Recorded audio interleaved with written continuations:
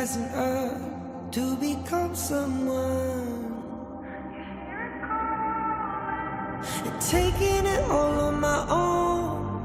What a sweet victory.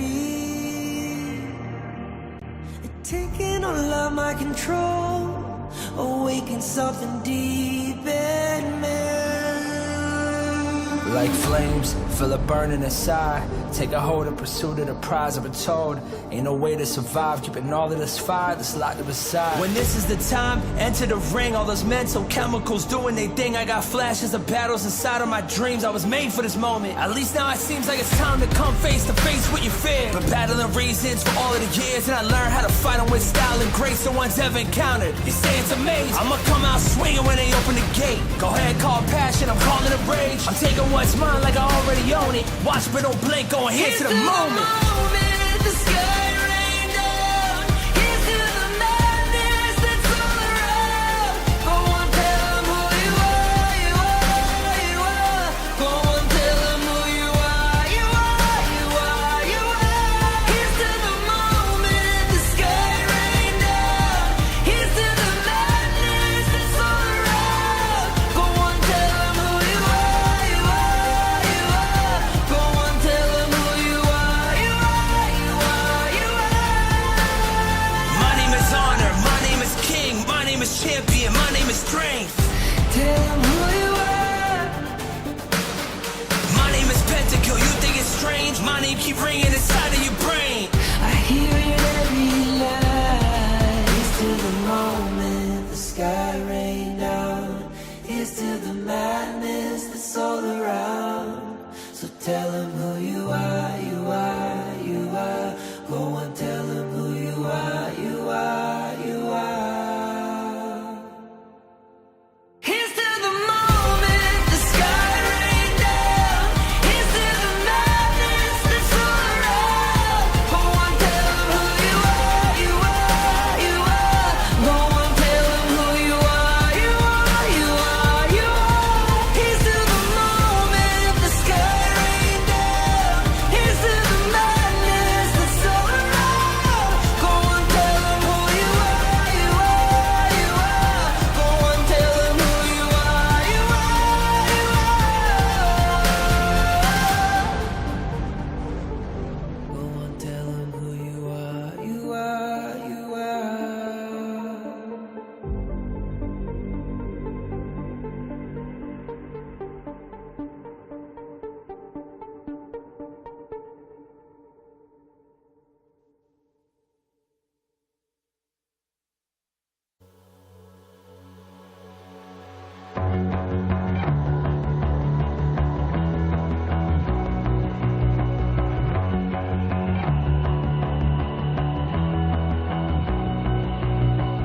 You've walked through the darkest nights. You've heard the crowd, felt the blinding light. You were standing there when your heart comes alive. It's a dream of a hat, and it never dies. Right here, right now, give it all, get it out. Never surrender. I fight and never fail. I am a contender. A challenge I can feel. The smallest lies become the brightest enemies. Relentlessly. And even if you fall, you gave it everything to be a king.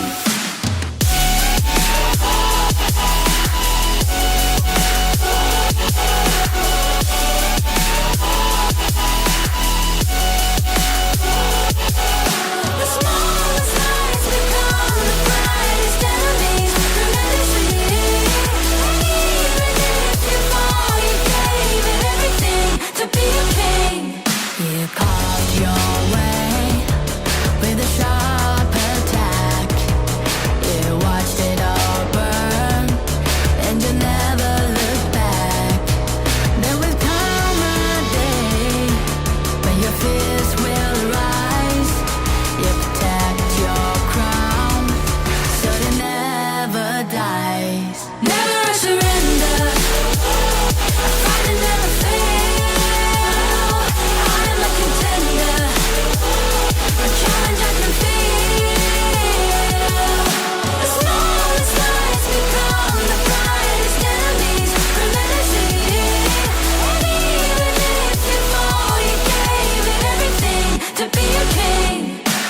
On my way, on my way. Find my way, find my way. On my way, on my way. Dream my way, dream my way. Never a surrender. I find it never failed. I'm a contender. And change I can feel. The smallest lies become the brightest enemies. Relentlessly. And even if you fall, you gave it everything to be a king.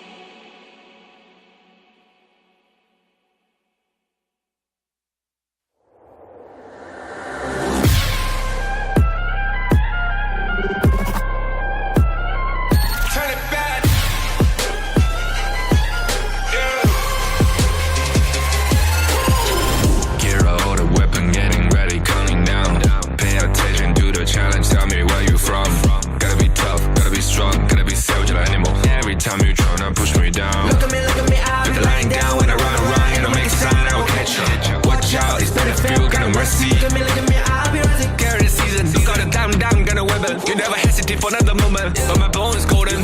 I'm invincible, just let him know. I can show you all the glory I own. To the drunk, go find a way to the pad. It's how we did. Go, live from how can we go?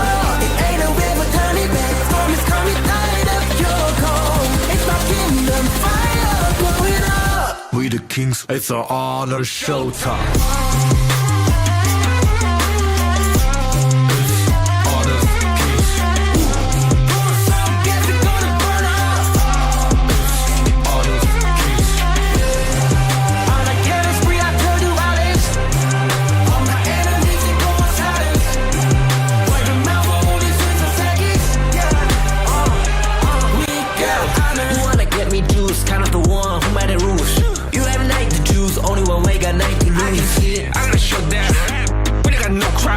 We burn it up as one, crash in pieces, you can cheat. First blood, double trouble, then I take a pen, I kill.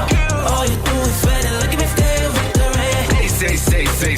I've triggered my soul down. For my pace. We the champions, screaming, I'm invincible. Just let them know I can show you all the glory I own. To the drunk, go find a way to the pad. It's how we did. Go, live from how can we go? It ain't a river, turn it back. Storm is coming, tired of your cold. It's my kingdom, fire, blow it up. We the kings, it's our honor, showtime.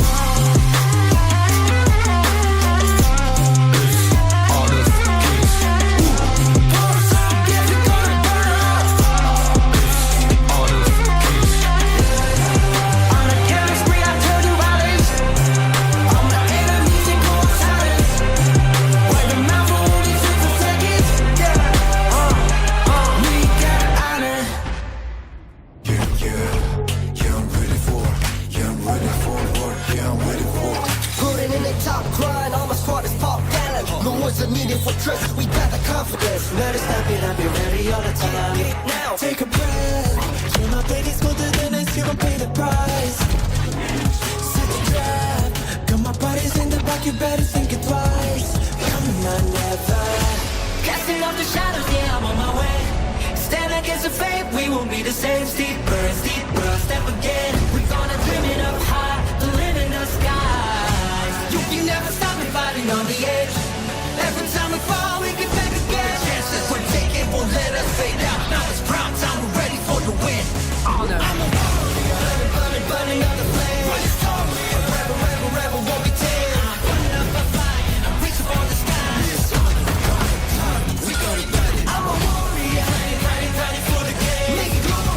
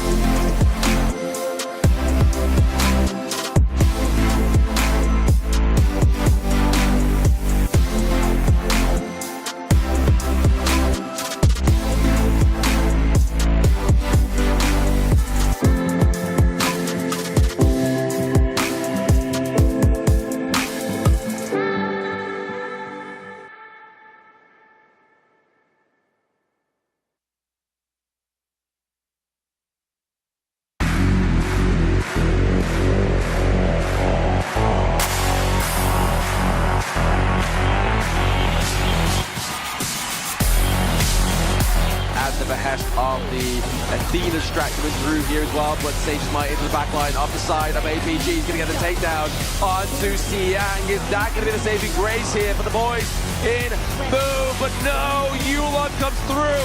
He has the double kill. He's looking for more, but it's going to be trying here. Carl, the prodigy, is the last one alive, and that is going to be a triple kill and an ace for APG.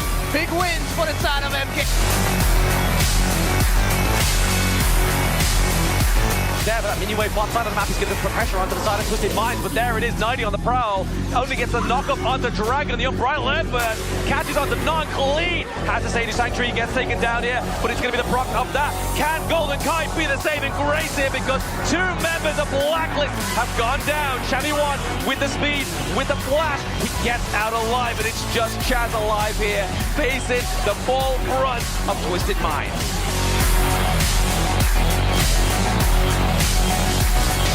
So, but now we have the juggle going to Danny. That's going to obviously help with that. But just deleted him. But Miggy with the comeback as well. They slam him against the wall. But it's done. AVG, they have turned the whole fight around. Danny is down. It might be there for Boom. Carl, he needs to run for his life, and he will not make it. It is an ace for the side of APG. She is soaking a lot of the damage. Stay patient. They got the catch. They got the catch here. Oh One my into the back line. He gets a takedown off the highlight. It's now Clean, trying to make ends meet for the side of Twisted Minds. But the beam of the rod, Golden Kite, Blacklist International. They make history. They make top 4, and they. Fight, right? Because not the entire team is here, but he will go one-on-one. There we go. There's 19 trying to get the knockdown onto Chaz, but Chaz is now into it. Shabby One gets the takedown of the highlight. They get the Tyrant. 90 and Clean go down. Jax goes down as well. We have minion waves in the mid, bot side of the map. Ace for Blacklist. This is the Blacklist we're looking for. What a time to hit it as well, right at the 11-minute mark.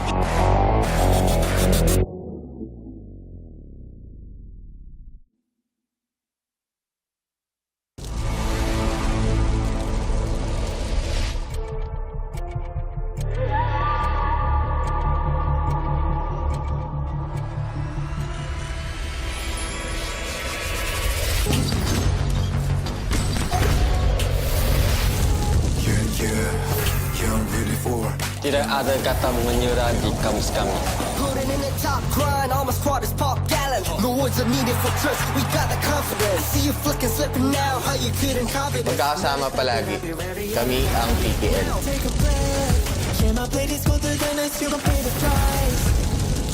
Já caminhamos uma longa jornada nos campos de batalha de Honor of Kings.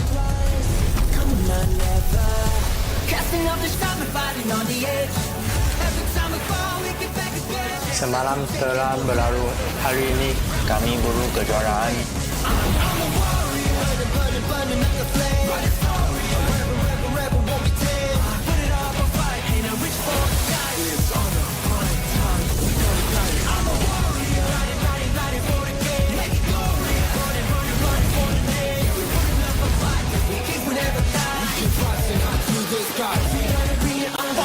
Fighting illusion as well.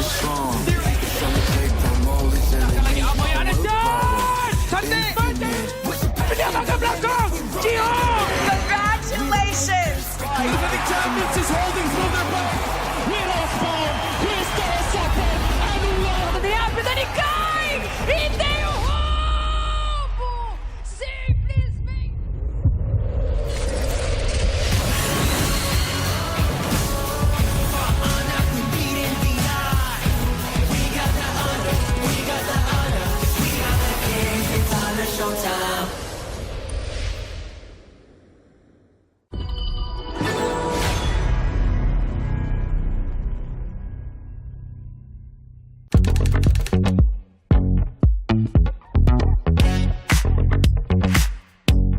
Hi guys, I'm Dusty Jungler from Blacklist International and welcome to my vlog. So, first of all guys, when I wake up, I drink water. Just need this in every day. And then after that, like, I'm going to like wash my face and also to brush my teeth. But I think there's some people here. My roommate Golden guys is inside. Hey Golden! he's saying he's taking a bath. In the playoffs? Yeah. For me, I think the venue, because I think it's like so much bigger compared to the other venue, and also like there's so many people will going to support and also watch us. So I think that's the most exciting part. Oh. And also the SB19 one, because they're going to perform at the grand finals. So like I hope we can make it to the grand finals. After I wash my face and also brush my teeth, like I go like to exercise always in the gym. Because there's a gym here. Can we go to there? Oh yeah, sure. Oh, alright, let's go. Let's go, guys.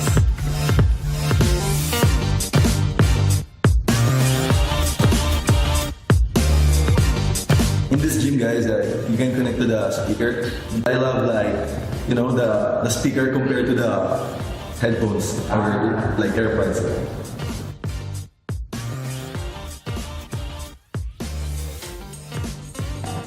After I finish the workout, guys, like the exercise, this is like my finisher now. Like walking into the shuttle. It's more fun to play right now because the competitiveness of the tournament is like getting closer and closer compared to last year. Because last year is like Malaysia is here, that like all the regions is here. But I think right now it's maybe like this or maybe equal. So guys, I'm done. So I think I need to prepare and go back to my room because we have a media day for HOK. There's my teammate also, guys. Hello. Hello. Hey, bro. I think this one is Golden Kite, guys. You think so? I'm going to take a bath, guys. Bye. Let's go, guys, to the media day.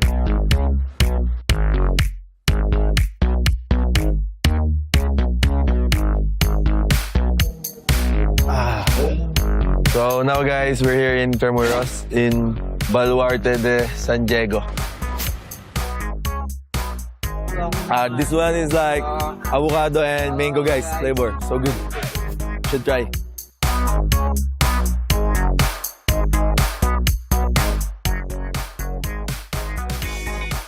Congratulations, bro. Bro, Chami. Next time, Chami, be like that. After 2 years. After 3 years? Like this. Hey.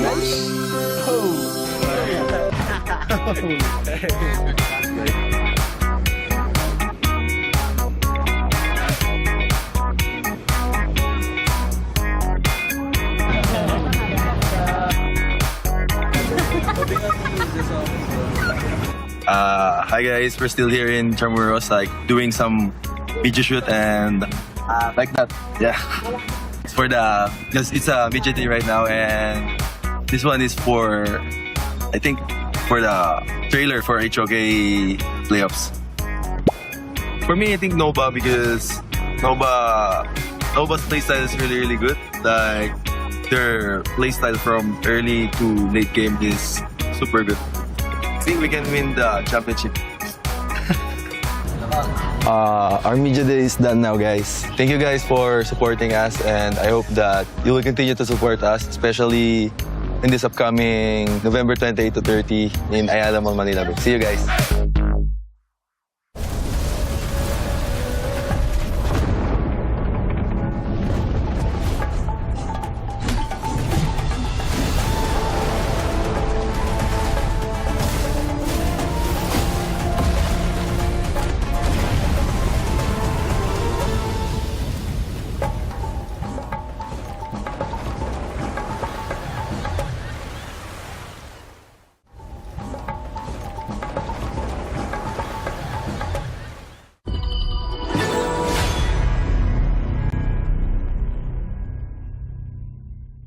各位召唤师们，大家好，我是解说02。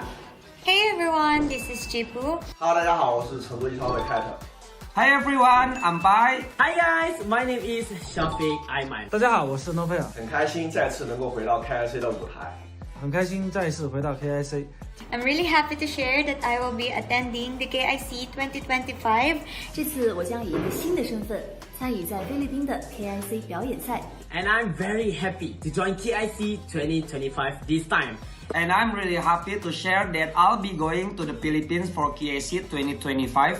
And I'll be participating in the show match as well. And I will also be participating on a show match. 期待在表演赛的舞台上见到更多的国际朋友们。这一次在马尼拉要和大家打一场特别的表演赛，能和这么多海外的朋友们一起打比赛，是一件非常有趣的事情。And I will be making appearances for all 3 days as well as participating in the epic show match 5v5.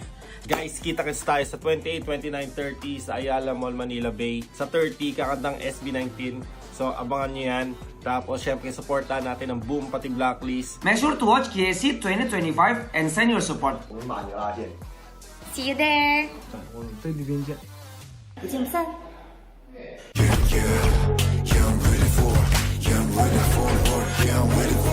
Putting in the top grind, all my squad is pop gallant. No words are needed for trust, we got the confidence. Let us step it up, be ready all the time. Now, take a breath. Yeah, my plate is smoother than ice, you gon' pay the price. Set the trap, got my bodies in the back, you better think it twice. Come on, never. Casting off the shadows, yeah, I'm on my way.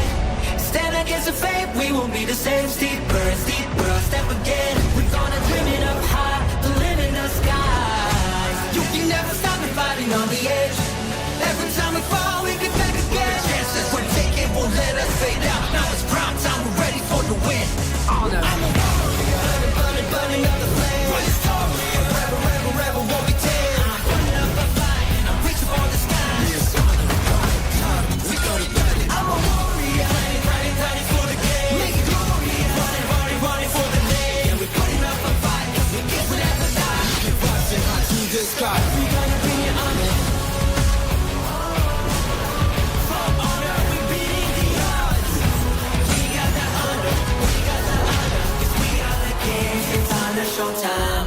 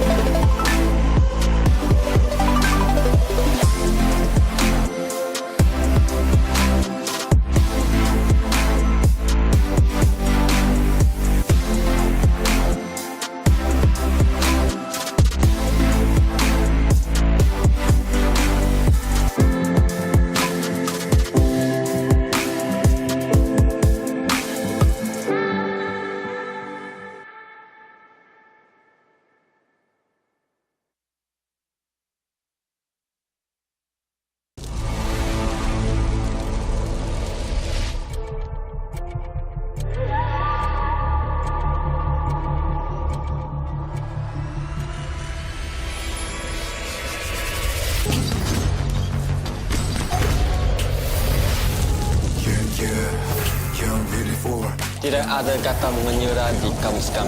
Putting in the top grind, all my squad is pop gallant. No words are needed for trust, we got the confidence. See you flicking, slipping now, how you couldn't copy this. Magkakasama palagi. Kami ang PKL.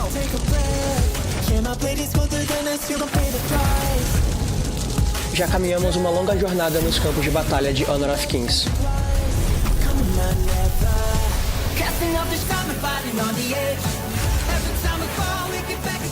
Semalam telah berlalu, hari ini kami buru kejuaraan.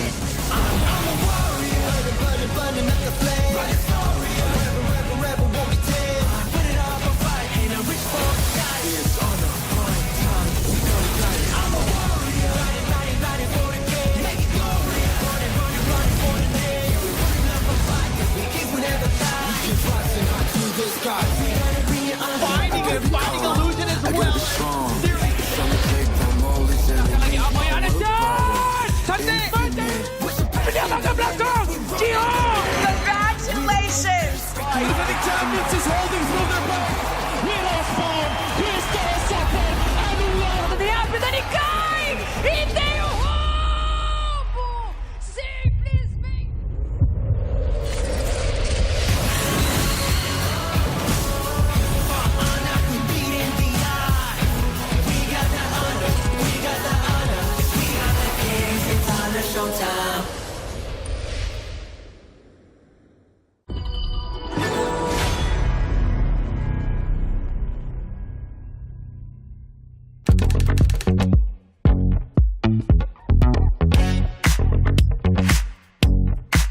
guys, I'm just a jungler from Blacklist International and welcome to my vlog. So, first of all guys, when I wake up, I drink water. Just need this in every day.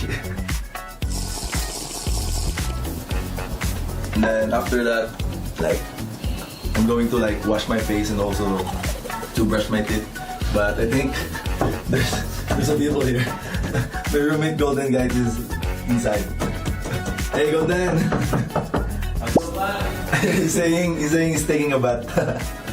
In the playoffs? Yeah.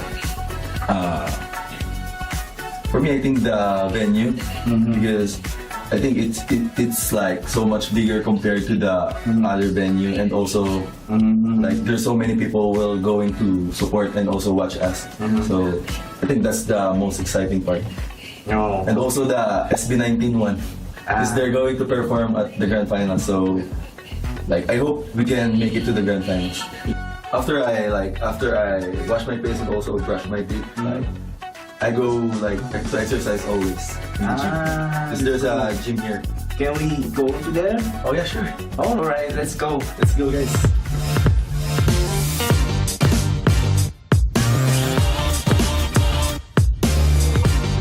In this gym guys, you can connect to the speaker.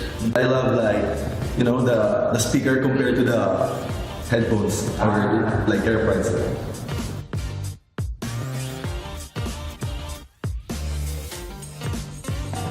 After I finish the workout guys, like the exercise, this is like my finisher. Like walking into the shirt. It's more fun to play right now because the competitiveness of the tournament is like getting closer and closer compared to last year. Because last year is like Malaysia is here, that like all the regions is here. But I think right now it's really like this or really equal. So guys, I'm done. So I think I need to prepare and go back to my room because we have a media day for HOK. There's my teammate also, guys. Hello. Hello. Hey, bro. I think this one is Golden Kite, guys. You think so? I'm going to take a bath, guys. Bye. Let's go, guys, to the media day.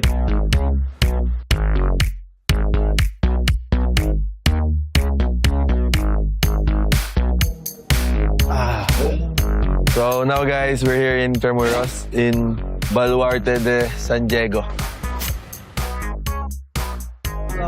This one is like avocado and mango guys, flavor, so good. Should try.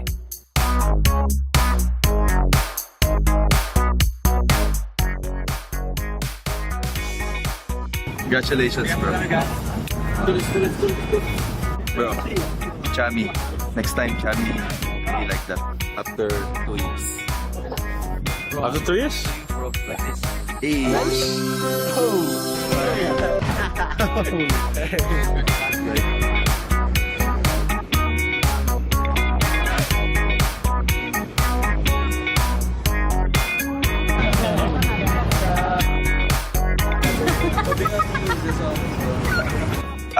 Hi guys, we're still here in Termuros, like doing some video shoot and like that. Yeah, it's for the it's a midget day right now, and this one is for I think for the trailer for HOK playoffs. For me, I think Nova, because Nova's playstyle is really good. Like their playstyle from early to late game is super good. I think we can win the championship. Our media day is done now, guys. Thank you guys for supporting us, and I hope that you will continue to support us, especially in this upcoming November 28 to 30 in Ayala Mall, Manila Bay. See you guys.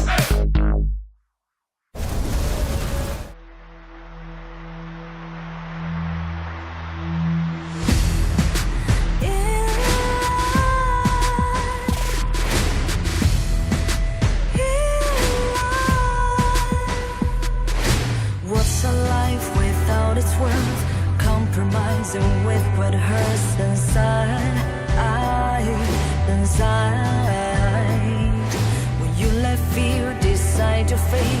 You don't choose which path to take in life. In life, I'm finally letting go of everything that still holds me. I'm against the odds, but I won't give up, 'cause it's my time to shine. Standing in the spotlight, and no one let me down. Destiny is calling high. I'm not afraid to fight for everything I love. Victory is on my side.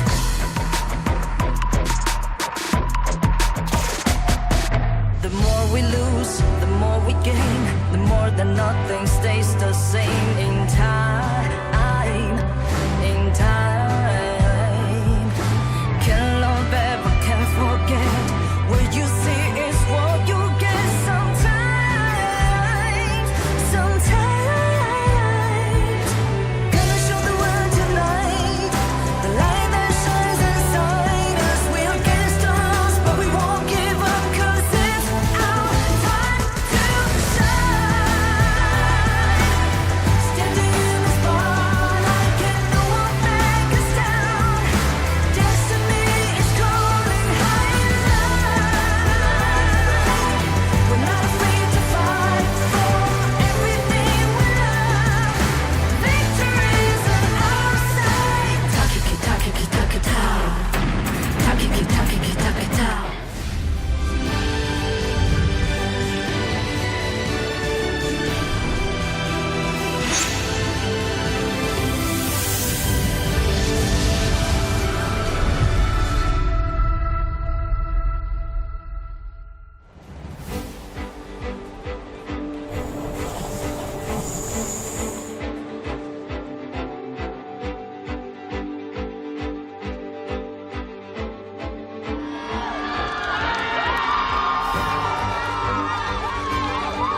Boys, lapit na. Kalma niyo muna, boy. Isa pa lang tayo, boy. Kalma. Soggy is the king, bro. Kapatid, wala kapag naroon ng first game, pag na yan. Shaking tayo early eh. Shaking tayo early first. Ano yan? Warm up yan, warm up. Let's go, Blacklist! Bring it on!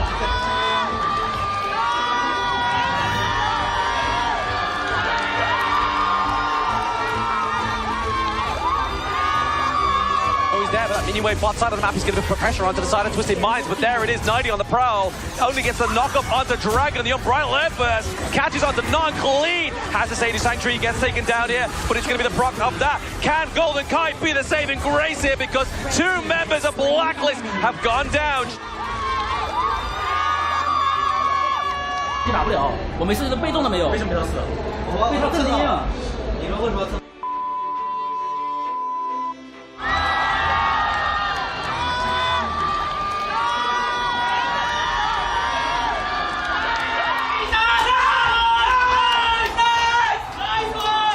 Clean, trying to make ends meet for the side of Twisted.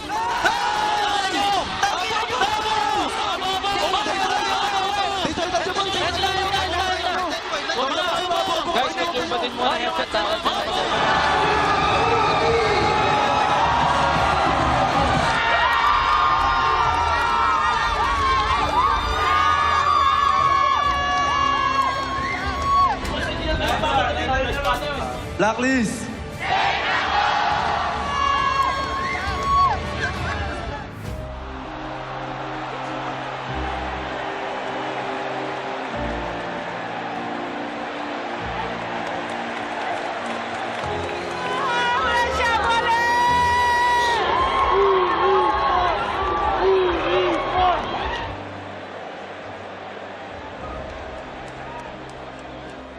Ganito. Diba red side tayo?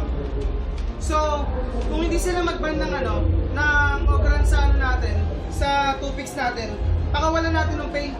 Kasi tawag dito,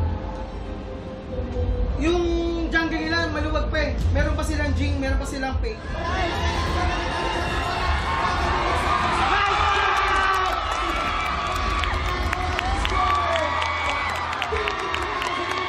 We are going every tournament and meet many strong teams. So you can see our Blacklist in tournament. The dreams of Boom Esports gone! Exactly, you've got about at least 24 seconds left on the timer here for the side of Boom Esports. APG will be your last top 4 team going through to the lower brackets. And congratulations to APG, the Alpha this time in the men's.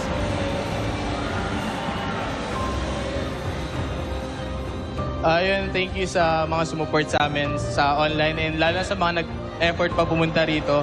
Maraming salamat guys. Medyo lumalayo na naman yung PKL kahit sobrang early pa lang natin. So, ayun. Thank you.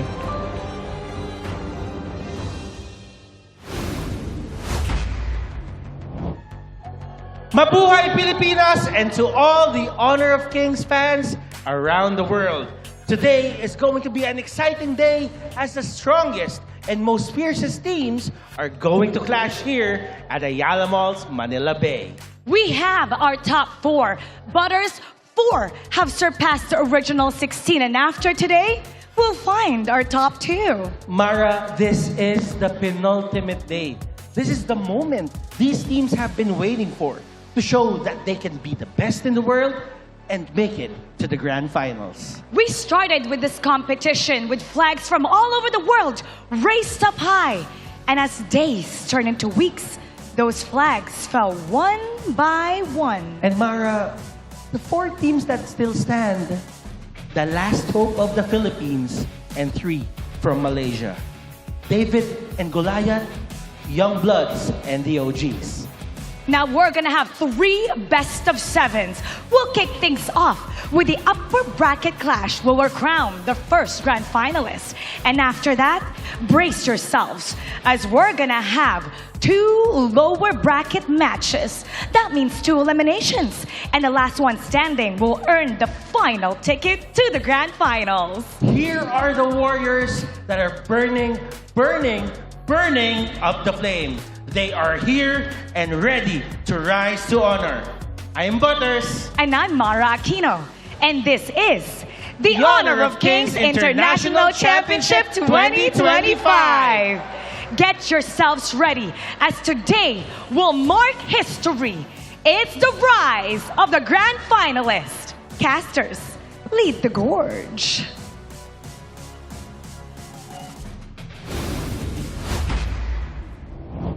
We are close to the finish line, and this is the conclusion of the epic finale soon as we find out who will be the grand finalists going on towards this journey here. This is Knockout Day 6 of the Honor of Kings International Championship 2025. My name is Sagi HOK, your guest host and analyst for today. And of course, we always have our Voices of the Gorge featuring Blamoba and also Holler here. Welcome back to the English broadcast. Thank you for having me again. Of course, we've got 2 final days to find out who's going to be the champion.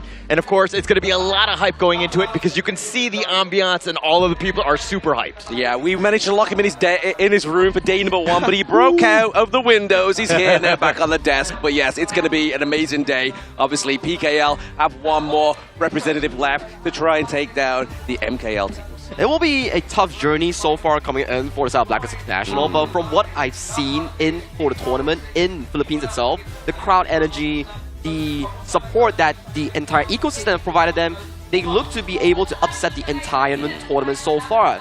And I wouldn't say upset because that is an underdog term. We will say that they are the tournament contenders that will be going strong for the grand final spot. I think that's why we've been most impressed, right? I think Blacklist International, the way that they've kind of leveled up, and of course with that home buff and the crowd that you see, you can feel that energy.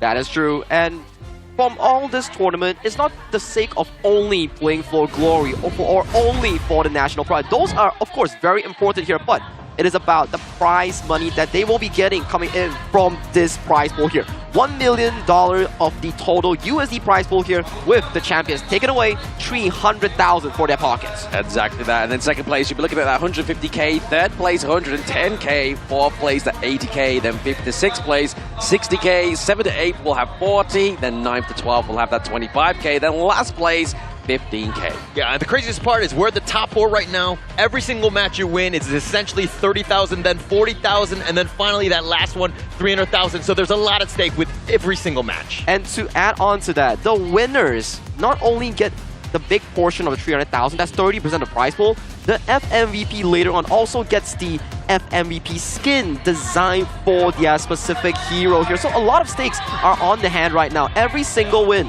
pushes you further and further to that grand final spot, or potentially to become the champions. I mean, we're all trying to be the champion, right? I think the top 3 going into, of course, the KPL Challengers being invited over there, that's going to be huge for them. But also, look, it's all about the name stake here, right? Getting yourself into that top position would be huge. Can they upset any of the MKL teams? Potentially here, I mean, that's going to be the whole goal of the Blacklist, is to break the code of the MKL. Obviously, they will be going up against APG in the second series of the day, but obviously first, we have to get our first grand finalist through as well. So let's have a look at that bracket. Oh, that's going to be the interesting one, because the bracket so far has seen marvelous domination of the upper bracket from teams like Nova Esports here, only dropping a single game against Alpha Gaming, making it all the way to the upper bracket finals, and their opponents will be HomeBois Blacklist Esports here.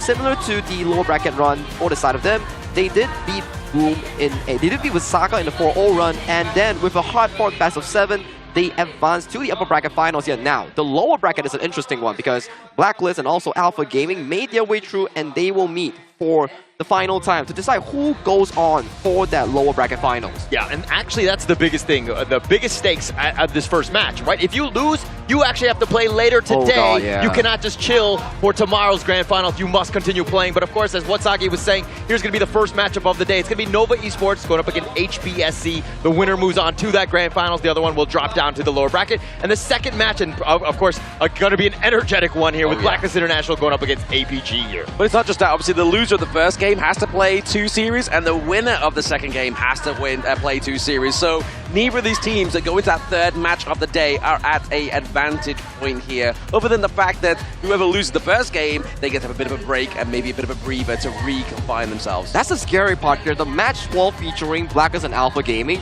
the winner has to play back-to-back BO7s here. Imagine if both are ultimate battles, you're essentially playing 14 games in a row.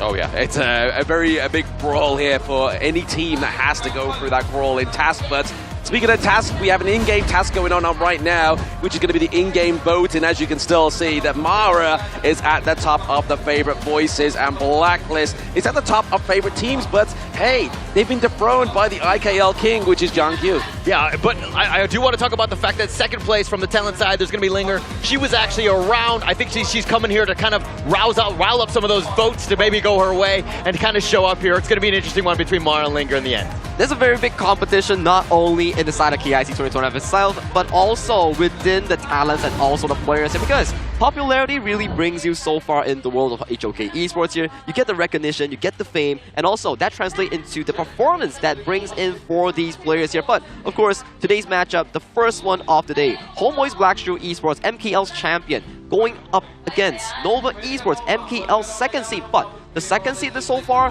has been one of the best performances in the international stage in 2025. Yeah, I think that's been the story of this year, right? Nova Esports has been the guy, or been the team, 2025. I mean, HBSC essentially were kind of the 2024, and now they're coming in. They took the top slot, but of course, it's the first ascendance to honor right here. We're going to see both of these squads going at it. Exactly. I mean, Nova, they've had a bit more of a cleaner run within, obviously, the knockout bracket so far compared to HBSE, but now it's going to be that grand finals of the MKL4 season all over again. It's true, where we see 2024 for the side of HBSC, it was their entire esports HOK year where they almost won every single title here. And similar to Nova Esports, the only difference is that in EWC, HBSC was top 2. In EWC this year, Nova Esports was top 3. So they were very neck and neck in that international title here. And this will be their head-to-head stats as well in-game. Yeah, and if we're looking at them, kind of close. Kill participation 76 to 67. 6-7, huh? Can't get away from that one. Average kills very similar in that sense as well. 11.2 versus 12.5. Average gold, I mean, look, both of these two teams have been able to find ways to win. That really helps out with that gold. But the average deaths per match, huge. HomeBois, Blacklist Esports, definitely on the lower end with this with 10.6. This is why we locked him in his room. Like, he's busting out all the memes here. But looking at the head-to-head between Xuan and Guayu up over to the top side of the map here. It's definitely favoring top side of this head-to-head, going over to the side of the two times FMVBP. And now, obviously, down to the bottom side here, Schwan getting that KDA as well as kill participation in his favor. And to really highlight about these two players outside of the stats itself, it's an identification of the new blood coming in from HBSC Gui Yu, which he's the youngest Clash laner that we have, and also an FMVP player coming in from the MKL region. And on the flip side, Nova Esports Trend, an iconic player of the MKL region, a veteran in his own role here. So to highlight both of them, it's a clash between these two players in their respective role itself. But we talk a lot about these players. We will also need to introduce them to the stage. The first team of the day will be Nova Esports, MKL second seed, the champions of S3 coming onto the stage. They will take KIC now.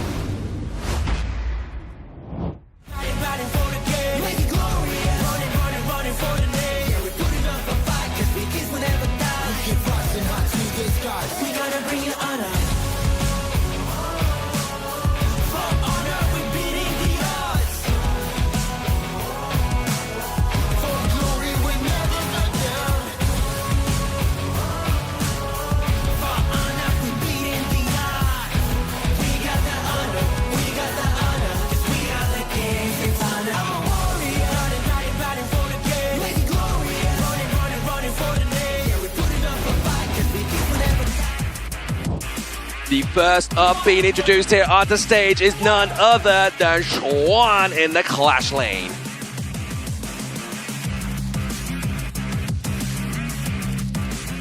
Following suit, it's none other than CY, a Gudo Master.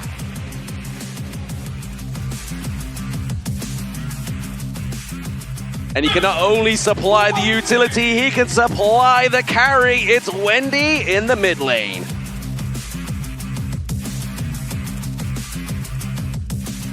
His name may be cute, but he's definitely deadly. It's Muji in the farm lane.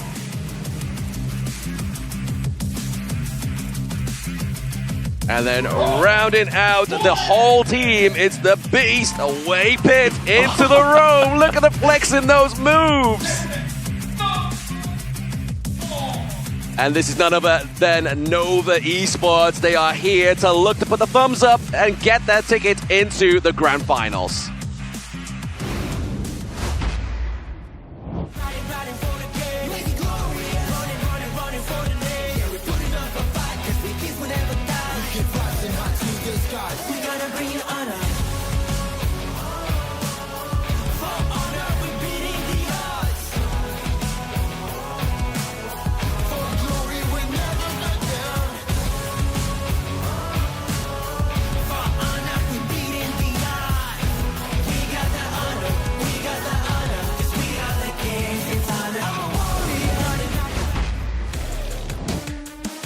In the Clash lane, we've got Guyu.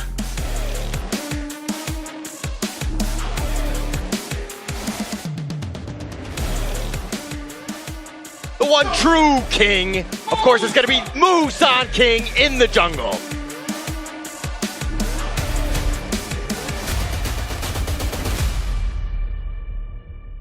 One of the most stable mid laners in the world, we have Jihong.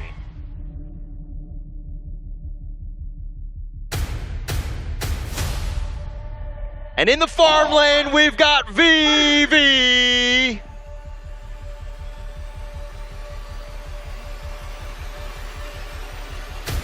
One of the best Athena players in the world, maybe the most annoying, it will be Je in the roam.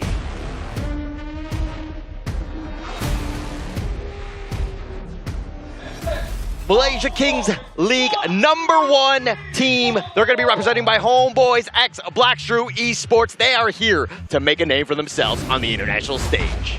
Definitely a very strong two teams that we'll be featuring so far, but do bring me over the HOK Season 2025 players here, Nova Esports. Yes, Nova Esports, once again represented by CY, Muji, Schwan, Waypit, and Wendy, looking to reclaim their spring season title, but also even further themselves into KIC 2025 to be the first grand finalists, and obviously their team going opposition will be the guys that brought them down to their knees in fall season. And so far the fall season here, they haven't really bested HBSC in a BO7 setting yet. And we were to see back to the scrim records in another practice bootcamp, they haven't really damaged this reputation of a lineup, which is HomeBois Blacklist Esports. Yeah, and HBSC, of course, is going to be made up of Sha, VV, Guyu, Musang King, and Ji-Hong. This is a team that, hey, they 4-0 Nova in the MKO finals. They are going to want to do that again.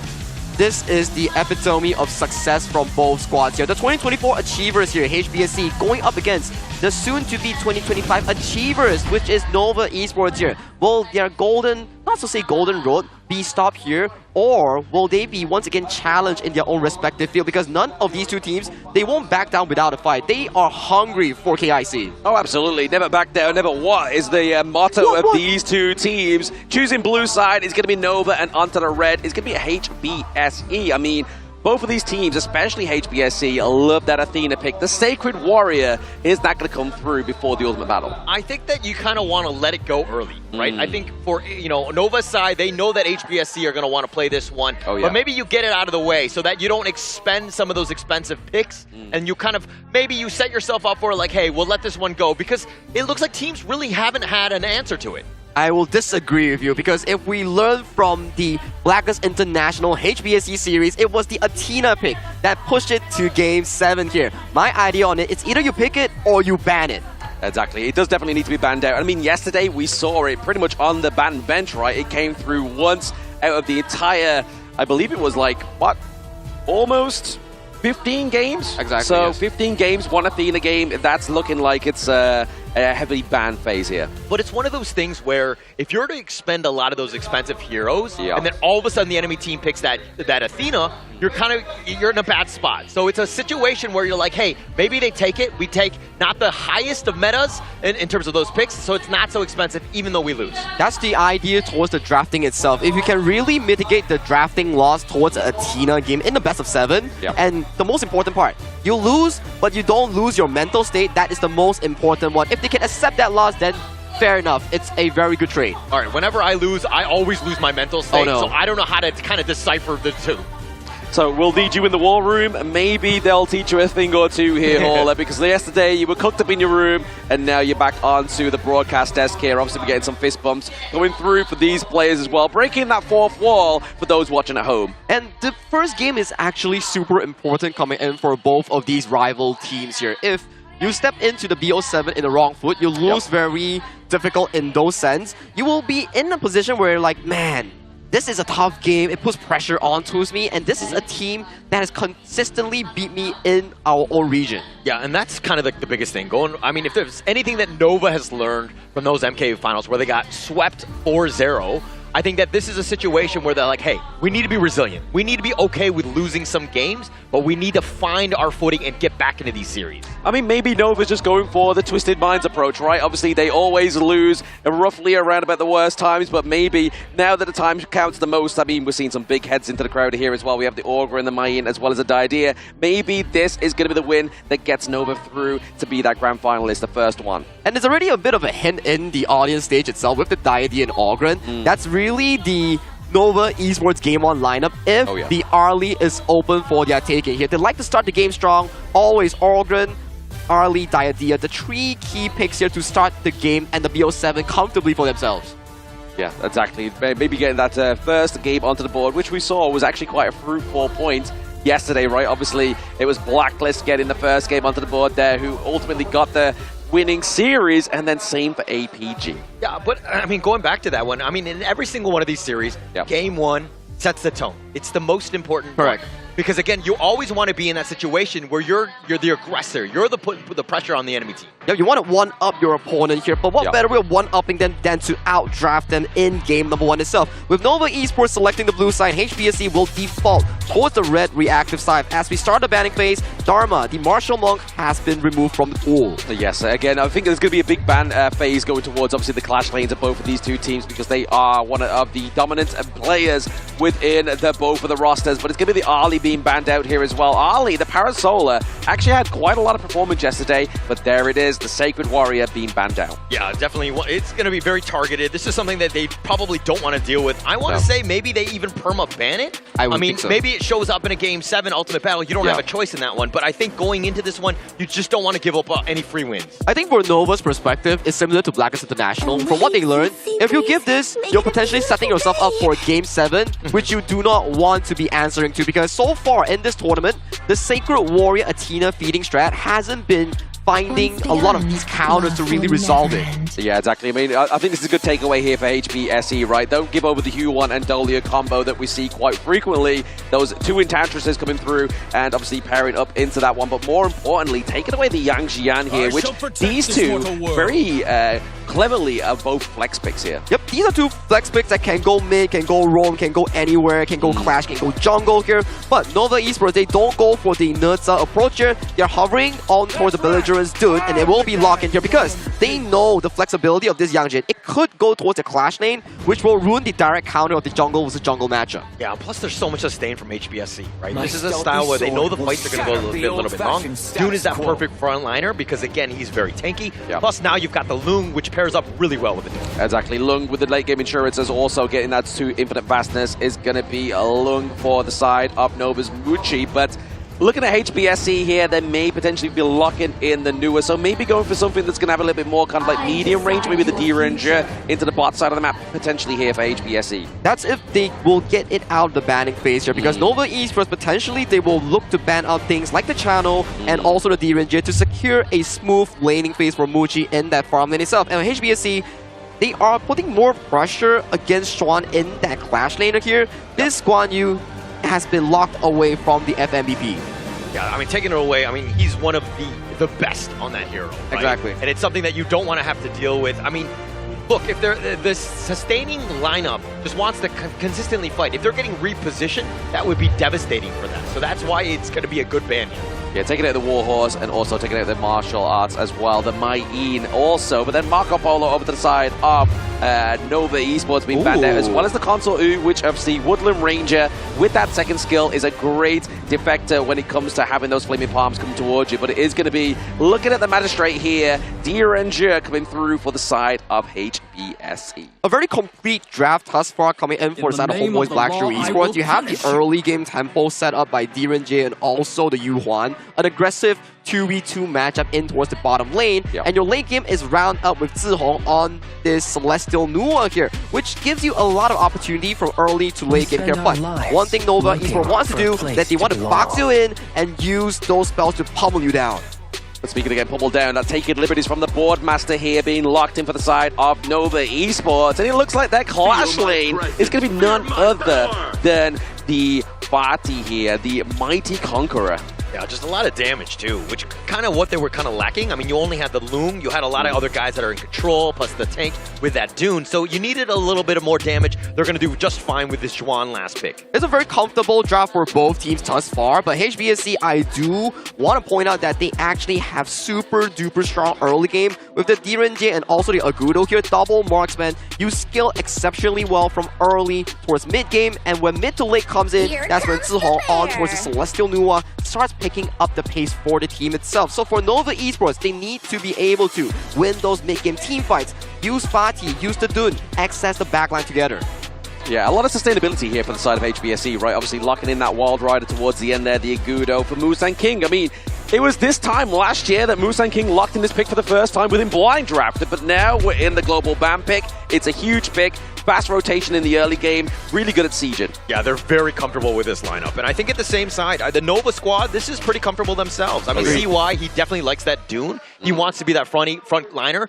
They just need to kind of deal with the early aggression from HBSC and just kind of withstand the fort, because again, this Agudo could be a problem. Yep, the Agudo will be primarily targeting the Muchi lane on the Aoyin Long. Once the Aoyin Long gets affected, in this case here, he's very difficult to survive the lane against the likes of a D-Ranger Magistrate and also an Agudo pummeling those towers down here. If that tower in the farm lane does go down in the early game, that could spell bad news for side Nova Esports. Yeah, and another thing that could be bad news is when he lands on the Dragon, he might be vulnerable to the annihilation from that mid lane, right? From the Nua pick.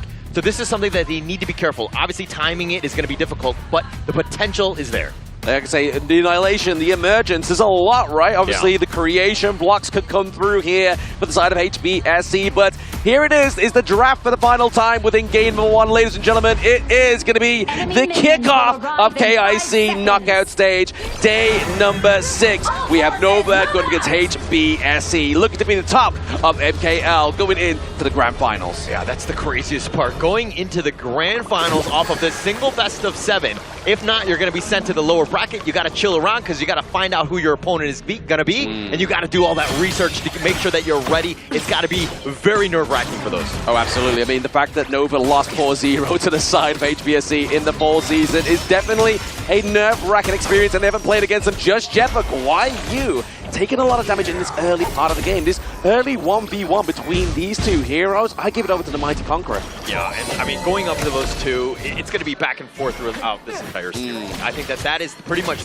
the lane matchup that will set the tone, because both of those guys are so good with their playmaking. Yeah. Come team fight, again, it's going to come back to like who has the most net worth and is able to disrupt as much as possible. Exactly. I mean, HBSC, they could obviously lose and falter at the point what happened yesterday where we saw the Yangjian dive into the enemy backline, but then who's protecting your backline right there? I mean, I suppose Musang King needs to have a solid positioning and use that Gorge mobilization to full effect. Yeah, I mean, but it's going to come back to like, just like a great defense is a good offense, right? Yeah. We're just going to be fine in just being able to kind of hold the fort. We should be there. I mean, if you're looking at HBSC, this is a tough nut to crack. It's a very difficult team fight to kind of deal with. It is, but when you've got CY on the Dune as well, obviously using the Unruly Blade, going in there, if he connects that Wind Slash onto 2, it's very devastating in terms of that tempo upset here for the side of HBSE. But right now, tip-for-tat into the mid lane here. Overall gold slightly edging to HBSE. Yeah, and I like both of these drafts because I'm looking at things from a perspective of like,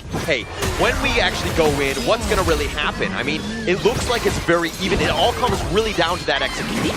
Yeah, exactly. We saw obviously the creation blocks being used there to try and trap Wendy, just get a little bit CZ onto him there. Almost level 4, so the board is almost here onto the Gorge, and there it is. Wendy now has the utility and that huge CC potential into these ultimates. Yeah, and I like the fact that, I mean, going back to this top lane, when you have the Fatigue, who can kind of be like that late game hero, late game carry, if you will, the Yangjian is going to be kind of similar in that regard. So the damage is definitely going to be equalized going into this, especially since there's a lot more pressure on the farm lanes as well. Yeah, exactly. I mean, especially with Lung, obviously quite late game eccentric farm lane pick here, and obviously to the side of HBSC, you're looking towards that mid game kind of fall off there. Obviously, you're looking to go for the Sparkforge Dagger first item, just to get a little bit more poke onto the side of Nova Esports. Yeah, and getting that damage gonna be key, right? Just setting it up with those poking and prodding, because HBSC, when you have Jihong with that long range, essentially, it's gonna soften you up. So you need to be able to fight back in some fashion, because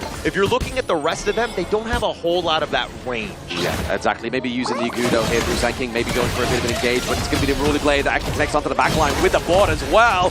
Can we get the Wind Slash from Belligerent to lock down Musang King?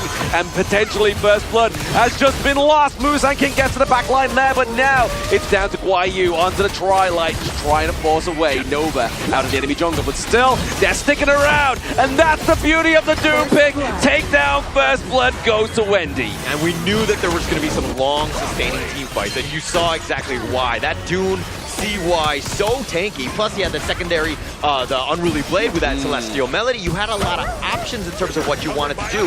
He is just so tough to deal with at this stage. Exactly. I mean, that's a good thing about what Nova has going for the side of themselves, right? Obviously, they have the opportunity. They have multiple chances because of that Celestial Melody we were talking about moments ago, Hauler, that is coming from the Adolia. That second ultimate is a blessing.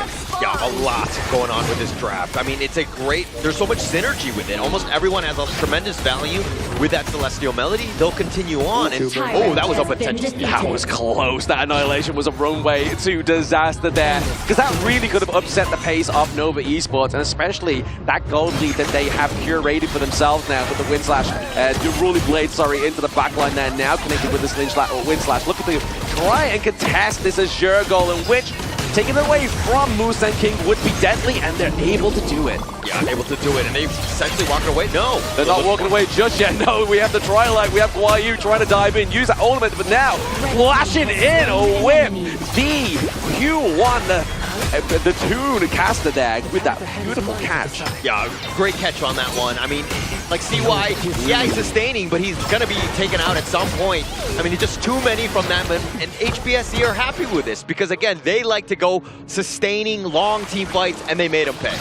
Exactly, the monitor has down fairness, but we are getting a bit of contention here onto the Azure Golem at the side of Nova Esports. So now, can they steal away the Azure Golem that's obviously Nova politely took away from them? But you can see here, VV just playing the macro playstyle, getting that first turret onto the gorge here, trying to get the win advantage for HBSE in other means rather than these team fights. Yeah, really smart play by HBSC. Just understanding that, hey, if no one's really going to contest, we'll just run that one down, take all these free towers. And yeah, the lead is only about 100, 200 gold or whatever, but this is a situation where it's like a small win.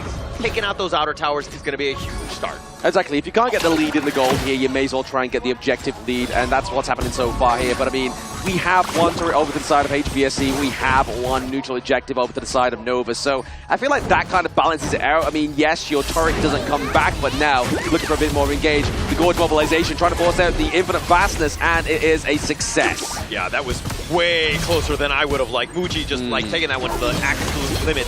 Oh, I mean, pushing it to the limit right now is going to be that re-engage from HSBC. Maybe try and get the taking liberties here to do a bit of damage onto the backline of HBSC right now, but they re-bolted back into their jungle to reclaim their Azure Golem. I mean, it was a good attempt in the bottom lane, right? If you force him out, he's not getting that farm. He has to actually make the walk of shame back into the lane. It looks like he's going to be in the mid one. So you've kind of bought a little bit of time for that, plus you push them away and secure the Azure Golem as well.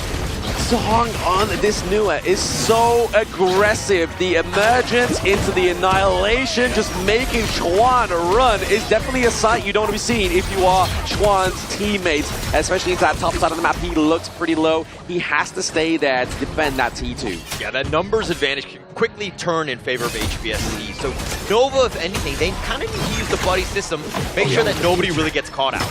Yeah, they need to make sure that nobody gets caught out. Maybe try a little bit more macro playstyle here from Muji. Muji has been pretty much within the team fights from the word go, and there's been no real pressure created here down to that bottom side of the map, which you can kind of see now. Guai Yu's like, hey, I've taken my T1, it's now time for you to take yours. But now we do have that Unruly Blade into the back line once again, straight onto the back of that Q1, but Sure is able to get it alive thanks to the flash, but now having to force the flash from Schwan to get out of that pit of the Crimson Golem. This could be an epic win slash here, connected with the Flaming Palms. Yeah, with that unending sorrow on cooldown, Jay had no reason to be up in front, and now HBSC contesting. Yeah, they are trying to contest a little bit more, and there we go. Guai Yu gets to pick up onto CY. He's looking to dive in, he forces out even the Bastards once again, which is obviously given over thanks to that Dolius. So Celestial Melody not quite up, but now Guai Yu looking to go for another kill, but that taking liberties is going to stop him in place, but the dog gets placed down. And who let the dogs out? It's HBSC with the Quadra, not able to get the Penta here, but maybe a teammate's forcing the flash out here of Wendy,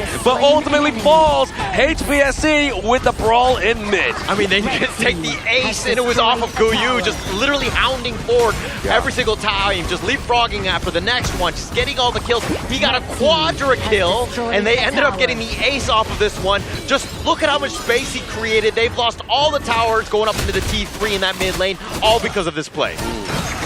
The real estate taken away here from Nova is irreplaceable, because we saw this yesterday where Blacklist played this exact same move. They got a great team fight into the mid lane, they took the T2s, they go for the neutral objective, and then basically it's all she wrote. It's pretty much FF at 15 at that point and go to the next game. But now it's to Nova's diligence that they try and have the comeback, right? They still have the high ground turrets here, they still have the potential means to come back. Yeah, and this is kind of uncharted territory for Nova Esports at the KIC. They have not played HBSC, but it seems like they're the kryptonite right now. They have completely figured out the puzzle that is Nova Esports, and now they're down 3.3k.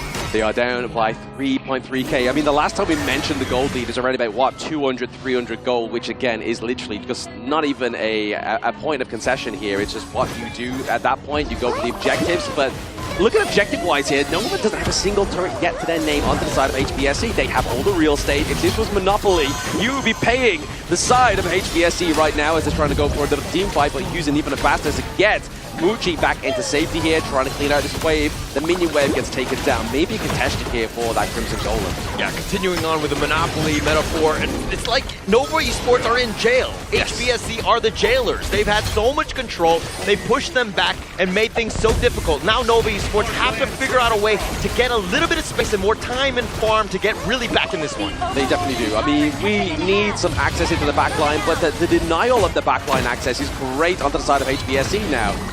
But we see the Flaming Palms, they do connect onto the side of the Q1. They are looking to try and take a big fight around this Shadow Tyrant. CY into the thick of it. He gets taken down already. The Annihilation comes through. Does a lot of damage onto the Wendy, onto Wave Pit. The double W's have been drawn out of this Tyrant Pit, and it looks like it's going to go over to the side of HBSC unless we get some clutch last hits here. We do get the Wave Breaker, but it's not going to connect. It's going to go over to the side of HBSC. Yeah, CY's positioning not great on that one. Way too far out, and the way that the layer kind of wraps around, it made it difficult for Nova Esports to help support.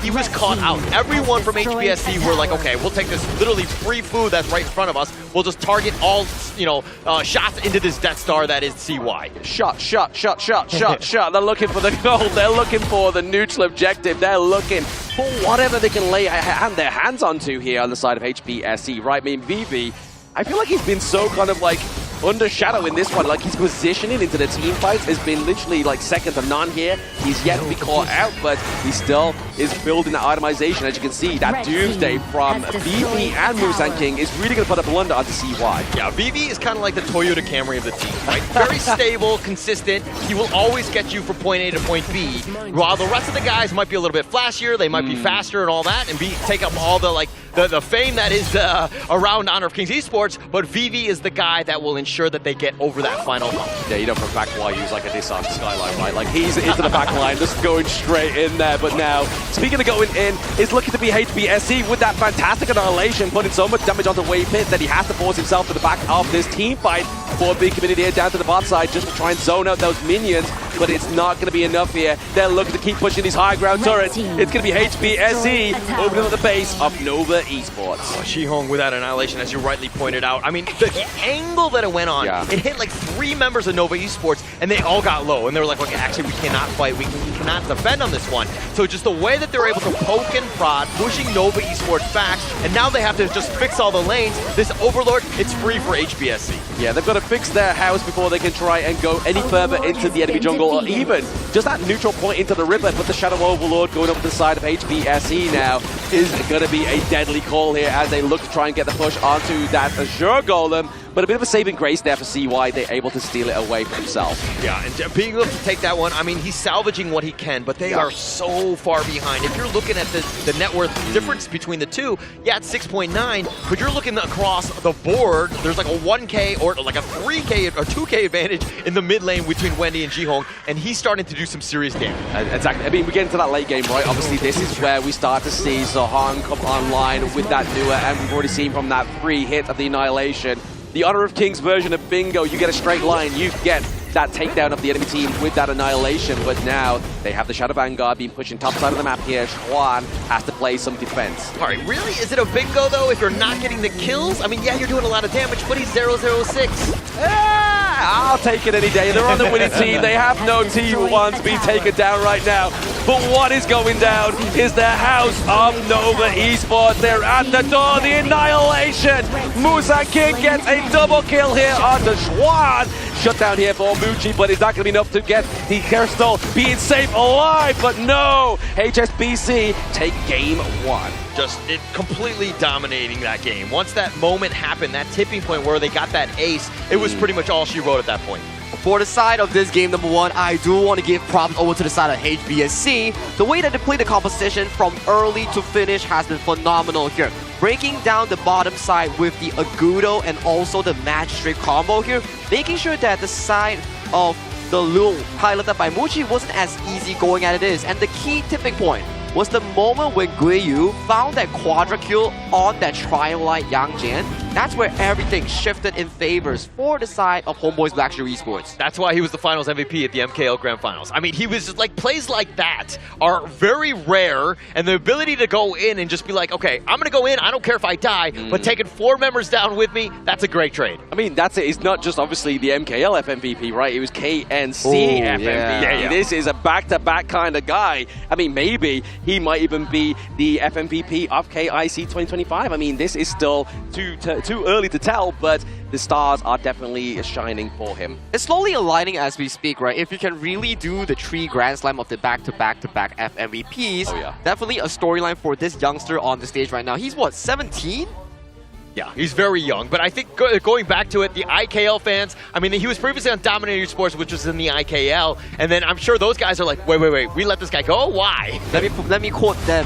Pulangkan Guiyu kita. It means return our Guiyu back to the IKL. But jokes aside here, let's check back on towards the entire statistics here for Nova Esports going up against HomeBois Blacklist Esports here. It's really down to both of their drafts, the way that they execute it. In the first few minutes of the game, you can see the Dun Dolia pulling to a lot of aggression here, consistently finding those engages in towards the front line, making sure that the lead in about a within 1,000 was in favor of Nova. But the tipping point was due to the fact that if you lose a lead with this composition, you do not have sufficient DPS to handle the double marksman and the insane late game being funneled by the side of the jungle, mid, and farm laner coming in for the side of HomeBois Blacklist Esports. I mean, looking into this one, you're looking at kind of the damage that Jihong did. Always tenderizing, always poking and prodding, and making things very difficult. Yeah, Wendy had 96,000 damage himself, but it's just a value that they got really wasn't able to take place. And I mean, you're seeing the gold graph just completely in favor of HomeBois. I mean, yeah, it's the point that obviously Sagi was making, the first point I made, right? Obviously, if you do lose the lead, and then the lead goes over to HBSC, you saw there was obviously the Doomsday both being built onto the Agudo as well as the Magistrate there. That's going to really tear apart CY, because obviously that's a health percentage-based damage come through for their team, and having 2 of them is definitely going to be better than 1. And this is also Musang King's one of his signature heroes back in the 2024 year, bringing it back once again into the global ban pick of our current year. He's been phenomenal so far on this Agudo here, with a 5-1-1 scoreline and almost completed item build against his jungle opponent CY on this Dune. Complete control, right? I mean, with this Agudo, not only was he very oppressive, but the fact that he was able to get some of those kills as well. I mean, he completely outclassed CY, who did have a good start, but unfortunately, just in the end, it looks like the MVP is going to go the way of. And back to the 17-year-old stage, getting an MVP for himself here. It's going to be none other than Guiyu on that Yangjian, the Trilite. The access into the backline for the side of HBSC really put a nuisance for Nova. The only 4 kills that he had was the most important 4 kills to topple the game entirely in towards the favor of HomeBois Blacklist Esports here. And this specific matchup, we have seen it before. If you give HBSC a lead in a BO7 setting, they immediately prowl on you and win the entirety of themselves here. But let's check out the replay here.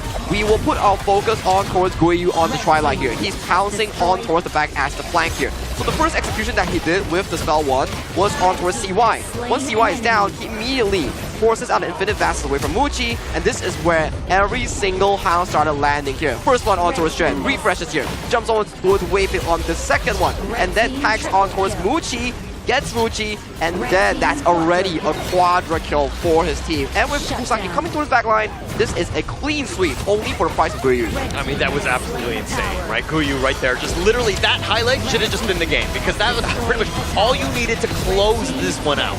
Exactly that quadra kill into the mid lane, and then the takedowns of the T2s as well.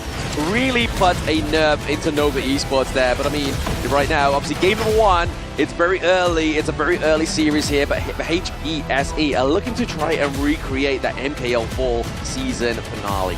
Yeah, this is a bit worrying coming in for the side of Nova Esports here. It feels like the nightmare is slowly but surely haunting them back and putting pressure on towards their mental and shoulders here. They need to maintain composure and find a way back towards this whole best of 7 series here. But with that first win here on towards the upper bracket finals, HBSE do start the BO7 with a bang. Yeah, just with a bang. I mean, getting up 1-0, it's going to be huge to set things up. Because again, we've kind of proven that Nova Esports Psyche might not 100% be there. Now, is it going to be similar to how they were in MKL?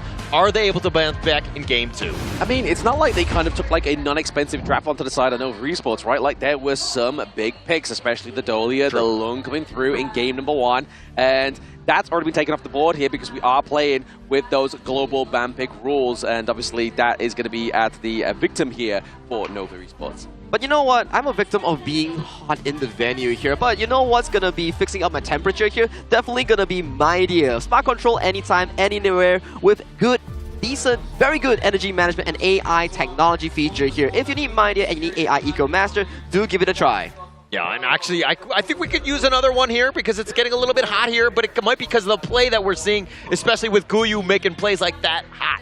I don't know. I think it's just because you both sat around by me, you know? I mean, I'm just generating a lot of heat pretty sure it's right not. now. How dare you, sir? How dare you? But what you should do to bring me back up and my self-confidence is follow, obviously, at HOK Esports social medias and maybe even drop a follow over to Blamat MOBA if you really want it there. You won't get any freebies like you would do if you follow HOK Esports, but you will get to see me and hear the British voice.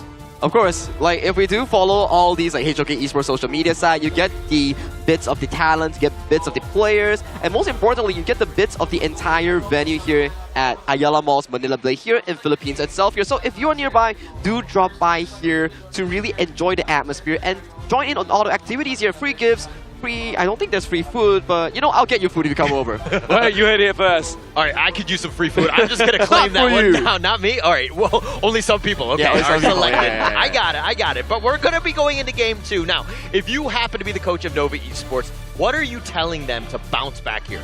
Compose yourself. You are a strong championship material team here. It's not about beating your opponents. It's about besting your former self and conquering your fears. Yeah, I mean, speaking of conquering some fears here, obviously the Mighty Conqueror being taken off the side of Nova Esports is going to be not an option for them going through for the rest of the series, right? Like, Schwan now has to hope that either the Dharma comes through, maybe go for the Mayim, Byron, obviously both available for these two teams still, but it's going to be Nova still situated on that blue side, so will they go for, obviously, something that's going to be more orientated, Prio Blue, or will they go and lock in something maybe for Muji again? I think specifically on what I know so far for Nova Esports, Game 1, Game 2, they will definitely try their best in getting the side of Muji, the best farm lane possible here, with Alien Long being away from the pool. Next will be Parasola or potentially Chano or Direnjay. All these are the prime picks that are suited for the Nova Game 1, Game 2 draft. And when we pace to Game 3, Game 4, that's when the Mai Shiranui,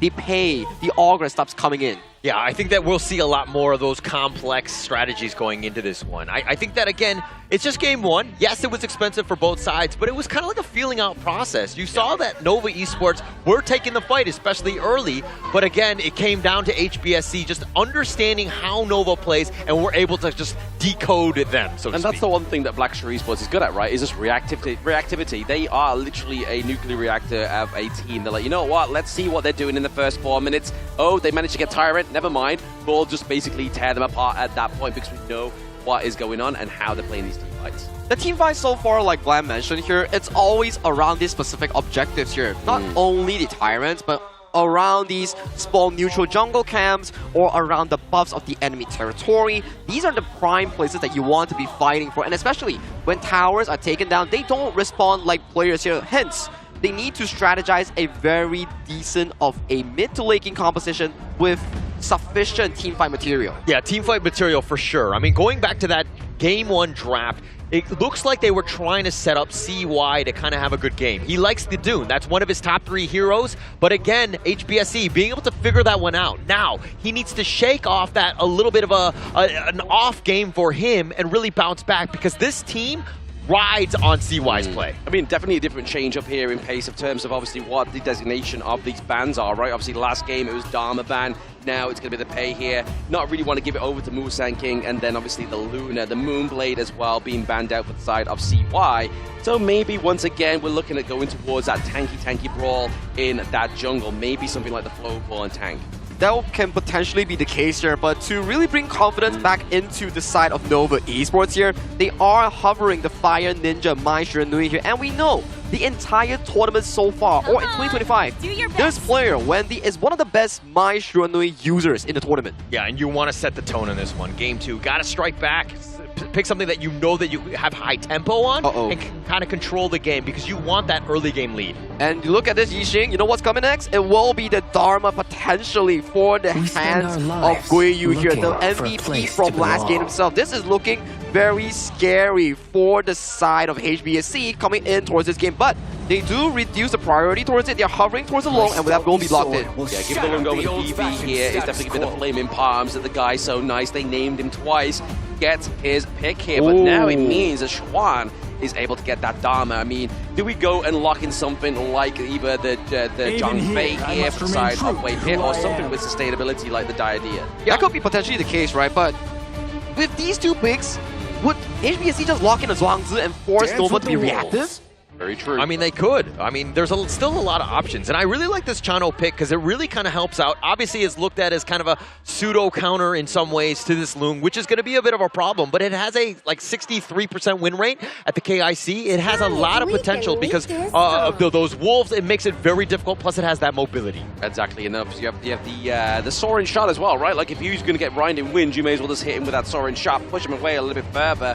Here, but like you're saying, 66% win rate is decent into that farm lane, especially how far we're into the competition as well. But we get into that second ban phase now. The Nurtza ban gets banned out here for the side of HBSE, because I mean, a Skyfall right now would definitely be a dream for Nova.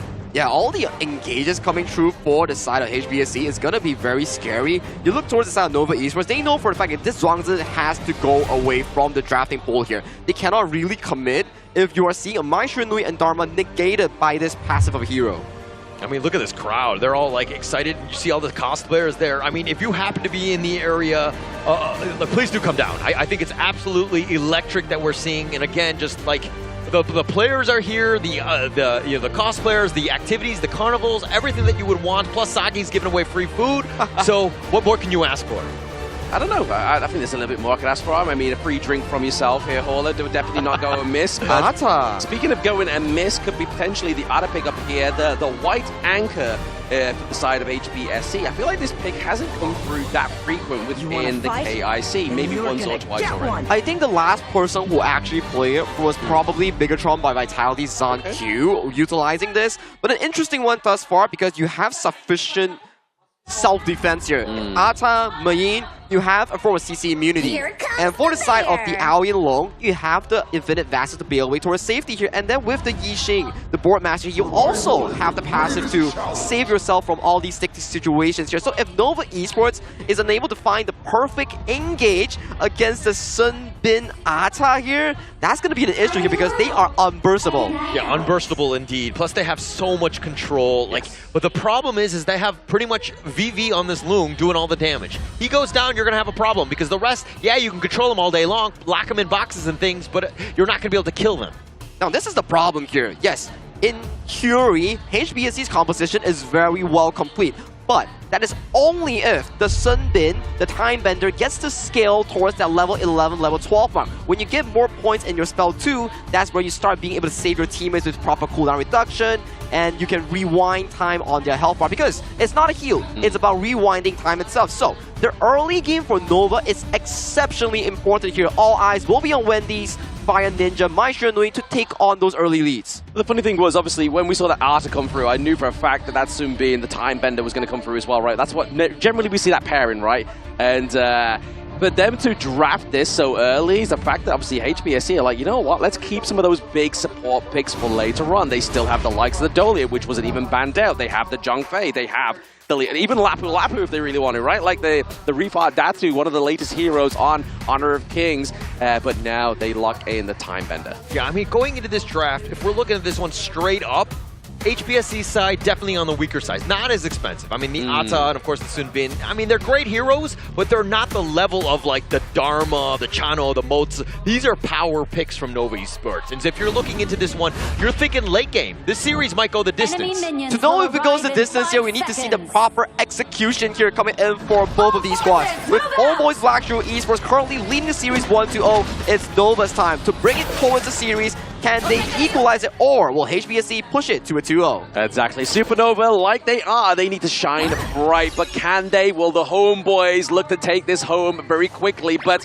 if you want to take something home, pop in that CD key, dash for it to get a free everything box, but we are seeing everything being taken away into the mid lane by HSBC. Dash for it, as in the caster dash? Okay, interesting that they would have his own redemption code for that one, but I think going into this, of course, gonna be key, right? Nova Esports, I mean, Saki was rightly pointing it out that Wendy on this mine needs to have that serious impact on that outside lane because a lot will ride on that. Oh, absolutely. I mean, you can see that obviously the time bender here, Azure, he has that ultimate that's going to have that silence, right? So if they try and go for a huge engage here for the side of Nova and he gets that time bomb, that's really going to upset the pace and any potential that they thought they would have the tempo or even the devastation from the side of Nova. Yeah, and that's a good thing that HBSC can do, really. They can just literally just walk away from fights. Obviously, they have that speed with that time flux. Yep. It will definitely help them out. But in the bottom lane, there's the bottom lane, there is a bit of a brawl, bit of a tip attack going on there, but obviously it's a little bit too early to take that first blood, I feel like, here for the side of Nova Esports. They don't want to try to get too overzealous. They want to try and get that first blood without trading.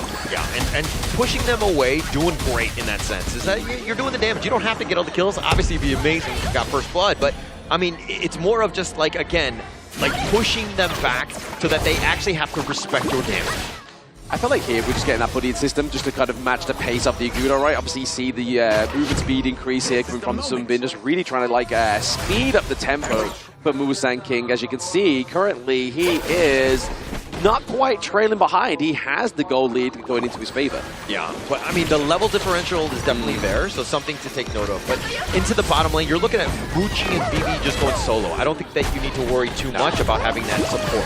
Yeah, because I mean, for Nova, it obviously generally goes in their favor, quite a solid counter towards the Lung, especially if being left alone there. But I mean, right now, it's going to be that mid lane where we're seeing a lot of brawls going on, taking liberties in clean pace, and obviously the Gorge mobilization with the Wild Growth here. Just trying to put pressure onto this T1 of HBSE. Yeah, Nova Esports, they have a plethora of stuns. They just don't really have a lot of the damage. And it's got to be annoying for HBSE where it's just like getting bounced around and they couldn't really play the game because they were being controlled for so long. But the damage was next to nothing. Obviously, it's still very early, but it's something to take note of because, again, if you're looking at the side of Nova Esports, it all rides on basically Wendy and Muchi. Exactly, they are the damage outputs. Obviously, Muchi a lot later on into the game, whereas Wendy could potentially come online a little bit earlier, but the Spirit Wolves definitely laying waste to Zohang on that I Ching, the Boardmaster. Yeah, oh, the Cannon Blast. And with those wolves providing that vision.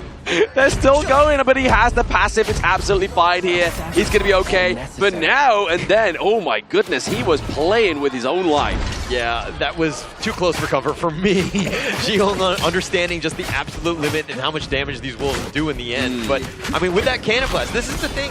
I mean, it's kind of underrated in the sense that the wolves provide that vision. Makes it very easy to hit with those Cannon Blasts. Yeah, the Cannon Blast obviously does like traverse the walls as well, right? So it's not going to just kind of like be a little bit of a limp Cannon Blast. If it does hit a wall, it's going to go through and be devastated, as it almost was for the side of HBSE. Yeah, and this game, a little bit slower paced right now. HBSC will continue to farm. The Musang King CY matchup is probably going to be the one to watch, but, I mean, when this 4-minute Tyrant spawns, that's going to be probably the big skirmish. Yeah, green light go for the side of HBSC. Obviously, the last game, Nova was able to claim that Tyrant, but will they make a bit more of a push here for it as they try and get this position of privilege into the bot side of the map here for the side of HBSC? But no, CY is looking to claim this one whilst they look to make sure they gather and keep composure of that Azure Golem for themselves. Yeah, Muchi using all of his abilities to push back BB as much as possible. He was taking so much damage that you knew that he wasn't going to contest the Tyrant. That could have been a potential steal because he had that Dragon to get on out. But it wasn't really going to happen because Nova Esports understanding how to slow siege these Tyrants, and they took the first one themselves. Getting the first Tyrant once again is going to be huge here for Nova. Obviously, it's going to definitely enhance that very small kind of gold lead that we're seeing right now go over to the side of Nova, but in a moment's notice, that could easily switch sides here for HBSC, and we know they can do it, right? We saw that quadra kill into the early game of the previous game #1, and then the T1, T2 takedowns as well. They are just trying to be methodical. They're looking for that opening. Yeah, the net worth lead, I mean, it's like 600, 700 gold. It's not really much at this stage. I mean, as you rightly pointed out, HBSC will find ways to get back in. again, their team fight, when they initiate, that is key, because when they do, they understand when they're strong. The Ryujin going in, can they get the backline access? But no, first blood, banks that forward, pitting in Nova. You are not fighting, you are not stuck in there with them, you are stuck in there with Zihong. Yeah, and Zihong making them pay, right? You just trapped Wendy into that one. He was trying to be aggressive, and then this is why they counterpicked the Mai with this Yijing here. The Cannon Blast does connect onto VV here, but the pressure being put onto the bot side of the map. We do see the rotation from Sher as well as Musai King. There is that time bomb, only hitting the minions, but it's going to be enough to clear out the minion wave here. But VV looking to get a lot of that damage. I think inside the box gets thunked because it gets stopped. And now we're seeing a lot of damage go onto the Mai team here, but it's going to kind of curtail any of those kills that could go over to the side of Nova for now. Yeah, great disengage by Nova Esports. And understanding when to use your abilities, like Wave Pit throughout the box to slow him down just a slight bit, just so that he could get a little bit further away. The Ghost Ship not able to trap him as CY jumps over, hurdles it with little to no issues. I mean, we could coin that one the Wave Pit stop, right? I see what you did there, and I do agree. And it was a very fast pit stop indeed, because again, keeping him alive, that's the biggest piece right now. Yeah. Nova Esports, again, you've only given like a single kill, not the worst thing in the world, but it's about that macro game. Exactly. Better the macro game, the single kill, obviously first blood is going to give you that extra little bit of gold there. It's definitely going to make it go into the favor of HBSE ever so slightly, but there's been the double knockup onto Yu, but now comes the rotation from BB with the ride the win. Doesn't quite save his teammate, but it's going to put a lot of damage and pressure onto Schwan to get out of this team fight. The board disconnect onto Muji. He's stuck in the middle with Yu, but gets that flash. Using that soaring shot keeps him safe. Yeah, Kuyu, new reinforcements are on the way. I mean, he just stuck around. He was fighting 1 versus 2. He actually got the pick off even before Nova Esports were able to get the return one, and only because they had help coming from the mid lane. So again, Kuyu just understanding the absolute limits of his hero. Limits of his hero, the timing of his teammates being with the rotations and knowing what they can get out of those team fights, especially that T1 top side of the map here. But we could be seeing a takedown onto Schwan, but it's going to be a takedown onto Zhe as well. A little bit early there for the Sunbin, but that time bomb did not come through in time. I mean, Schwan there with a nice truth, and he did get the kill on Zhe before he died, but I mean, he was right under the tower, and HBSC were still like, hey, we're going to trade you away. We'll gladly trade away Zhe for Schwan here. Exactly. Schwan for Sher is definitely a decent trade for the side of HBSE, right? Obviously, Clash Lane already being put under a lot of pressure there with that T1 being taken down, but rightly so. You see that Nova takes the T1 down bot side, so really, BV has no safe space here. If anything, he's only going to go down there to gain the farm and get that lead back into the favor of HBSE. Yeah, I mean, if BV has no safe space, you know you're in a bad spot, right? But they're just like 600 gold behind. It's not the worst thing. Right now, it's just, again, they're funneling that farm into him. He is your win condition. If you're looking at the rest of them, it's all about the control for BV to knock everybody else down. Speaking of control, who is going to control this next Tyrant? We're at around about the 8 minutes and 30-second mark, but again, just a tip that into the bot side of the map here, but they've got to be careful. Nova, Wendy, Waypit, and Muji are all here, but still, stuck in the middle is going to be CY, and if he falls, you are losing that smite, and there it is. CY for BB, though? This could be trouble here for the side of HBSE if they try and take the next team fight. I mean, they could, but they don't even have Smite because that's on cooldown as well. So they can't really use this opportunity to, you know, because CY's down, no Smite, right? Yeah. But trading away VV, probably not great for HBSE because, again, this lineup is a 4 protect. One, VV needs to stay alive. He needs to play a little bit safer. Yeah, I mean, they do have the secondary sort of damage output, which is going to be Zahong here onto the Yixing, but in terms of obviously escapability and viableness is going to be more going towards the side of BB, right? Obviously, you have the infinite fastness, using the flash as well. Yes, you have the passive of the Yixing, but you don't turn into a dragon. Yeah, you don't turn into a dragon. That's the problem, right? Everybody wants to turn into a dragon. Who doesn't? But if we're looking at the squad here, I mean, HBSE being able to take that Tyrant, now that they have a little bit of a, a chip into that lead that Nova Esports have built, you're seeing just how close these two teams are.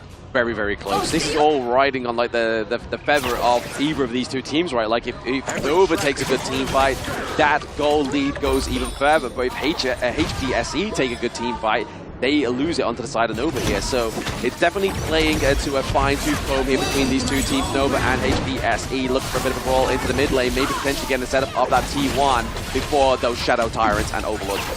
I like it how HBSC, the way that they were able to just kind of pivot forward, pretend like they're going to go, but then time flux on back.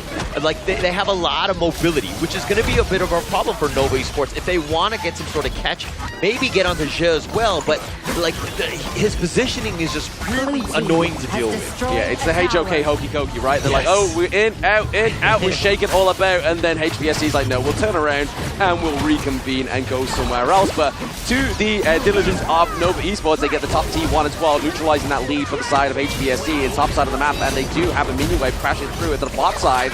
So Nova are playing a good macro game here with the minions for Schwan. Maybe getting caught out here into the box here. He's not able to land a truth, and that hurts the most as Schwan gets taken down once again. They're looking for members onto the side of HBSC. Potentially that white anchor, Musang King, but he's still alive. Very uncharacteristic mistake by Nova Esports. I mean, Schwan was up in front. He was in the perfect spot to set up the truth. And he hit a small one, but at the end of the day, you needed the rest of the team to back you up. Oh, missing out that flash in the Rouge. It really cost Wendy his life there, Holler. But now, this is the perfect setup for the side of HBSC. They have all green lights go. CY is top side of the map. He has to prioritize that Azure Golem. He doesn't have the correct amount of teammates to even contest this Shadow Tyrant. I've seen this mistake happen time and time again here at KIC. I've not been happy with it, and the reason being is that Schwan was down for the count. Why are you trying to pick a fight 4 versus 5? You're a man behind. That is a terrible decision, too much risk, and it's not worth it in the end, and you paid with your lives. They did pay with their lives, and they also paid with that gold lead as well, right? Finally, for the first time, HBSE have that gold lead going in their favor. But now I feel like if Nova want to play this one well, they just keep chipping away at those side lanes. Yeah, and they need to, right? Nova Esports understanding that the state of the game is completely shifted in favor of HBSC. Now they need to think about ways to kind of deal with this death ball, and of course, that's by not fighting and split pushing. Exactly, the split push could be coming through here as well, but also CY has to go on the retreat, but the board doesn't actually connect onto anybody here, but now is Schwan into the back line. Can he make the troop count this time? But it's going to be infinite fastness. Wendy gets taken down. The ghost ship keeps him in place. Baby with a triple kill. They're looking for another quadding, but now they're open to force that T1 into the mid lane. HBSC going for the copy and pasta strat. Yeah, they were trying to go all in on WB here, and he just gets on a dragon, and then they got caught completely out of position. Nova Esports, again, these uncharacteristic mistakes. They're trying to get the right target. It makes sense, but the rest of the team isn't there to stack the stuns with you. Yeah, beautiful use of the ultimate there from the Time Bender. Sunbin just kind of basically created a zone of silence that meant that T3 has gone down. So they not only just lose one, they lose 2 and 3 turrets in one fatal blow. HSBSE are looking scary. Very scary, and if we're looking at this board, I mean, he gets over CY, he just barely gets out, and then Schwan shows up a little bit late, and now they're like, oh crap, now we gotta go. Wendy, again, very squishy at this stage. With a dragon, there's no real sort of catch. Schwan dies in return as well, and they kind of clean house at that point, especially with Guyu in the control in that back line. Yeah, they had a cockroach infestation, and HBSE had the green light go to just burn down the house of Nova Esports, and their base is definitely opening up, and now we have that Shadow Overlord go over to the side of HBSE as well. That's going to put a lot more pressure onto Nova. Yeah, this is a very desperate attempt here. They have 4 members. Is Guyu going to fall for this bait? Probably not, and they show up. HBSC, the spider senses were tingling. They knew something with a stray, but you know that Nova's in a bad spot when they're going for these sort of Hail Mary plays. They are, exactly. They're just trying to just kind of force any kind of space here from the side of HBSC, but now they might be able to find it here, but the board is really going to separate these 2 members. Schwan gets separated from the party of Nova. He has been hit with the mutiny. Yeah, absolutely destroyed on this one. And again, Schwan on this Dharma, this is one of his power picks, and get caught out like this. HBSC using all the space, and it looks like they're going to take this top T3 for essentially for free. Yeah, the single lonely ballista, but it's going to be taken out by that Kachusen there. Nicely played by Wendy, but it's not going to stop the party of the HomeBois. Yeah, it's just too much at this point. HBSC, this is that problem. The Shadow Vanguard in the bottom lane as well.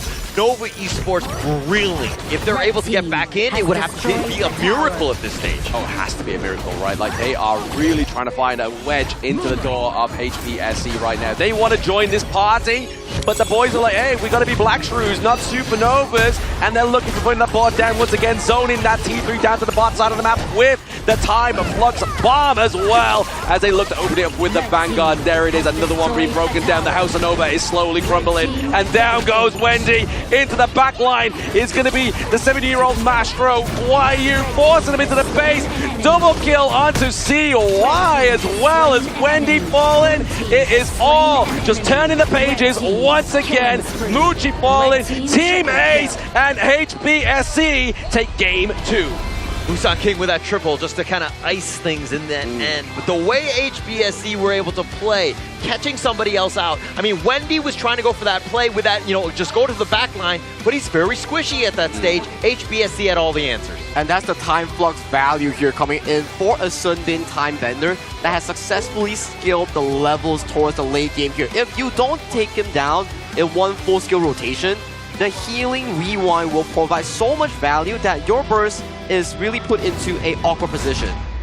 Very exactly. A lot of awkward positions being put there for the side of Nova Esports, especially with that board master. Like Zhong there on that Yixing was just absolutely beautiful, especially that last play we saw, right? Chuan dives in, he puts the board down. He's like, guys, I can't get to you. We have literally created a border between the members of Nova Esports. And that was such a difficult ask for them, right? Because Nova Esports needed to figure out a way to get by that board, but his boards were on point. The positioning was flawless that game. That was true, and the early game actually was looking in favor for the side of Nova Esports. They got a decent 1,000 lead, but yet again, it's those few micro mistakes in the team fights that really cost you the later stages of the game itself. And a very interesting build that we need to highlight here. BV going for the semi-tank lone fighter build here. Axel Torment into the Frostcast Embrace, into the Pure Sky. This build, there's a reason why Xuan, when he's losing gold, if this is a squishy long, normal build, he would have gone out. But the fact that he went this semi-tank build, it always pulled in so much time for Ze's time bender to rewind time and give him back all the HP. Yeah, HBSC right now hitting that next level, firing on all cylinders. You're seeing some of those KDAs where, again, Musan King did die, Jihong didn't as well, and they just set things up. I mean, with that board and the ghost shift, that was just so much control. And really props to the side of HBSC's time bender player Ze here. Yeah. Every single engage that's been initiated by Wendy or Xuan, immediately you'll see the ultimate time bomb being thrown out and silencing any form of CC continuation. I'm sorry, I forgot. Roam lives do matter. Zhe is definitely, he had a lot of play. Sorry for not pointing that out, Zach.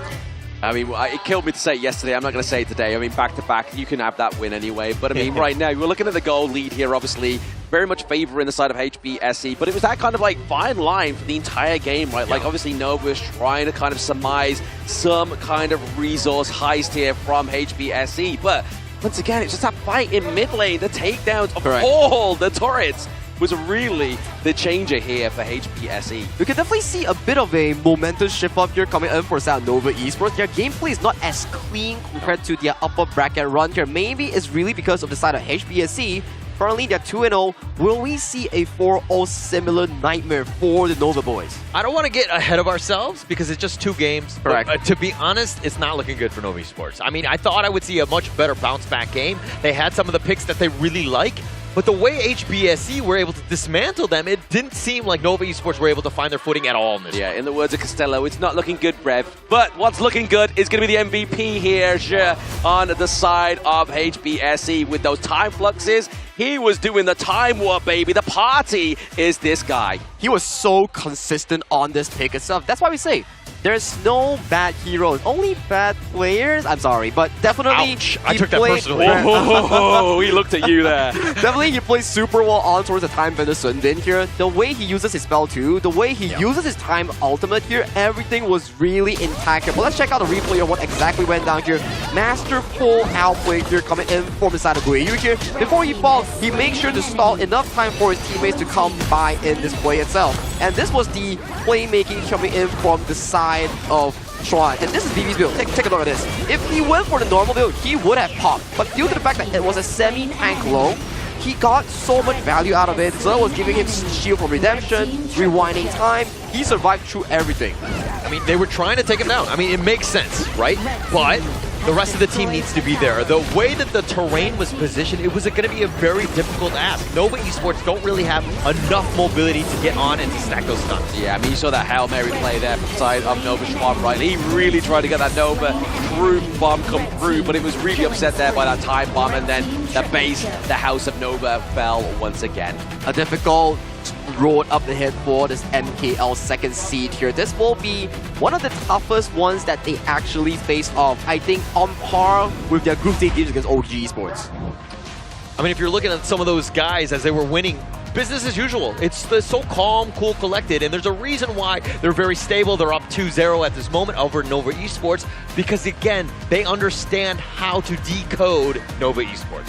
Yes, the Supernova has been contained for now. Obviously, like we keep saying, we get a bit of ahead of ourselves. It's only the second game in a best of 7. There is still a potential of 5 games here between these two MKL teams. But we've already seen this scoreline before where we saw HBSE take a 4-0 over Nova in the MKL fall season. So maybe they're trying to replicate that one and show their dominance. It could be a very well-written road for the side of HBSC, but Nova Esports, they came with a challenge is to complete the year with multiple Grand Slams in the international tournaments here, but so far, it hasn't been looking good for them. So for this upcoming Game 3, because we know every time it goes to the halfway through the series, we will go to a short break here. So they need to find this win here. Whatever they do, they cannot bring it to a 3-0 if you're a Nova player or a Nova fan. Oh, that'd be terrible for them. I mean, just the Psyche being down 0-3, that is a hole that is going to be very difficult to climb out of. And yes, none of these teams are going to be going home. They're going to be going into the lower bracket final, so they still have that other life.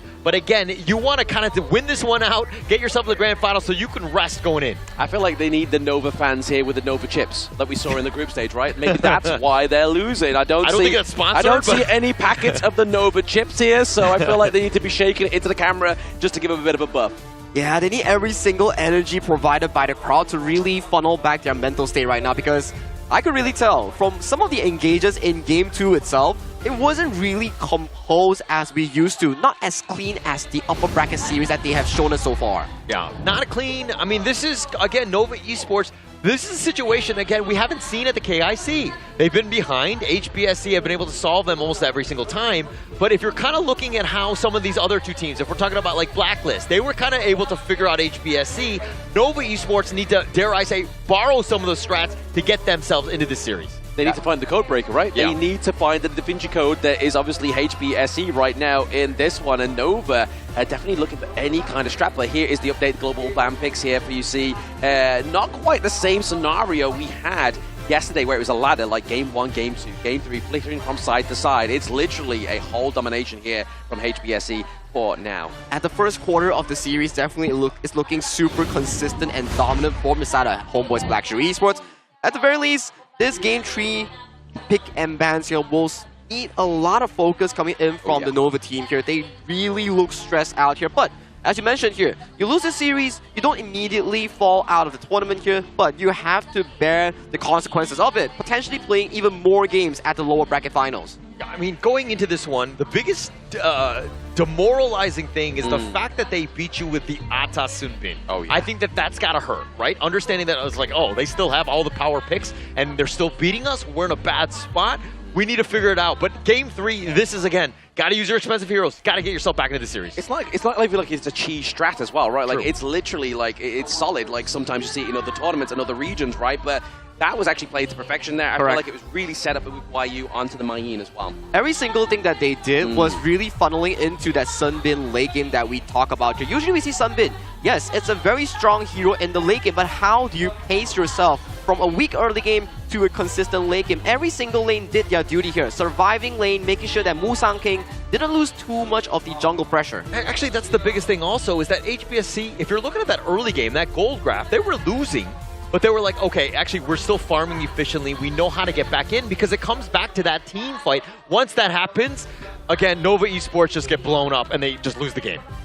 They do indeed lose the game, but I mean, with the MVP of game number 2, right, obviously Zhe here, he has big hair, he has big plays, and he's looking to obviously try and get that Athena to come through as well, right? Like, I mean, if Nova lets this through in game number 3, it's going to be a hard game, or at least something that you have to try and formulate a strategy to react and win over.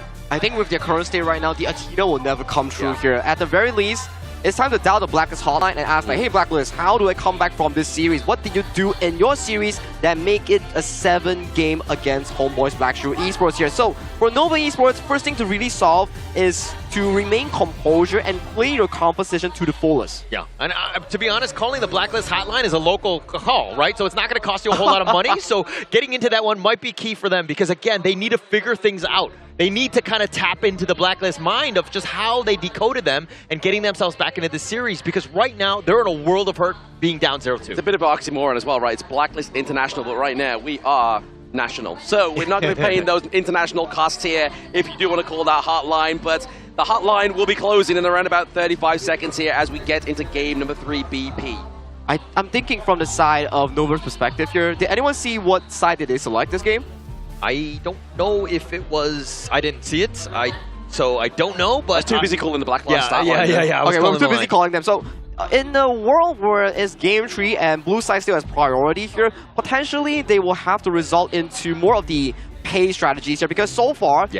Yes, you don't really win in the skirmishes against HomeBois Black Shoe Esports, but the macro game has been consistent thus far in the first 4 to 6 minutes in Game 1 and Game 2 for the side of Nova Esports here. Maybe, just maybe, this blue side game tree here, shift out the plan a bit, play the early game tempo, but give yourself sufficient late game insurance. Yeah, and going into this one, I think that we've kind of seen CY heavily targeted, right? He's gotten all the heroes that he wanted. What more could you ask for other than the victory, which they did not get, right? Because again, HBSC, understanding that, hey, he likes the Dunes, he likes the Agudos, make him play some sort of assassin-style hero, which he's not as great as, and kind of put a little bit more pressure on this team. Potential pressure being put on the team here. Obviously, Nova did get the Mai Shiranui last game. Ban out the Ogren here as well. So, does HBSC ban out the Athena or give it over to Nova's Way Pit? It's a competition between the Pei and the Athena here. This will never come out to broad daylight. Now, Nova has to select.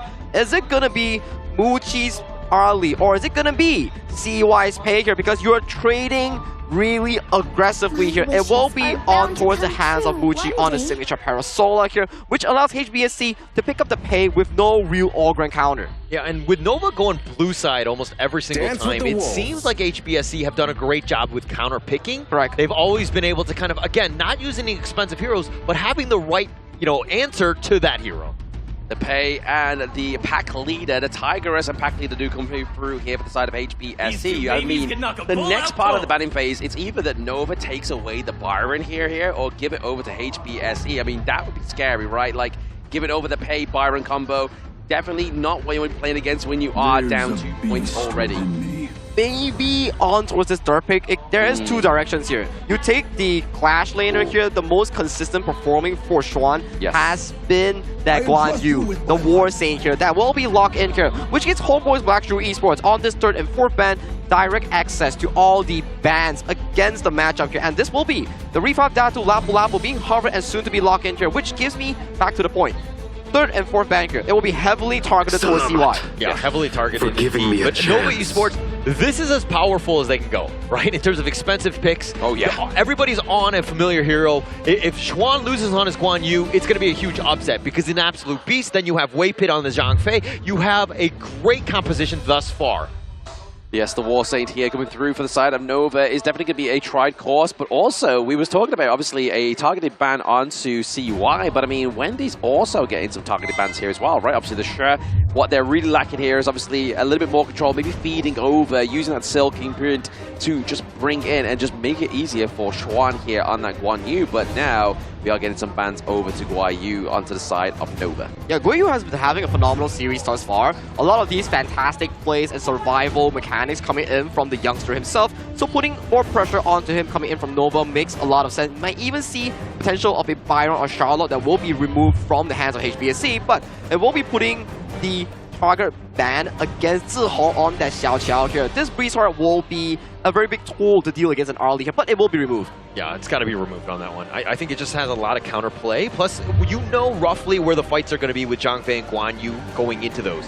So having that just banned away going to be key for this, but I think that this is an easy lock-in. They got to go with a Byron here to match up with that pay. Oh, absolutely. I mean, they've got two fantastic engages now, right? Obviously, they have the Lapu Lapu. They have Byron, the Storm Mace here as well, obviously with the Storm Strike knock-up with the ultimate of Lapu Lapu here. This then just can mean, like, Busan King on the Tigress can come through and just clean up shop, but now they have obviously that double kind of marksman combo come through. They have solid front line. We need a little bit of potential sustain here maybe for the side of HBSC. Yeah, but HBSC's composition so far, their laning phase is very consistent with the Byron and also the channel.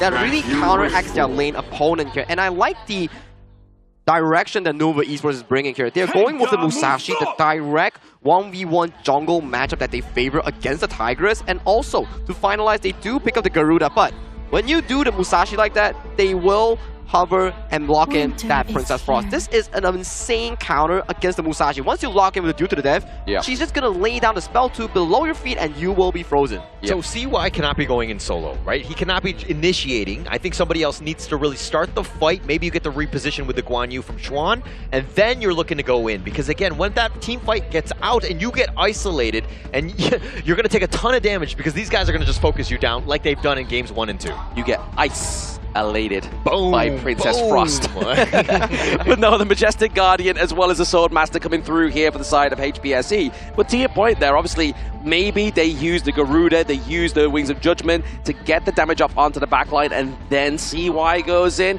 Could be the potential setup here for them. But the execution needs to be perfected from the side of Nova Esports, which hasn't been showing thus far in Game 1 and Game 2. So I'm interested to see whether they are well composed enough to pull off such a aggressive engaged composition in this Game 3. They've actually tried to initiate, Nova Esports that is, in games 1 and 2, but it just like the positioning of the team of HBSC with the terrain that's around them has been very difficult. If they want to make this happen, Xuan needs to be setting up the plays, and I expect to see a big bounce back game here. It will be very important for Nova Esports here. If they want to find signs of life in this best of 7, this is the perfect time to do so for the Nova Esports boys here. But HomeBois back to Esports, they are no pushovers here. They want it to go towards series point right here, right now. Exactly, they are getting ever so closer to that series point, but what would it be without a tech pause here? I mean, we are potentially going for a pause after this game as well, because obviously Game 3, the break does happen, but maybe something's going wrong with these devices. Let's get them in fit shape for Nova to come through. Yeah, and I mean, if we're going to look at this team fight action, I mean, one thing that I've noticed when teams play up against like a Lapu Lapu is that they try to isolate him and just go all in on him, and then they're perfectly lined up for him to get that Raging Sea and just like counter-initiate. I feel like he's one of those types where you need to isolate him. He is a difficult hero to deal with, and it seems like some of the teams are not too familiar with how to deal with him just yet. Still a new hero released towards the tournament realm itself, so it will take time for players to pick up the exact mechanics of the Reaper of Dadu here. So at the very least, in this game itself, we might see one of the best roamers coming in from KIC show us how it's exactly played and executed in this Game 3. Yeah, I expect to see nothing but the best from him. I mean, Jay has proven time and time again that he's one of the best here. He's able to just kind of win out, getting MVPs with like a Sun Bin, the Athenas. Like, what more can you ask for from him?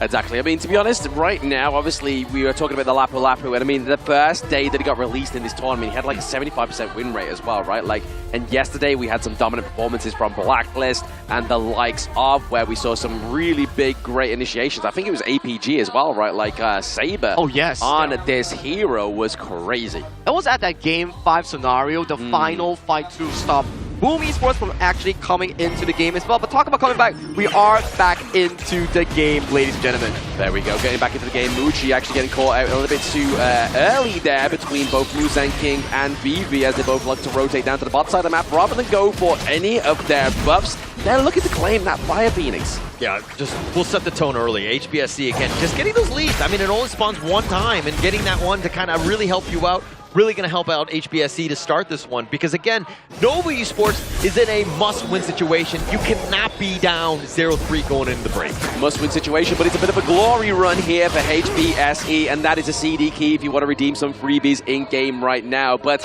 as you were saying there, Hauler, the fact that they altered the rotation to go down bot side to get that one solo, one-time spawning creep has really gave a bit of a lead there, but CY, top side of the map, gets first blood. Okay, they 100% needed that to bounce back into this series. That is a great win for them. Kuyu a little too far out. I mean, you think you're Byra, you think you're one of I mean, you are one of the best fast laners in the lane, but he did not expect CY to be there to help out, and unfortunately for him, he gives up first blood. Yeah, first blood going over the side of Nova is definitely going to be a telling tale here for them, maybe potentially in this game number 3, but right now, a bit of a tip stack going into the mid lane. They'll get frozen. That Bridge of Prison really locked Wave into place. If you want to take down a Zhongfei, it's before level 4. Yeah, and they were just throwing everything in the kitchen sink at him, but he was still tanky enough to kind of just withstand all of that onslaught there. But yeah, to your point, he's not level 4. That's when things are going to really turn.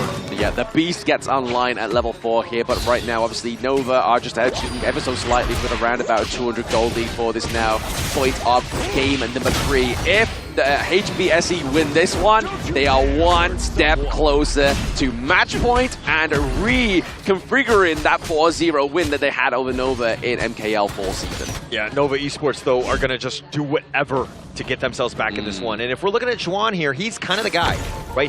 All eyes will be on him in terms of those team fights. HBSC are not going to be willing to take any sort of really big fight without knowing where Xuan is. Yeah, the War Saint needs to win the battle here over HBSC and then try and win the war. But now, Nova, obviously, they were able to get first blood pretty early on here as well. The Unbridled Outburst with the Wings of Judgment is the setup that Nova needed, but will the Wings be casted? A kill onto the side of Nova. Not quite. A lot of expensive ultimates being used there, but not a single win or kill just yet. But the War Saint charging through, forcing the flash from Sher, means that it gets something, but they get no kills. Oh, that was so close. Xuan actually saw a very low Je. He was kind of baiting it out, and yeah, Je had to just flash just to stay alive, but man, Xuan almost gets that kill. Yeah, I mean, that would have been brutal, right? I mean, imagine the gold lead if they got those 3 kills. That was really kind of like the potential here of Nova, but they've got to be careful here. Guayu into the bush now, trying to get the stop of that Space Sprite come through here onto CY, but he now dives into the backline, used to duel to the death now.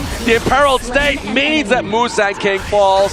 The King has fallen, but so has CY. Yeah, and I mean, they traded away, but CY getting that first kill before he died, obviously a better trade for him. And they were like, hey, actually, you want to stop my teleport? Okay, great. I'm going to turn this around. Let's continue to fight. It almost seemed like HBSC should have let him teleport away and then maybe taken a fight. Yeah, I think it's just going to slow down obviously the go for of these neutral objectives, right? Both junglers died just before these now spawn coming through, so they have to get their momentum going. They have to try and get some of their camps going before they try and go for this one. But both of the Azure Golems have the same countdown here as well, and HBSE know that. They go for the Tyrant. The Wings of Judgment come through to get a bit of poke onto the side of HBSE, as well as the Unbridled Outburst. The combo didn't land the same way it did in the first phase. Yeah, didn't do as much on that one. I mean, people will kind of walk out of that Wings of Judgment, especially when the objective had already been taken, right? So it's a little late on that one.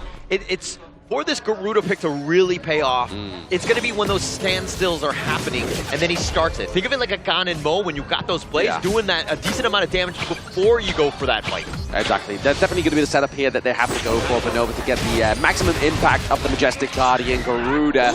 But now, it's still gold lead going up to Nova for now. Very slim 500 gold lead. We see Xuan down to the bot side of the map here, just trying to put pressure onto the late game assurance. That is BB once again. Yeah, they're very familiar territory for HBSC, right? They're okay with like losing kind of like the early game. I mean, they're down about 600 gold, which is really nothing at the end of the day.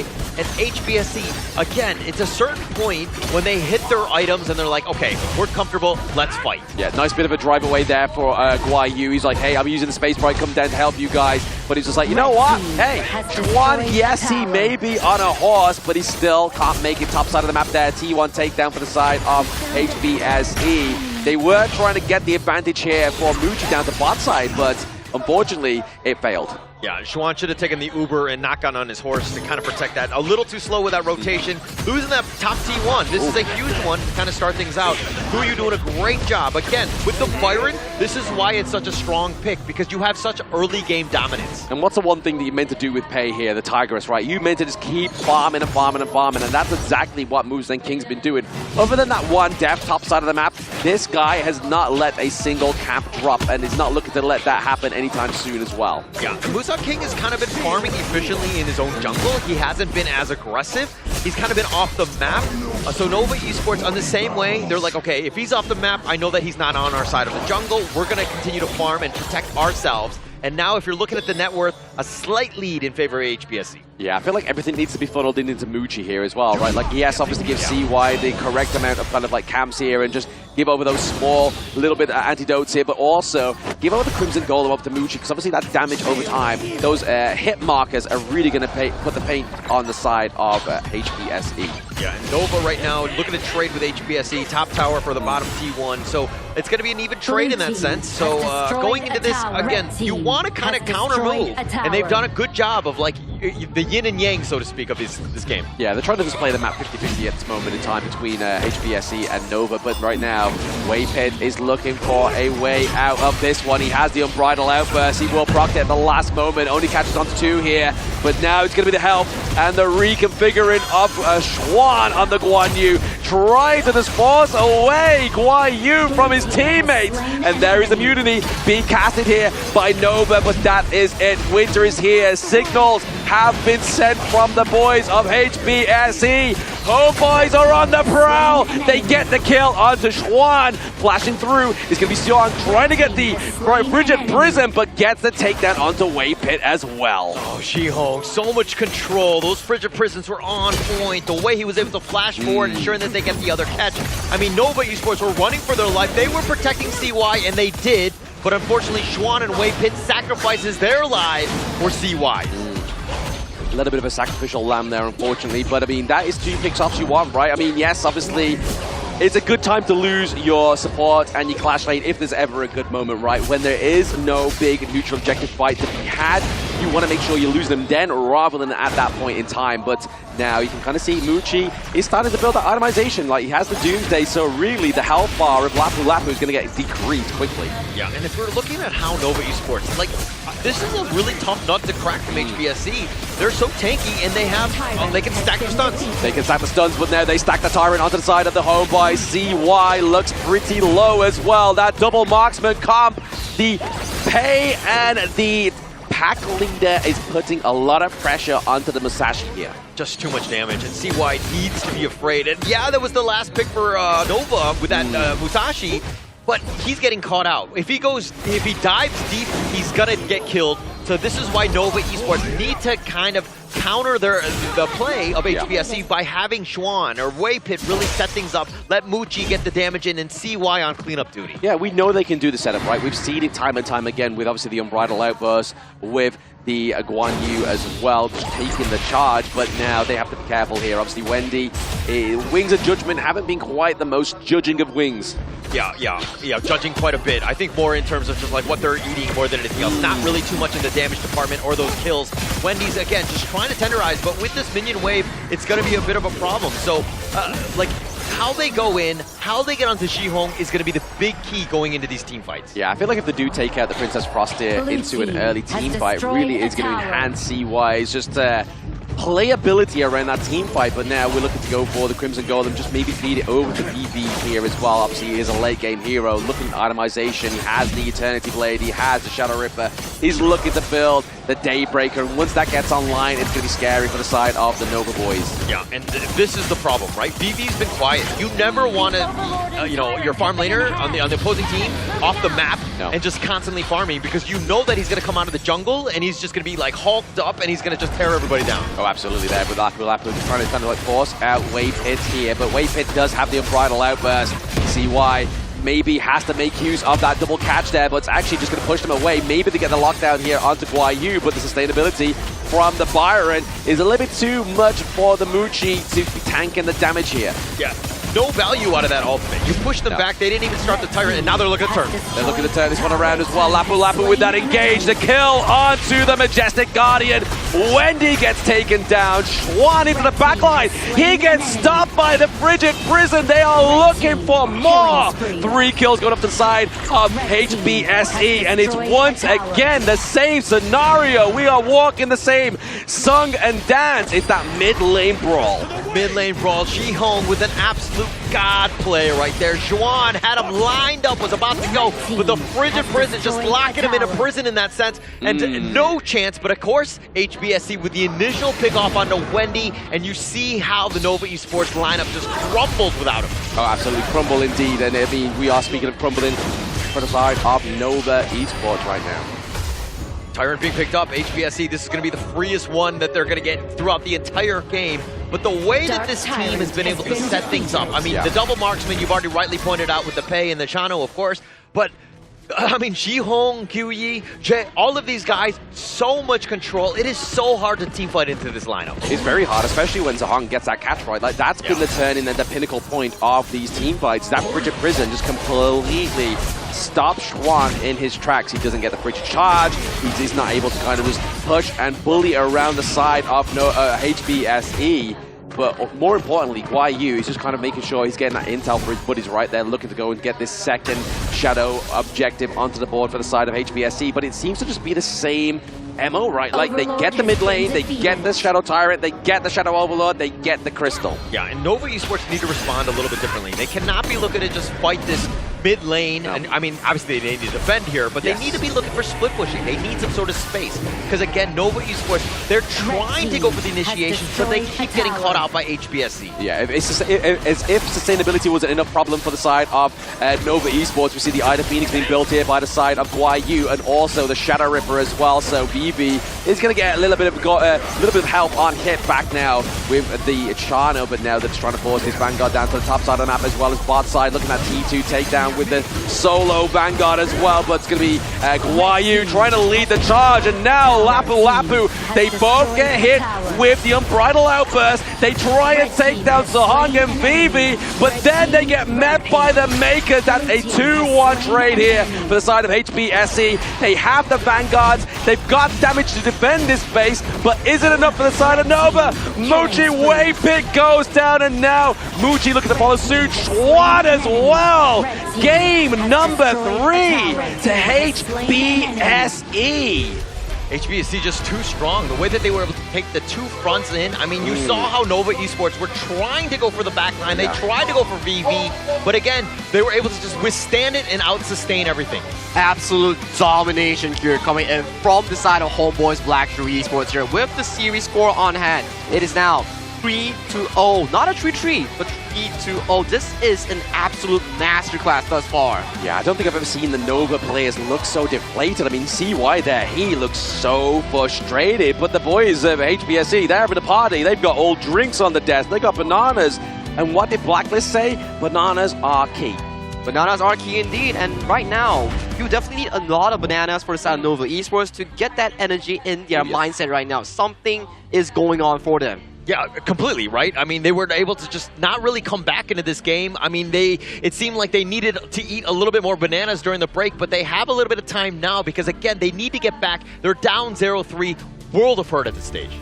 World of hurt indeed, actually coming through for the side of Nova Esports, unfortunately. I mean, that's just another wall of Nova's house falling now, but right now it's going to be obviously HBSC. They need to obviously try and run this one out. It's very difficult thus far right now, and if we look at all these situations, right now, Nova Esports, they have expended a lot of these expensive picks, and it's not as easy to really come back when you are in such a draft disadvantage in Game 4 later on.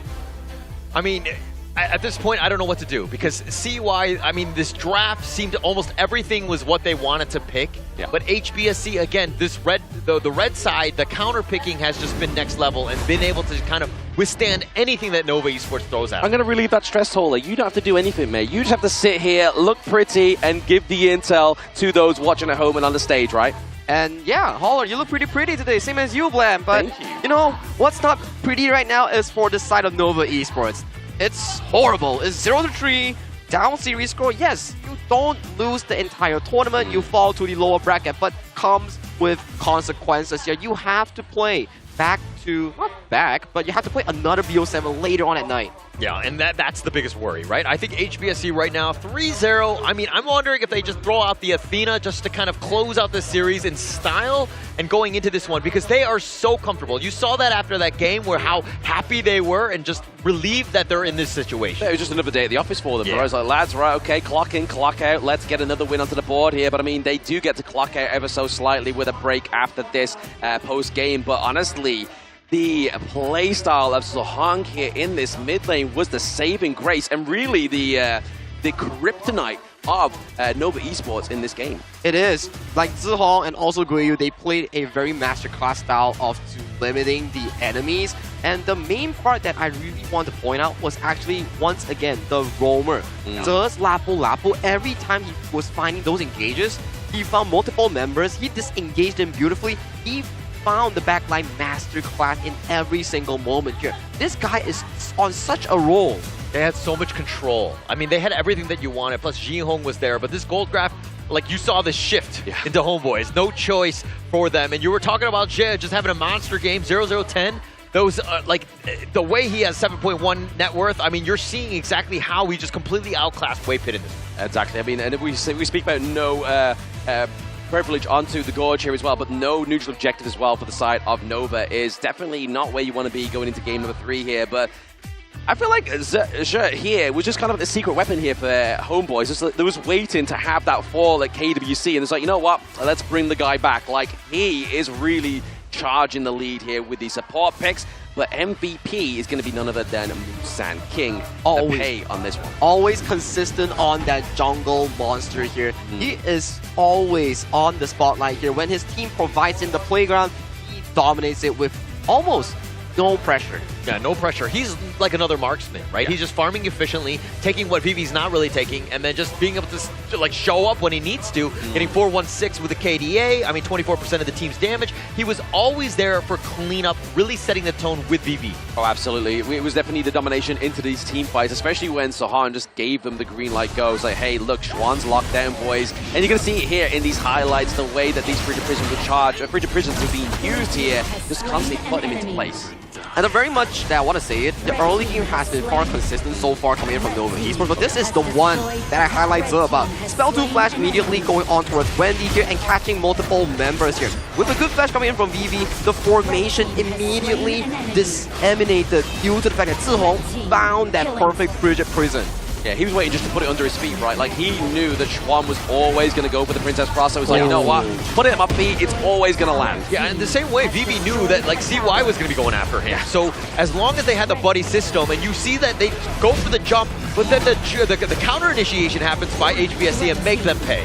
Exactly, but speaking of pay, it wasn't pay on the side of Nova Esports, it was the side of HBSE, and they definitely made them pay with this game at number 3 win. That pay was painful for the side of Nova Esports, and right now, on the verge of falling towards the lower bracket here, what can Nova Esports realistically do? I mean, they need to just kind of like shrug things off. Easier said than done at this point, and look at things as more of like a best of one, right? And try things out. What you've done is the old Nova. Like, we've seen this time and time again. These are the lineups that they like, but it's not working. HBSC have solved everything that you're throwing at them. Yeah, not only solved everything that's on the Gorge, but obviously their new draft and obviously team as well is definitely looking at a defiant one so far for the side of HomeBois Black Shrew Esports. But looking at the up-to-date bracket here, 3-0 for those just tuning in for HBSC, looking to go for that golden matchup that they had in MKL fall season. It's a repeat of history, right, if it actually happens here. So this upcoming break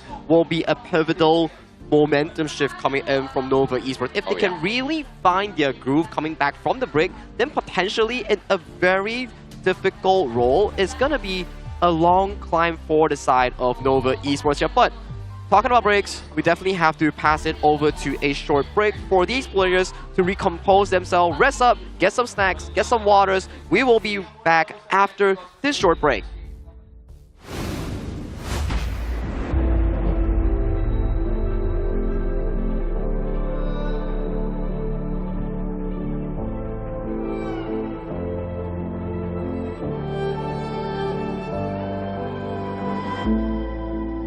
Strangers to the fallout, it's what got us here. ever changing, some chameleon. Blood, sweat, and tears. We'll never make it if we fall to everything that brings us down. With a comeback is now. Blood, sweat, and tears. Fight for what we want. Doesn't matter the cost. Every day, put in work. Blood, sweat, and tears. Nothing comes overnight. Strength in numbers start to line. We don't bow to fear. Blood, sweat, and tears.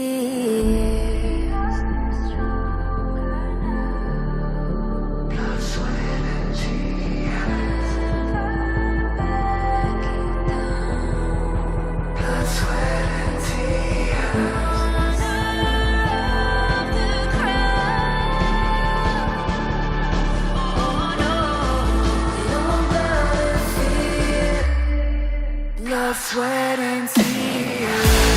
Fight for what we want. Doesn't matter the cost. Every day, put in work. Nothing comes overnight. Strength in numbers start to line. We don't bow to fear. Blood, sweat, and tears.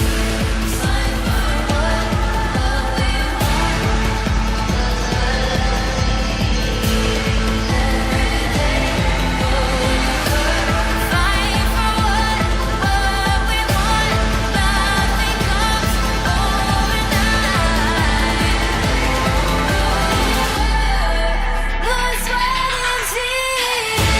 Fight for what we want. Doesn't matter the cost. Every day, put in work. Blood, sweat, and tears. Nothing comes overnight. Strength in numbers start to line. We don't go to fear. Blood, sweat, and tears. Fight for what we want. Doesn't matter the cost. Every day, put in work. Blood, sweat, and tears. Nothing comes overnight. Strength in numbers start to line. Don't go to fear. Blood, sweat, and tears.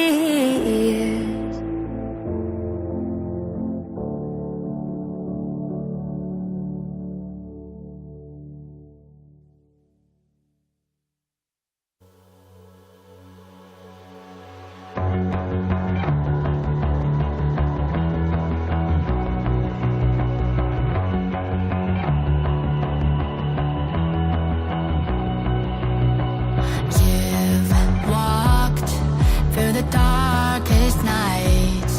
You've heard the crowd, felt the blinding light. You were standing there when your heart comes alive. It's a dream of a hat, and it never dies. Right here, right now, give it all, get it out. Never surrender. I fight and never fail. I am a contender. A challenge I can feel. The smallest lies become the brightest enemies. Relentlessly. And even if you fall, you gave it everything to be a king.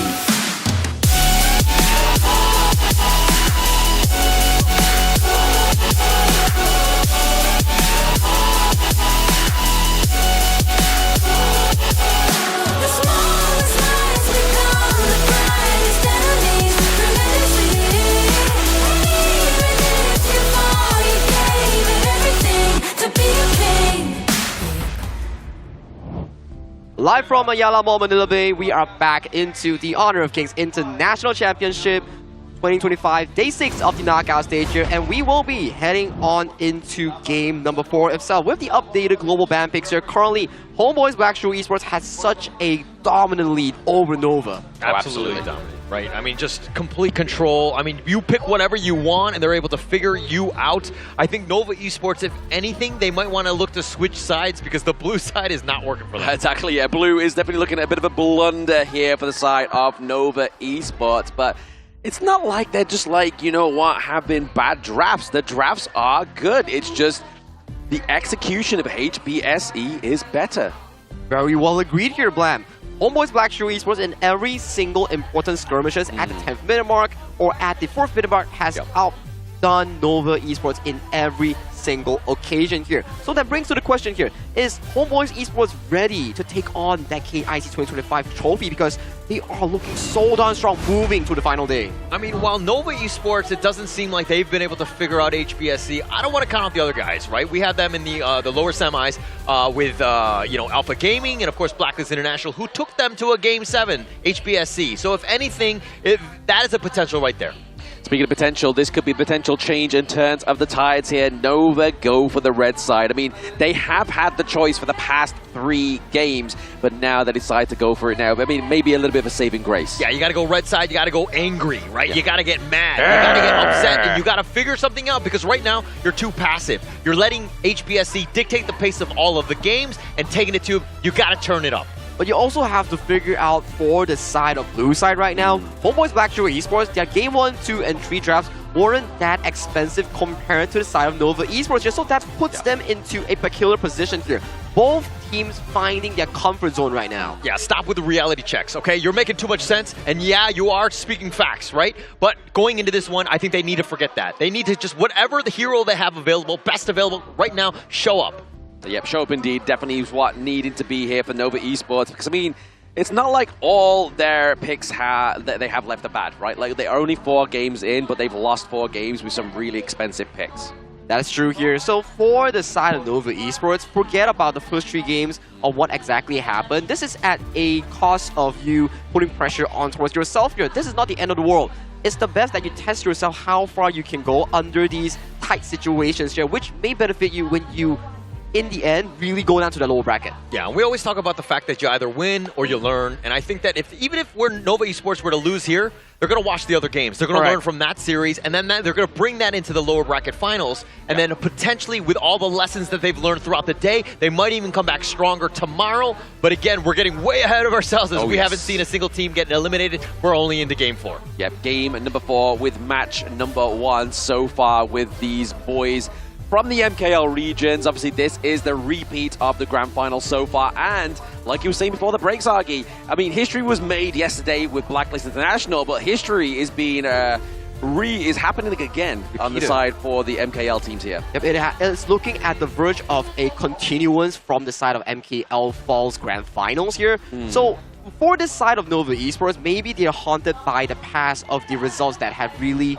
put pressure on towards them. This has been a tough year for them so far, especially for Blackstreet Esports here, because they came into spring losing to Nova Esports. They went to KWC, not the best performance, and then they went to a roster reshuffle, and that's where they slowly but surely started finding excellence in this roster itself, which brought them KNC champion, which brings them right now 1 step almost to the grand finals. And that's why, you know, the Honor of Kings esports scene is ruthless. It's difficult, right? Because Nova Esports, to your point, they were riding high. They had figured out, you know, Blackstreet Esports at the time, but they came back. They retooled. They figured them out and are now looking to be the top dogs and taking the fight to Nova Esports. It's looking like the complete role reversal. Oh, absolutely. Definitely a role reversal here for the side of these 2 teams, because obviously, like you were saying, Nova Season 3 champions, then top 3 KWC. Blackstreet Esports didn't even make it out of the group stage. Like, they really blundered at KWC, and they have something to prove, and they have proved it so far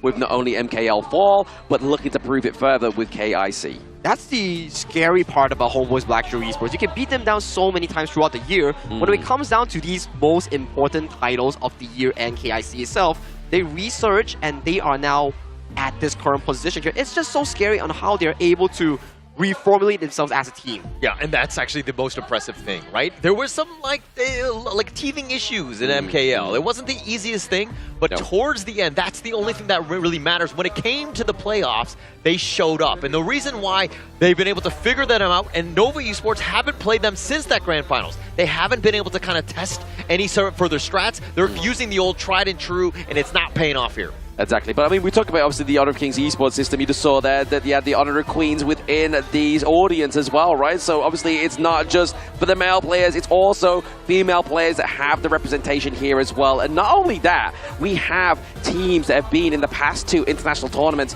within the Open Series. These are community teams making it all the way to international stage. So there is a path for everyone in Honor of Kings esports. One word to really summarize what Blam has actually said: inclusivity in Honor of Kings.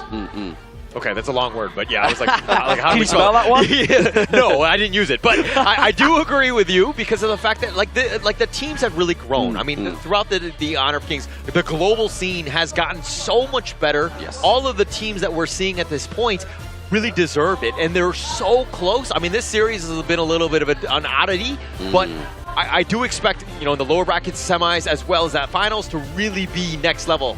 I feel like lower bracket is definitely where all the heat comes in because it's added pressure on towards you. One series loss will just fix your position in KIC2025 for the entire year itself here. So a lot of stakes will be on the bottom side itself, but right now, it also defers you. Are you going to the grand finals, or are you going to take a step into the depths of the lower finals itself? So it's a very peculiar situation. Whichever you win or lose, it sets you in a different path. Yeah, playing a little bit of devil's advocate here. Even if HBSE were to get the sweep and go into grand finals, they're going to be feeling very good. Correct. Flying high and all that. But at the same time, if they get, you know, in a situation where the fight goes the distance, I mean, yeah, they did it against Blacklist International, but they're going to be like reeling at that point. They need to ensure that they're not overconfident in the grand finals, assuming that we even get there. Yeah, I feel like Nova is not synonymous with the lower bracket. Like, that to me is a fever dream. I feel like I haven't woken up from last night's sleep, and now we're seeing Nova's nightmare,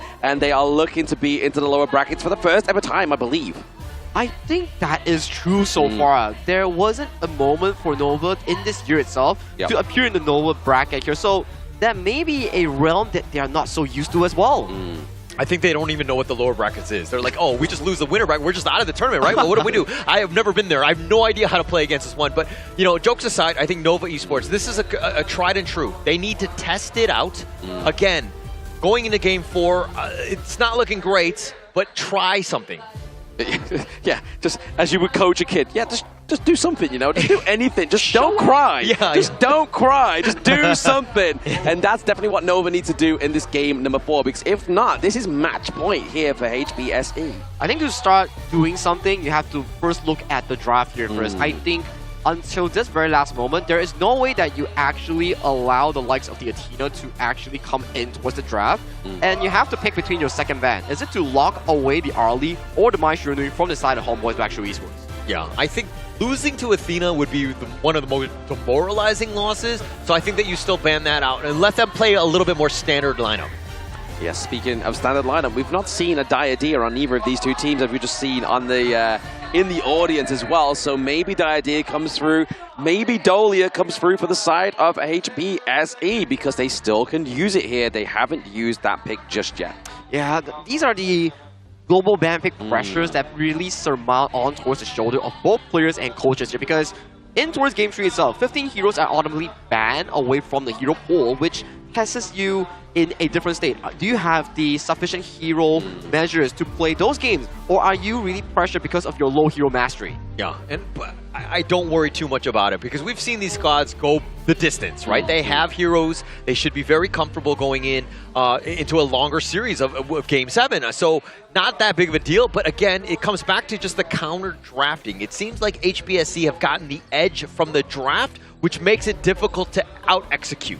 Yeah, exactly. Straight from the jump here is being HBSE from this word go of this series, and we're still waiting to get into the BP here, and now there we go. The British man calls for it. We get it right now, and HBSE are going to be on the blue side, and Nova on the reactive red.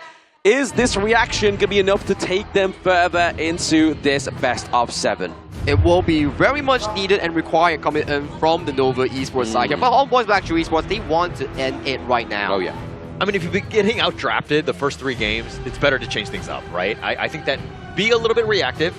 I mean, you don't need the prio picks because even when you do pick them, it doesn't seem like that's enough to really take it over the top and get that W. Seems like the trade-off between these top teams thus far is that they always have a reactive countermeasure when you are on the red side itself, which puts you into a comfortable situation. And talking about a Diadea that hasn't really been showing herself in the series itself, HomeBois Blackstreet Esports banning Tigress and also the Bomb Weaver away from the side of Nova. They ban out the Athena here potentially, or did they ban out the Orgrim? Because Athena. this is now going to be potential Orgrim pickup for the side of HBSC. Coming! Ugh, do they give over the Athena here? Okay, that's an interesting one. I mean, they're definitely thinking long-term. Jihong again, or even Musan King, but they're giving it up. Here we go, the Athena. Wave the white flags, lads. Wave the white flags. No, we're joking. We're joking. Okay, so a bit of a history repeat itself. Nova Esports back in MKL Fall group stage was the only team to beat HomeBois Blackstreet Esports Athena Strat in one of the games. So maybe they have a strategy to really limit on his Athena here, but that does open up the Luna for the side of Nova here. I feel like this is a bit of a repeat of what I saw yesterday. With HomeBois Blackstreet Esports, they could potentially pick up the Athena and the Ogren and formulate this double strong early game to really crumble the side of Luna's jungle. Oh, but no, they're looking to go for the Featherfoot Fade here, potentially for the side of HBSC. They want to go and give the carry over to Musan King, but the Sher as well as the Moonblade Luna coming through here. I mean, going into this one, like this Luna is going to be haunted throughout. CY might not have the greatest of games. He's going to be constantly hounded. Let's go. This Athena is going to be a problem. So they need to figure out a way to kind of deal with that. I mean, you do your damage, get the kill, and then kind of move on with your lives. It looks like other teams, when they struggle against the Athena, is that they don't have the burst and the proper time to get back and farm those lanes. And to really surmount this early game pressure on the side of CY, you can see the priority on the side of Muchi will be on towards that Magistrate here. At the very least, you get one winning lane to look to assist your jungle against the pesky Athena. Yeah, the Athena could be a real pesky nuisance here. We talked about cockroaches in the house of Nova Esports earlier, and now that Athena is definitely going to be the biggest, the mummy cockroach here, especially playing that the Athena distractive strat. Yeah, the cockroaches are just too many, and at this point, there's an infestation. And again, I think that they need to call the pesticide to get things, because they need to get themselves back into this game right now. And like going against the Athena, I want to see how this team reacts, if they're able to out-execute and to deal with Zhe. To out-execute and do it against Zhe, we really have to see how they formulate that early game here. So far, the bans are quite interesting. It's really CY protective. They are looking a lot on this Luna, this Moonblade to carry themselves in this game 4. Hence, you can see the Kongming and also the Daji and also the Arlie. All these 3 picks are prime counters against the Moonblade. I mean, the gunslinger here, Marco Polo, I mean, he's going to do a lot of damage onto Nova's Lapu Lapu here, right? Waypit is going to be the target, but it's going to be the Mighty Conqueror for the side of HBSE, which is obviously in game number 1 for Nova. But then also, Lady Jen, Cascader here as well. The Destructor Deluge, we've seen some really big highlights from this hero. I mean, also with Jihong's play, right? I think Jihong has been next level in this entire series. I don't think he has an MVP, but the amount of impact that he's had in all of the games has just been so high. He's had so much control and made Nova's lives so difficult. I think the consistency coming in from HomeBois Blackstreet Esports in this first game series here has been phenomenal. Very little miss-ups in those team fights, and they have consistently been delivering better team fight outputs compared to the side of Nova Esports here. Hence, my question is, what kind of clash game will we see on this final pick coming in from Nova here? I mean, Nova are still yet to pick up Maiden Fire, but that was going to be the Iron Bloom here for the side of Nova Esports. We saw this came up yesterday. Oh, wait, no, okay. Never mind. Never mind. Attack Clash Lane coming in from the side of Nova here. So, want to fight? Okay, my logic here, since you are against an Athena that will be damaging one part of the jungle, you pick up another Clash Lane that's capable of bringing the Smite and jungle item and contest the Athena in your own jungle.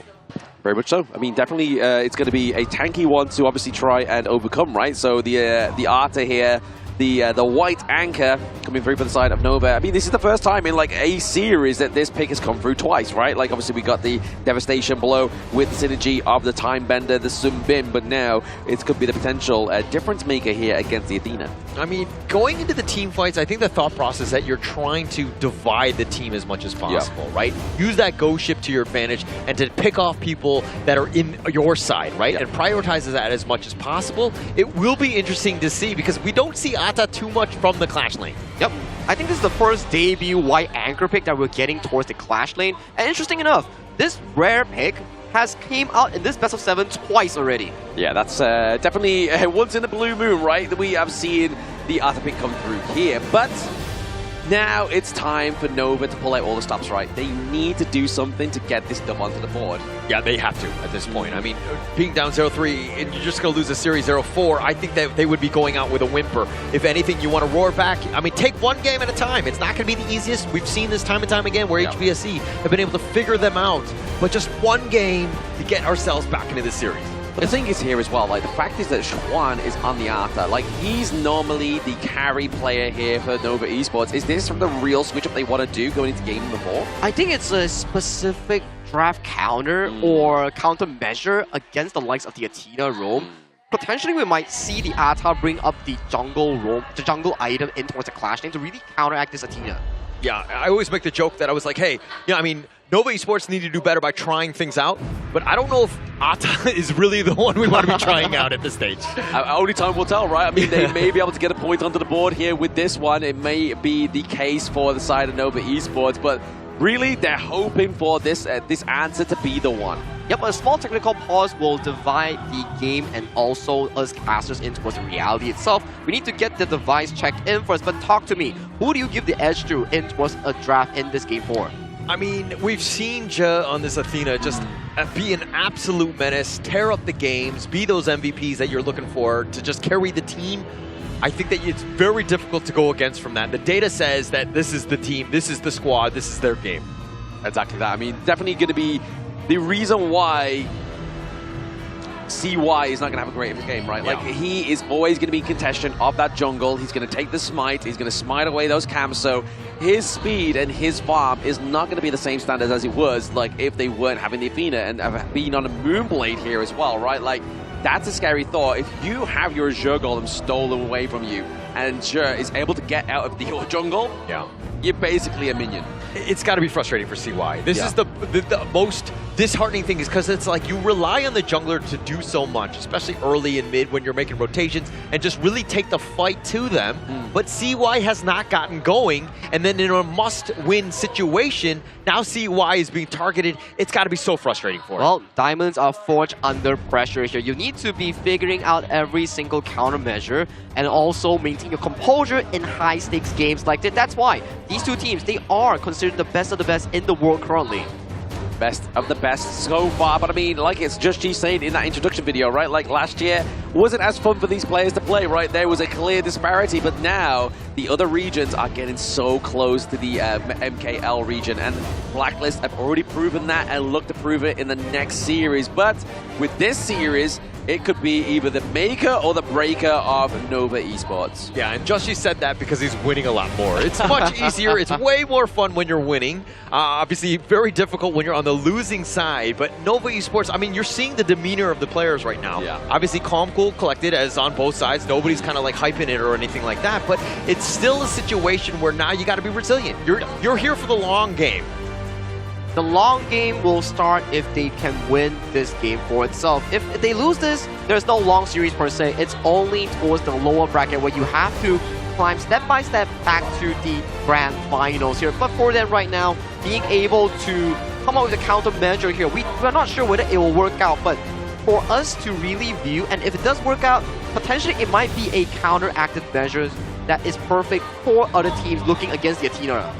Yeah, I mean, it could be a lesson indeed, right? It could be a very valuable lesson, and definitely those that are still in this competition, like APG, Blacklist, they could be looking at this series and be like, okay, if we play against HomeBois, Black Shrew Esports next time, this could be the answer. Yeah, I wonder if this is the way for the global scene. Everyone is just like, we'll pretend to bait out Nova, we'll go down 0-3, and then we'll let them pick the Athena strat, and then Nova Esports on the grand scale end up pulling the victory off, and then go for the reverse sweep, and then now everyone has figured out HPSC's Athena strat. Calm down here, Holler. That is a I'm a script writer. That is a long script and a long road ahead here for the side of Nova Esports. If they really want to look for a reverse sweep, the first thing to do is to win this game against Zeus Athena Rome. That has one of the best performances so far in this tournament.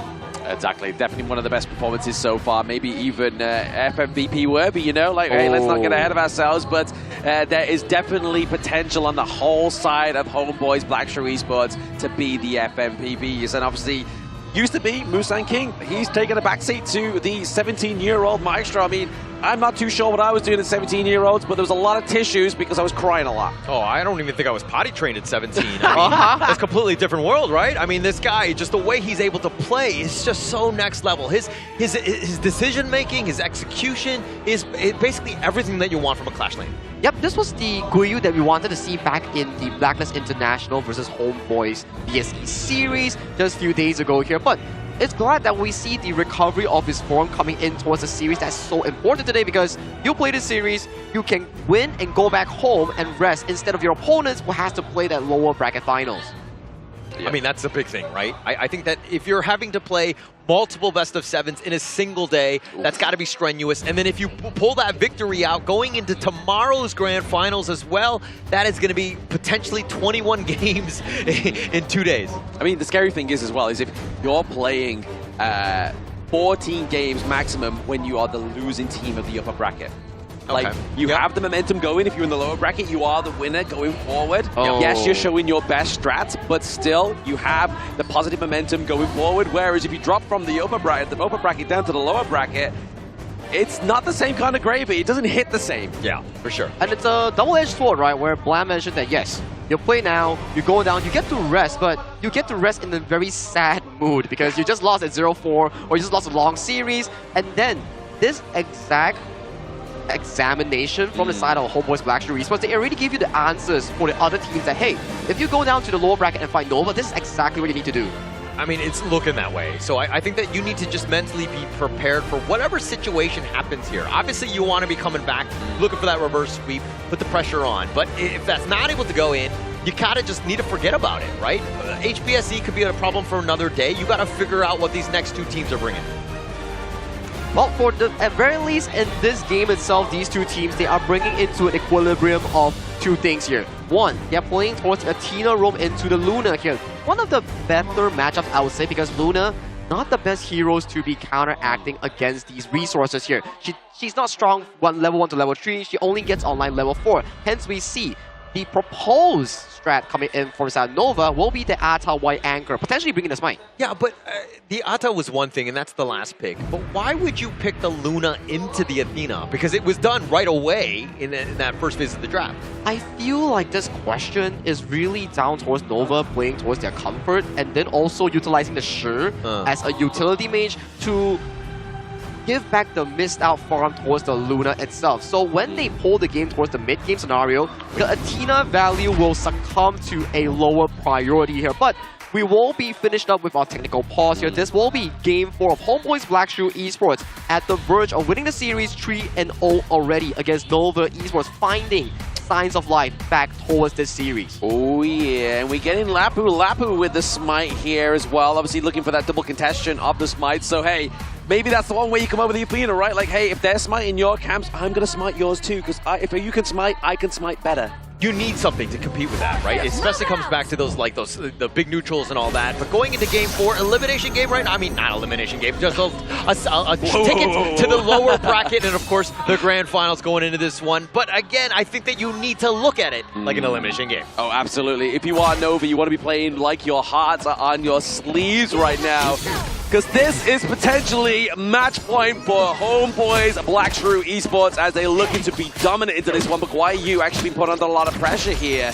Maybe it's the 1v1 matchup against the Mighty Conqueror, right? You go for the White Anchor against the Conqueror. That's going to be an interesting matchup. We have not seen the Fatih Ata matchup. Let me be completely frank, because the Ata in the Clash lane is definitely a rarity in that. But I think that it's more of like the mid to late game. When those team fights are happening, how much impact these ghost ships are going to have. Yeah, but I mean, the Athena here with the smites already taken a lot of the camps away from the side of Nova Esports onto the red side, right? Like, they're just trying to go for the Spike Tail Beast here, just trying to get a lot of those resources through, but he may get lost in a bit of a hard place here between a place of a hard rock and a stone is going to be Azure, but he gets out alive. He gets out alive, and that's the biggest thing. But I like the fact that Nova Esports are like, okay, we got to stop chasing. We got to get back into our lane, because most people get that tunnel vision and they just focus on Jay the entire time. It's like, oh, we get all like we get 10 kills on him. But then the outside lanes, we have not been farming, and you get completely, decimated there. Yeah, I mean, the scary thing is as well, right? Obviously, we got double smite onto the side of HBSE, but we also have the hardened Jade Steel, right? Like,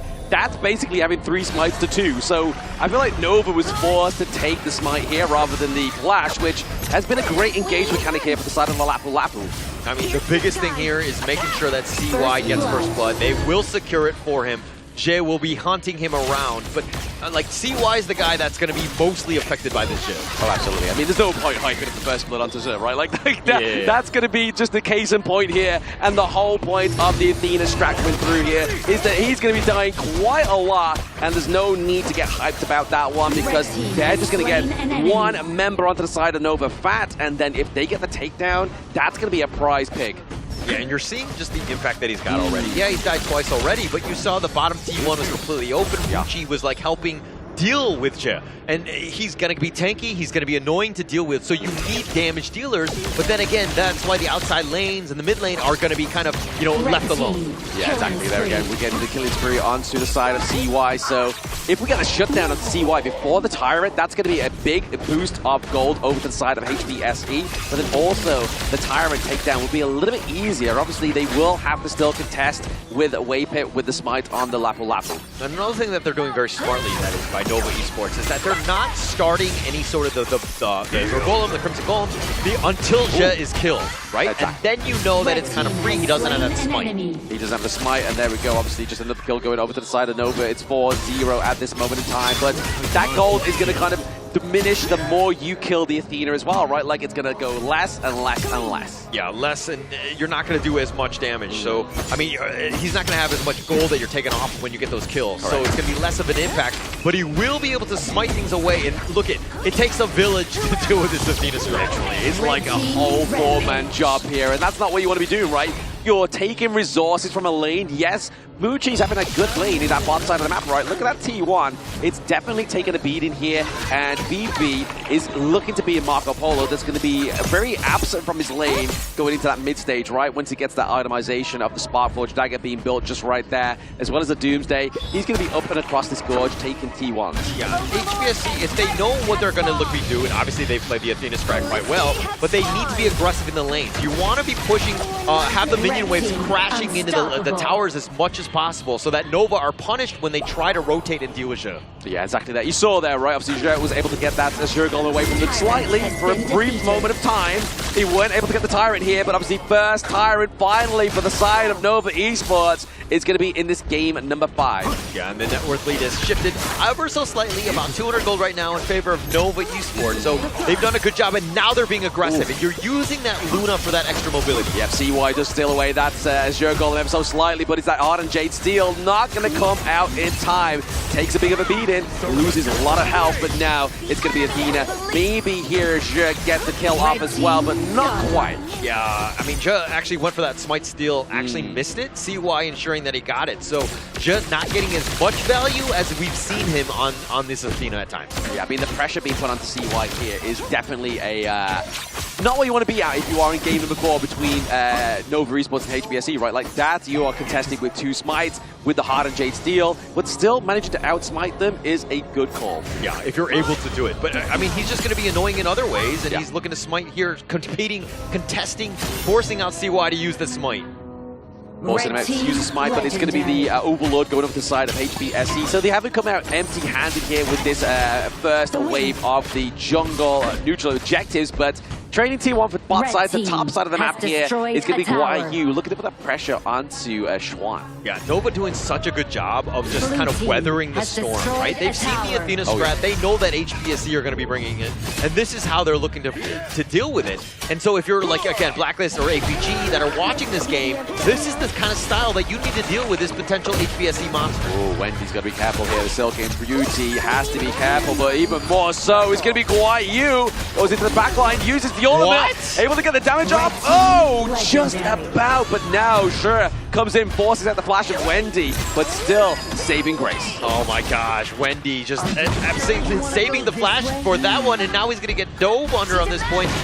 Wendy, what is he doing? He's trying to get the ultimate off, trying to get that last little bit of damage. Can he get that damage over time? Okay, so Wendy falls. This means there's going to be a trade for the T1 bot side, top side of the map as well. Okay, Wendy there, I felt like he should have kept running instead of just stopping. I know Joe definitely has the dashes, but you got to make him work for it a little bit, and just can't be free food just standing still on the side of the road, right? Yeah. So, but still, it's only the first kill that's gone the way of HPSC. Yeah, first kill going over there as well. But I mean, look at the itemization being built here. I mean, definitely keeping pace, even though they have been put under a lot of pressure. You see why obviously he has around about the two full items being built, which is the Augur's Ward as well as the Insatiable Tome as well. But they've got to be careful here. Schwan doesn't want to get caught out, especially with BB with that true damage. Yeah, with that damage. And now you're seeing just the power of Zhe even more with a vision. Yeah. And Busan King was looking to go. Yep, he's looking to dance around. CY gets a dunk onto Zahang as well before he can even drop the Destructive Deluge here.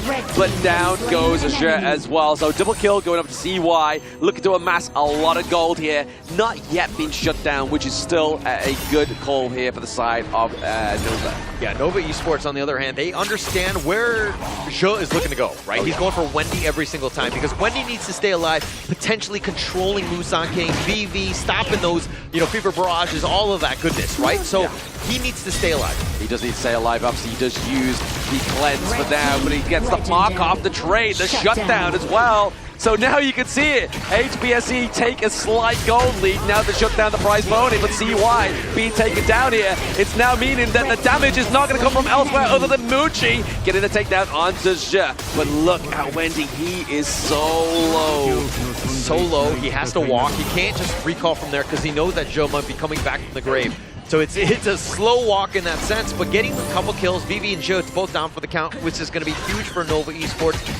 But if we're talking net worth, HPSC are still making this strat work as they had the lead. They do. They are obviously definitely putting a little bit of a halter to this Athena's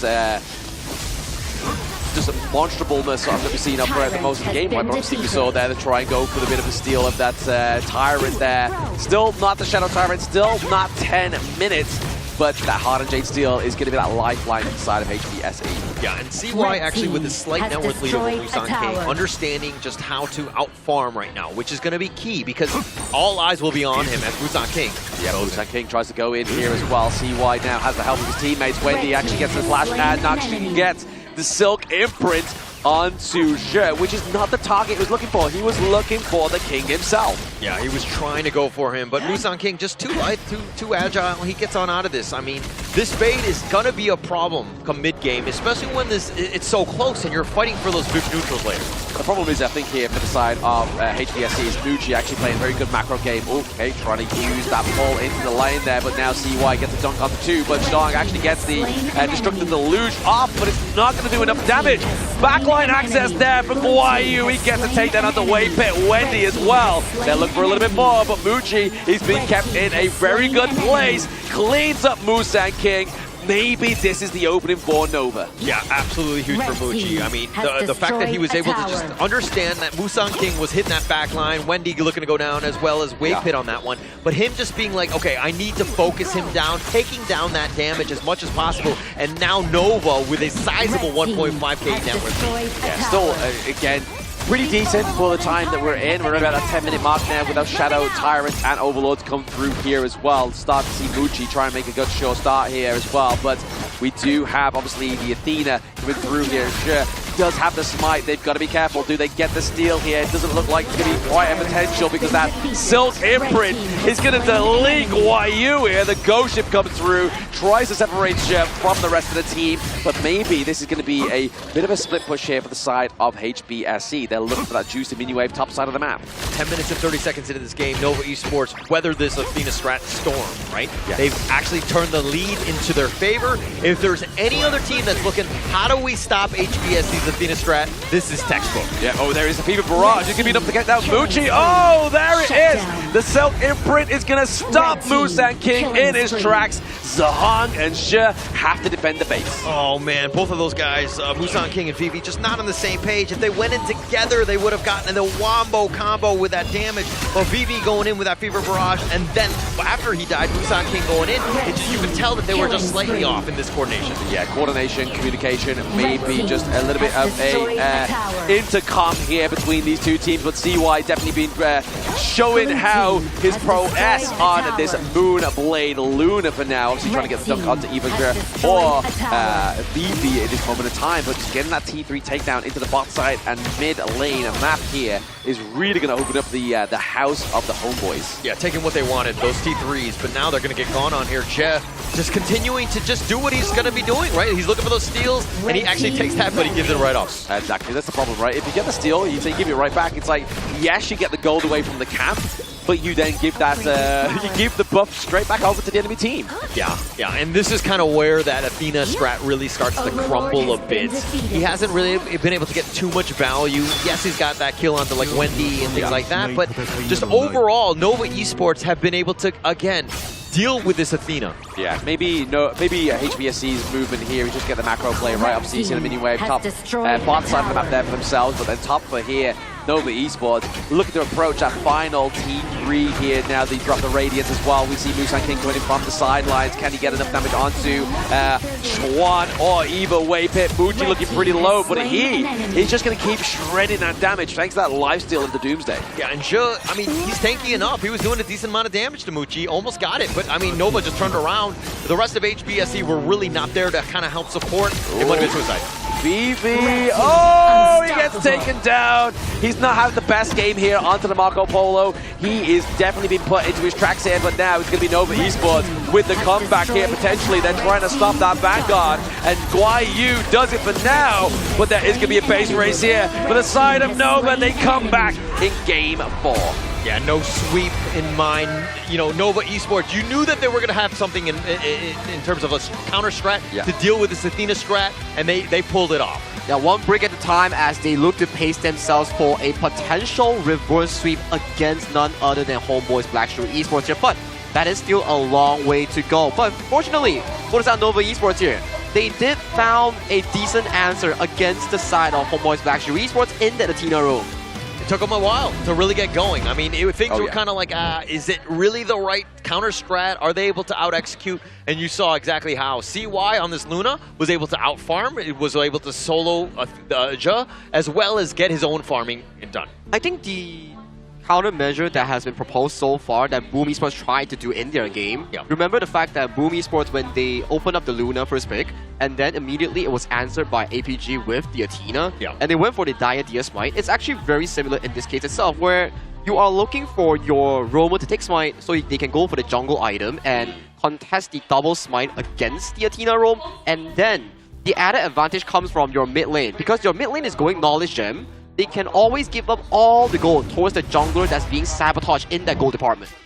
Yeah, it's all about sabotaging, right? I think that's going to be the biggest thing. I mean, Zhe here is 115-2, but most of that farm going into CY with his 17 kills, 13,000 net worth. I mean, you knew that CY had to have a monster game, and he really showed up in this one. Yeah, he had to come through with this Moonblade, right? But I feel like the opening and obviously the safe net that he had from Waypit and Schwan really kind of obviously gave him the carry potential here for CY, right? Like if obviously Schwan was trying to play carry as well, I don't think this game would have gone in the same kind of highlight that it has right now. But like you were saying, this has been an absolute sabotage.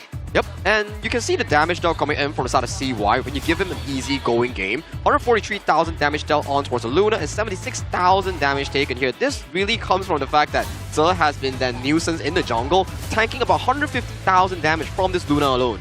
but also Muchi. I mean, his 82,000 damage. When they found that back line, he was there to do the damage to ensure that no one else got picked off, especially with the Zhe, who is tanky, but the armor shred was real. Yeah, absolutely real. I mean, Muchi on this pick was absolutely just dominated, but that's all, again, just propped up by that solid front line, right? Like, when you have the Magistrate come through the D-Ranger, you need to have that solid front line, and that's exactly what Lapu Lapu and Schwan was able to do here. But I mean, ever so slightly, it was just kind of like a very much a battle of between good and evil within this gold chart. All right, who's actually evil in the end? Hey, it's completely perspective, okay? Oh, Subjective perspective. I'm not putting claim on that. Stop putting my buddy on the spot here, Gene. I'm kidding here. No, I will. I will tell you, it is definitely HP. No, I'm always for the underdog. The good guys are always the underdog. So I do want to point out that in this game, like what Vlad mentioned here, the Magistrate on the hands of Muchi, also an interesting build. It's not a tanky D-Ranger that we usually see. He's go up for the Doomsday into the critical chance D-Ranger here. So a stronger late game funneling for this marksman player here. And then the tipping point that we really need to point out was the fact that Muchi found the decisive kill on towards the Fade Musang King. Yeah, and that's pretty much all you need in terms of the damage, right? But of course, it's got to be the MVP, showing up when he needed to.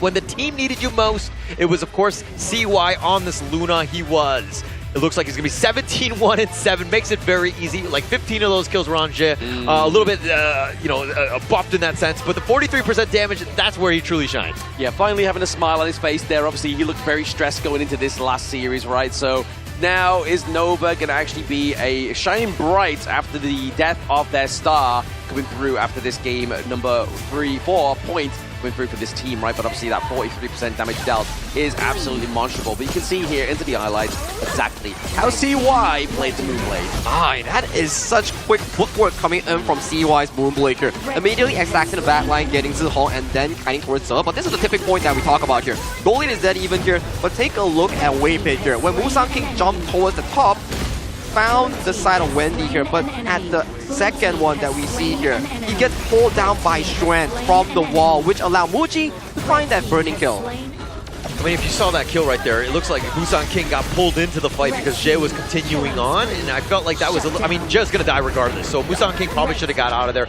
Just got to save yourself for the next day, but the biggest piece to me about this one is that fact that Nova Esports have finally been able to solve not only HBSC's Athena strat, but also them as a team and getting themselves one win in terms of the series. It's a very good confidence builder, especially for the Nova side, but it's still match point in hand for the side of HomeBois Black Shuri Esports here. One mistake that will be dealt towards the side of Nova Esports, that could just be checkmate, and there you go, to the lower bracket. All it takes is 1 point, right? One win onto the board, and that's the second win that you need here. I mean, yes, you are going to falter even further into the ocean of the global ban pick now, but hey, Nova's able to actually put out a win, so that's a good thing for them here. Yeah, I don't know if it's my indigestion or what sort of feeling this is, but I feel like a reverse sweep is coming up. Oh no. Let's hope it's indigestion. That is going to be a spicy series here. I mean, what could you expect less coming in from two of the strongest MKL teams or two of the strongest global teams? But yes, for the reverse sweep to happen, we need to have two more back-to-back wins coming in from Nova Esports. Yes, obviously Nova Esports need to try and come back here in this best of 7. So, are they going to take it to the ultimate battle, which we failed to see yesterday? Obviously, we haven't seen one yet after our 4-day break. I feel like we are due an ultimate battle. Yeah, it's a huge confidence boost for Nova Esports going into this one. Of course, it's just one game, but you got to look at every single one of these games as like single best of ones. Right? This is the time where you need to just show up. I think that would be the ultimate demoralizers for HBSC if you were to reverse sweep them.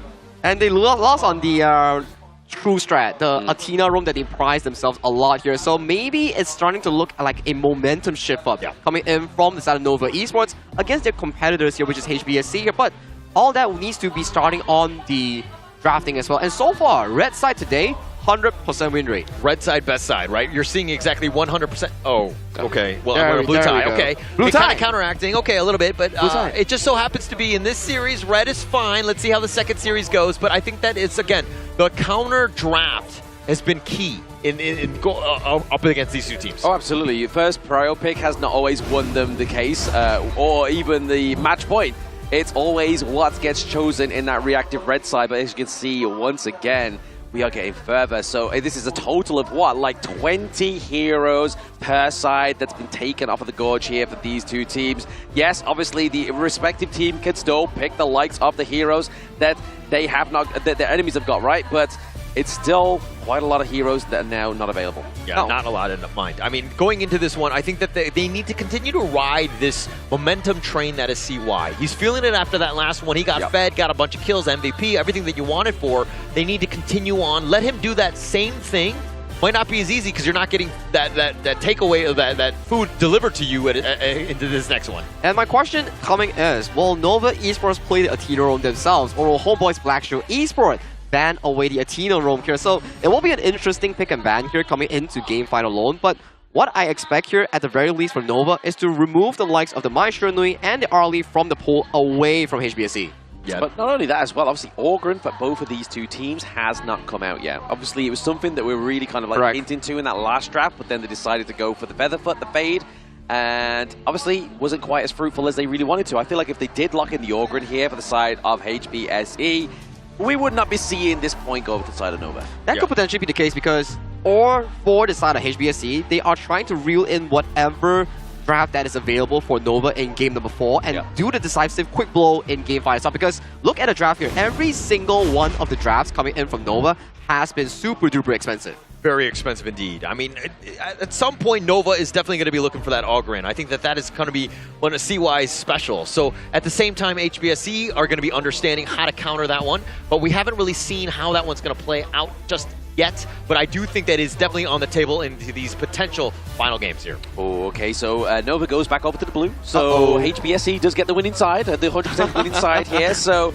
it's now at their loss to lose this winning side, the red side, for the side of HBSE. I think the blue side priority only lies on the fact that top Clash lane could pick up potentially like the Mayin or the Rose Fencer here. So these are the available options for the first pick here, or even the likes of the Ogren or Diadea. These are still the up and available picks that can be drafted for the side of Nova on their first pick.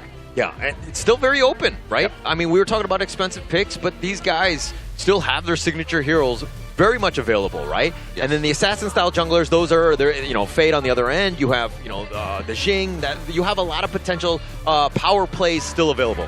A lot of power plays, a lot still at the helm of these two teams, but they have to draft the best spot, right? Obviously, especially if HomeBois don't want to go to an ultimate battle. I mean, yes, they have the better historical point that they've taken the victory on the only ultimate battle that we've had so far within the KIC2025.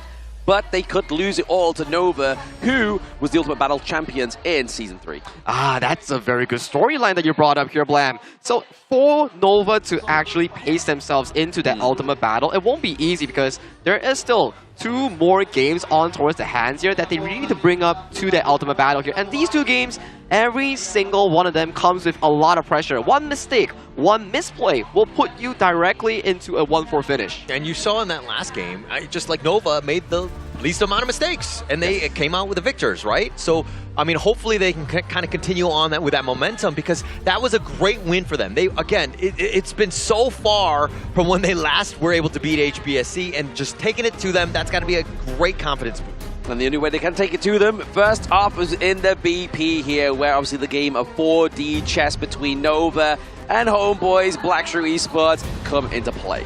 Yep, with Nova Esports going on towards the blue side here, they will definitely have to use up some of the bans on towards priority picks like the Arlie, like the Mai Shiranui, for example. Here, these 2 probably won't see the daylight in this series itself here. On the side of HomeBois, Blacklist Esports here, the Tigers, and potentially another strong pick here. I would say that you will put more focus on towards the side of CY after such a fantastic game. Maybe consider banning out the Ogren. Or maybe you just banning out the Athena again, right? Obviously, don't give it over to Nova.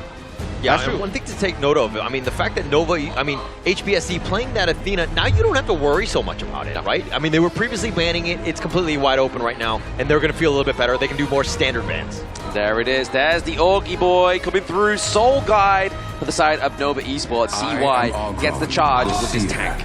This is a perfect scenario for the side of Nova Esports to start picking up the Ogren here. Because HomeBois Blacklist Esports has already expended the likes of the Lady Zone, and the pay is no longer available here. 2 of the prime counters against the Soul Guide has been removed from the pool here, and priority has been given over to some of these remaining OP and tier 0 picks, which comes in the form of the Soul, the Diadia, and also the Rose Fencer. I mean, interestingly enough, obviously the Mai Shiranui is still available here for Zhang, right? They could go for this pick to obviously have early, fast-paced aggression here, but onto the side of Nova, it looks like they're going to be locking in the Byron here for Schwan. But ultimately, they still have the shirt here as well from the side of HBSE.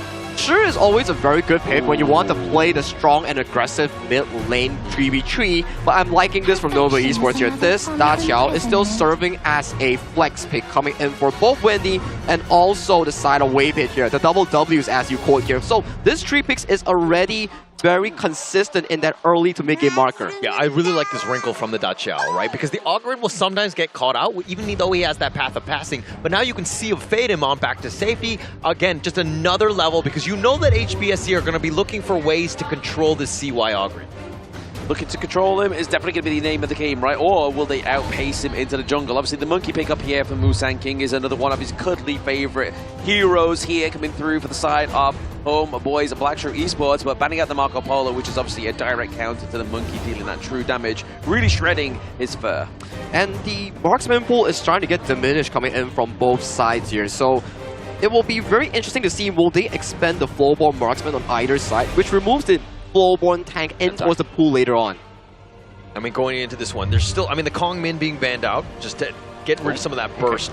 But this Menki's going to be a problem, right? He's going to be that tanky frontliner. I mean, it kind of to deal with the Ogryn in that terms of that standoff that's going to be potentially there. But again, the Lady Soon here looking to kind of deal with this tanky Ogryn. Yeah, exactly. Using that frag grenade, going to be able to do a lot of damage onto the side of the Ogryn, as long as they don't get caught out, right? Because, I mean, obviously, yes, you have the rolling raid, but you've got to contend to the leaping koi tides as well, right? Like, that's going to really put the Lady Sun into the tracks of the always known as Cannonbell. The main matchup that I really want to see is that this Da Xiao has to be played to a flawless perfection here. If you can continuously land those big ultimates, transfer your teammates from a cross map towards your side for those big team fights, that could potentially put Nova in a much more comfortable position. And there you have it, Woodland Ranger, a direct counter towards Lady Sun in towards the mid game has been locked in here. Although the laning phase still favors Lady Sun, but if Uchi is able to survive this thanks to the help of the Da Xiao that's being funneled for the side of Waypit, this could look pretty decent for the side of Nova. Yeah, and I mean, it really kind of revolves around Waypit's play, right? That Sea of Fate, how many people is he able to save? Is Zia, who's very static, right? Not mobile at all. I mean, Wendy might have a tough time, but now that he's kind of has that get out of jail free card, you might have some options here. Yeah, the Lantern Light obviously being the Chow here as well.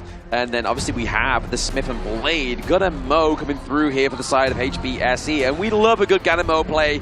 And definitely onto a player like Zhang, where he's going to be wanting to lead the charge and be the carry here as well, right? Like, you're going to see those big, crucial setups from Guayu on the Charlotte here, and then also the Dream Roams from Monkey also. It's going to enable such great setup for those couple blades. Yeah, it's a very strong triple core lineup here coming in for the side of HomeBois Blacklist Esports, but it comes with a cost that it is very late game centric here. If they cannot defend themselves against the Ogryn early game invade, things could go really sour for the HBSE lineup. Do you think that they're more so late game than Nova's lineup with a Ogryn, Gia, you know what I mean? Like, I mean, Council, you were to agree, like, it seems like they're kind of set in that late game. I feel like it's a 50-50 matchup here, because if we were to look into the direct matchup here, Woodland Ranger Consort Yu does get outranged by the side of the Gunnar Mo, and the Ogryn occasionally isn't able to tank those full freshly forged stack on towards him, and then you have the Clash laners here. Byron gets outscaled by the Rose Fencer Charlotte here. So it's really down to a 50-50 how they play that early game, and the most important key part, that Nova isn't really winning in this series itself. Does Nova take the team fights? Yeah, but I'm going to answer your question with a question. Do you think that this draft is actually good enough, though, to deal with that HBSE lineup? I feel like it's a 50-50 between these two teams. I mean, get off the fence, man. It's really uncomfortable. For me, it's for the side of Nova Esports that they actually can draft with the remaining pool here. Hence, I do favor the Nova lineup if they can execute those team fights that we talk about here. But let's save the talk. Let's bring it to action for the players themselves. Exactly that. I mean, the fence has to be sat on, right? It used to be me, now it's Sagi, but now it's up to HBSE if they are going to be the ones to basically demolish this fence that we are sitting on to prove us wrong in this game number 5. I feel like we need to put a little barbed wire on this fence, right? It seems like too many guys are getting a little comfortable on it. You don't want to be there the entire series. I can sit on barbed wire, don't you worry. I'll find a way. I'll get a cushion somewhere. Cushion for the pushing. But now, here we are getting into obviously this game number 5 here between these two teams. A lot of pressure in top side of the map here, obviously rotation-wise. They're looking to just kind of funnel in every little bit of help onto VV on this cannon belt. Yeah, for me, it's about this early game, right? Is Nova's CY going to get that farm to be really just kind of take himself to the next level, because there's going to hit a tipping point where he's going to be so tanky and tough to deal with, plus he's going to be powered up by Wendy, and then he has that, you know, Da Chao Seal Fate to get on out, so he could be a potential problem in that mid game. Oh, absolutely. I feel like maybe the Sea of Fate's going to be there to save the Schwan on the Byron, right? Like, he's going to go in, use a Sword Mace, get the knock up, and then if he gets 2 damage, it's going to be a hard task to damage him anyway, but obviously a lot of true damage coming from obviously the frag grenade, as well as obviously the couple blades from Zahong. He can get sent back to base and then just reconvene. And for me, this Nova lineup, I mean, aside from the Gia Wendy, which is not his stock standard, but the CY Augurin, Chuan on his Byron, these are the tried and true. If they're going to have a chance in this series and this game, those are the guys that are going to be making the play. You definitely look at those 2 players to try and spearhead through another point here for Nova Esports, because if they don't, the House of Nova falls and crumbles into the lower brackets. But just seeing a bit of a fight and tip-attack into the mid lane here, just trying to get that priority of the minion wave. Yeah, and Nova need to do a better job of, again, understanding that your win condition revolves around CY. Get him as much farm as possible. YU not having a great little time there. A bit of a tip-for-tap, but more of a scratch battle Scar. YU running away from the pit. Yeah, it needs to run away in this one, because like he will just be all in the bottom lane, and they did a bit of a lane swap to kind of give potentially VV a bit of an advantage in that top lane with that range advantage, because you're going up. Ooh, so close. These leaping koi tides, man, they are literally denying access into Nova's Moochie's range. Look at how Schwan, right? He's got that force field suppression, been zoned away, and this is the lane matchup that VV's looking for, right? You have that pace, the range, obviously he's going to outscale the Byron melee. I mean, the thing is here as well, obviously the Rose Fence and the Charlotte, obviously you have the dash, but dashing into an oak wall is not where you want to be going, right? Yeah, for sure, for sure. And you in the same way, you just don't want to lose. No. I think Charlotte is more, again, the mid to late game. He just needs to get there. He just needs to not make or protect that tower as much as possible. Yeah, exactly. Definitely a team fight setup here is going to be the Charlotte, but YU taking a lot of damage. There's the Eye of the Whirlpool come through, and first blood goes over to Nova Esports. I mean, they set the Whirlpool. Those guys showed up a little bit late, but they were there in the, you know, to high-five them, ensuring that they got that at least one, because, you know, Nova Esports, nice rotation there. Yeah, chucking those couple blades, but now he's getting it chucked back to the Shadow Realm. CY picking up another kill. Yeah, I'm picking up a great rotation and a huge win. 2-level advantage over Musan King, and now they're putting the pressure on the bottom T1. It's not even 4 minutes. It's not even 4 minutes, but Schwan not having the great time. Top side of the map, it's going to be VV getting that kill. Looking to trade that T1 as well. Actually saved by Musan King down to the bottom side of the map, and saved by the Bell because there's no minions. Yeah, HBSC must have done something like that. I mean, you have to force the issue, especially since the bottom lane was looking very rough. But now in the jungle... Yeah, speaking of forcing issues, it's going to be the force of that Azure Golem. It is going to be BSE that is able to get that one for themselves, though. It means that Tyrant is going to fall because it's just so fast. The damage from CY on this Augurin.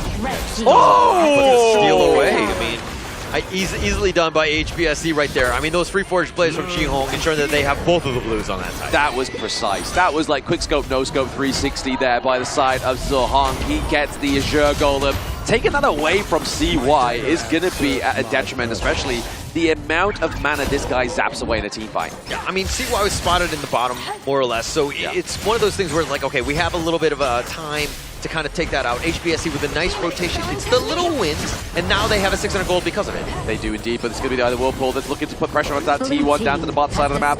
We have Zahong here waiting in the wind, but that's the path of passing. It's really going to create a way out of those couple blades. But top side of the map, the pressure has been surmounted here onto the side of Nova Esports. So the whirlpool is like good and bad, right? I mean, yeah, you've got everybody there in a hurry, but the way that HBSC just disengaged, they're like, okay, we don't need a fight. We have nothing to do. We don't have the numbers here to be there, and they put pressure on the top team too. That's a win for HBSC. Yeah, win so far for them. Obviously, they do get the Overlord here as well, going off to the side of HBSC. A bit of a repeat of the last game between these two teams, but I feel like the pressure definitely needs to be created by CY. CY has to be leading the charge for the Dream Roam, leads the charge here for HBSE, but the path has been created, and it is going to be a passing one here for CY. Yeah, and that's what they need to be careful about, right? HBSC, I mean, they have a surprising amount of burst. You have Jiyoung on the Ganonbo as well as VP there with that ultimate shell, so you've got to be careful. And so this is why also Waypit needs to ensure that his Sea of Fates are there to keep CY alive. Yeah, CY definitely doesn't want to be dying anytime soon, especially when that Azure Golem's up as well, right? Like, if he died then, that's another free Azure Golem over to the side of HBSC. But speaking of free, they're going to get a free T1 top side of the map, being traded for that T1 down to the bot side here. Giant script as well as support item being built for Wendy on Tasuya. Yeah, I don't want to be over dramatic when I say this, but CY, if he dies in like the first 10-12 minutes, the team will crumble because there's so much that's riding on him to ensure that he hits that tipping point of items where he's able to tank and be able to survive, because the rest of them are really, they will crumble without this front line. Yeah, but the good thing about the Ogren here though as well is the fact that it forces HBSE to build anti-heal items first. As you can see there for Zahang, they built a bit of a staff, they built the Blazing Cape onto Monkey as well, so really forcing them to get that one before the damage items come through means that you can try and build a big outcome for your team before that moment comes. But there's a Sea of Fate for the side of Nova, sitting in that brush there, but it's giving the access onto the back line right now. Schwan trying to do a lot of damage, but the couple of blades with the rolling raid and the ultimate shell, but ultimately it's going to be Musan King picking up a kill, but then being on the receiving end of CY's death precipice. Yeah, CY just strolling in from the top, ensuring that he gets the cleanup onto Musan King. That's going to be a win for them. But Schwan kind of, I mean, he was tanky. He was, going in, but the Sea of Fate, it seemed like it was committed a little bit early, which is uncharacteristic of Waypit, and not able to keep him alive. If they were able to get the 1-for-0, it would have been much, much better for them. Yeah, it feels like it was just using it to maybe get a bit of intel, right? Like, see if anyone would get the flank onto the back line of Nova Esports, just using it in that respect. But it did mean that obviously Schwan had to fall there, unfortunately. But hey, you fall for the enemy jungle, you get their Azure Golem. It's looking pretty positive here from the side of Nova. Not the end of the world, of course, for Nova Esports, but Schwan is still a guy that you want to be tanky. Like, he needs to be that frontliner because, again, if CY gets Sea of Fated, then who else is going to be that front guy? You need that backup, and Schwan is there. Exactly. Schwan is going to be the Storm Mace going into these team fights. The Daybreaker being built here by the side of Muchi. Muchi's having a fantastic game so far. He has around about that 5.8k gold now for the side of Nova, and they're looking just to build more and more damage items, but looking to create that pressure is Guayu down to the bot side. And this is kind of scary for HBSC, because CY is kind of that guy. He's not afraid to dive. He's not afraid to dive. He is the raid boss. He's looking just to focus out, sure, on this Diadea, but for now they're just using that path of passage to be a driving force. The hammer came through, but it's giving that fatal damage that gets taken away there. Keeps him alive. Wow, the guillotine was just not enough to do the damage into killing Ja. He got thrown up, thrown down, but he somehow survived. Nova Esports, though, playing this Ogren, this draft perfectly, right? You want CY to go over, you want that path of passing, you want him to be aggressive, and then Waypit with that save, and to bring him back right on time. That's what I mean. Like, if HBSE just drafted this Ogren last game, it would have been Joe before the side of Nova, but now they take the Shadow. Actually, not Shadow Overlord, it's just the Tyrant here once again, but it's still going to be another bit of neutral objective. Increased damage, increased movement speed for the boys of Nova. Yeah, and CY being able to take that one, just really huge. I mean, he needs to exert his dominance right now. He has a 2-level advantage. This is exactly where Nova want to be. Yes, they're behind in terms of this net worth, but that's fine, right? Because they don't have any answers for the Ogren just yet. I feel like maybe HomeBois Blacklist Esports, their problem is a potential endurance problem. But speaking of endurance, it may be the endurance test for the side of Schwan. The dive in, the takedown, but it means they created once again huge pressure top side of the map to get away this Crimson Golem and also a big juicy minion wave. Yeah, I mean, it took 3 members to take down Schwan, so that's not the worst thing. I mean, Nova, just ensure that you don't want to fight, but now the Shadow Tyrant is up at stake. This is a problem because, again, they're outmanned. They are outmanned and outnumbered here. They are left to play at a disadvantage. Universal Law being placed down here just to drive them away. And ZY once again just getting that soak of damage. Can the couple plays come through? BB gets the steal. Now it's time to go in. We see Guayu take the charge to see if Fate is going to save CY, but can they get this T1 takedown into the mid lane? Whilst we have the absence of CY, he looks to get the path of pass in just to get the minion wave taken out. Yeah, I think, I mean, CY up in front, I was like, oh my god, why are they taking this fight? And I totally forgot that that Chow was there. Wave hit with the ultimate save, ensuring that CY stayed alive. If he were to be picked off there, that might have just completely shifted in favor of HBSC, but the fact that, again, HBSC has a 2.5k net worth lead, they're still playing well to get themselves into this. I feel like Nova Esports are just listening to the BGs, right? They're just staying alive. They've got the beat in their head. You're like, right guys, we've got timers, we're clapping our feet, we're in sync, and that's all that matters. But speaking of which, definitely in sync is those minion waves on the opposite side of the teams crashing into those T2s. Yeah, you said NSYNC? No, we're not doing that. We're in the Philippines, we're not going to do a karaoke. Okay, we're going to continue on with this one, but look, HBSC, this is the great situation, right? They have enough damage. You're seeing that VV is able to do some serious work. Yeah. Nova now have to play a little bit scared because they understand that that burst is real. The burst is real for this team of Nova Esports as well as HBSC, right? Obviously, they definitely need to be putting in all those couple plays and throwing them wherever they can. But Nova, they have to contest this Shadow Overlord. If they don't, it's going to be a hard task to compete. Yeah, you don't want to give up anything for free at this point. Something to take note of, though, is Muchi is level 16. He's gotten that level up from Wendy there, so that's going to help in terms of this damage because he's been largely quiet, but Waypit getting picked up elsewhere. He got deleted with the Eye of the Whirlpool into the mid lane here as well. And Musa King, he gets the Shadow Overlord. He's like, boys, look away as we come crashing through. VV with a kill onto CY. This means that mid lane, unless the Universal Law wipes them out, is going to fall. And now it is the same song and dance from HomeBois Black Shrew Esports as they march down mid. Oh, they find the right opening. They get the pick off onto Waypit and CY without his brother there to kind of get those saves of those Sea of Fates. Opening up the door, HBSC full control of this game now. Yeah, using that Vanguard down to the bot side of the map, really going to kind of mitigate that huge blue wave that we were seeing moments ago. But now Guayu goes for the split push, CY back up in 2 seconds, Waypit here as well.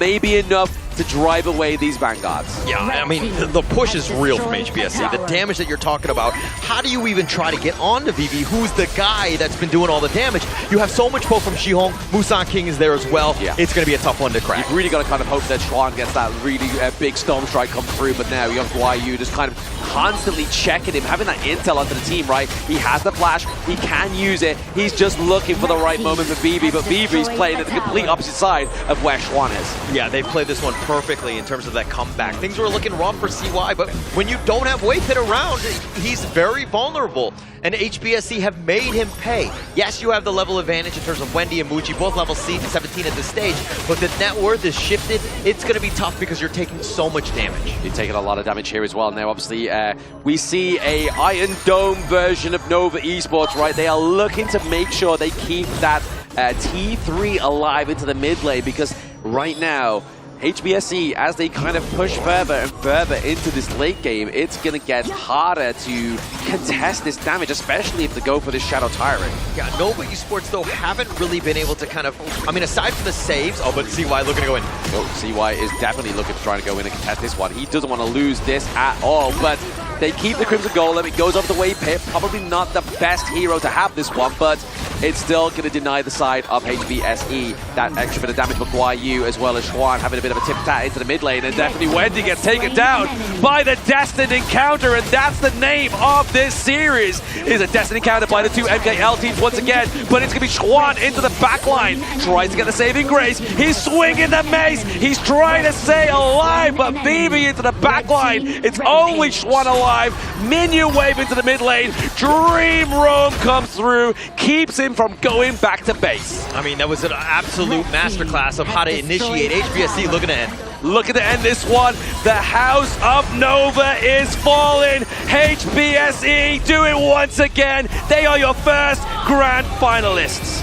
Congratulations to HBSC as they are into the grand finals, easily winning that game, complete dominance, and things were looking kind of scary in the beginning, but HBSC understanding how the lineup of this Augur and the Da Chiao were to play out, and they were able to counter that in the end. There's still the beautiful team fight strategies here being committed from the side of HomeBois Blackstreet Esports.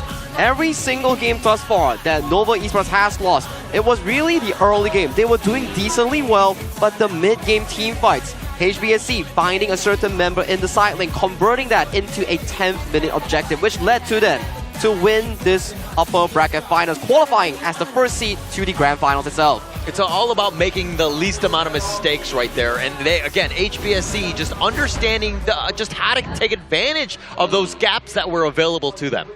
Oh yeah, the gaps indeed, right? Obviously, there were moments in time where it looked really healthy for Nova Esports, right? Like CY with Waypit on this Da Chiao really put them to the test, right? That Lantern Light, using the Sea of Fate, using the Eye of the Whirlpool, really kind of turned the tides. They really reminded me of OG when they had that strat against them as well, right? They really put the pressure onto the macro of Nova Esports, but obviously, ultimately, Nova won that one, but lose this series. This is the real test that we have shown so far. You can play such a strong early game with the Ogren, but when the timers hit for the Ganemo, Charlotte, and also the side of the Marksman Lady Sun, you start to see the triple late game come into fruition for the side of HBSC, which outscaled the side of the Nova Esports lineup here, which in the end, it happened here because they missed out the crucial 10-minute fight.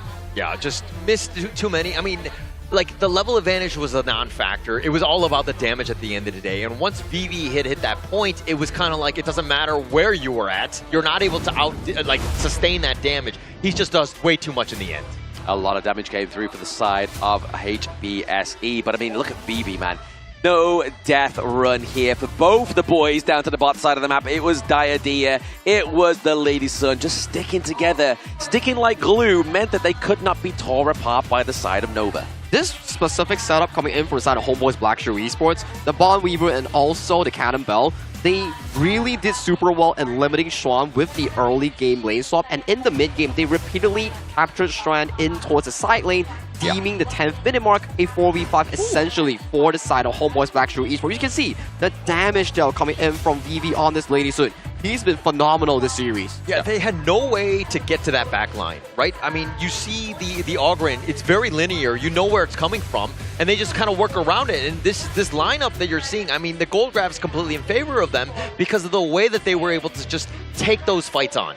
Yeah, exactly. You can see here, there's no kind of like fight for good and evil like we was talking about in the last series. It's literally a wave of red. And once again, the red side having a 100% win rate here as well. And we're looking at the head-to-head here, obviously, into the mid lane. Obviously, two different kind of playstyles, right? The Zuya is there to give the Sandification, the Universal Law, to have that wave clear and give over a little bit of an unlocked potential to one of the teammates. But Zhong here, obviously, just dealing so much damage. 70k compared to 57.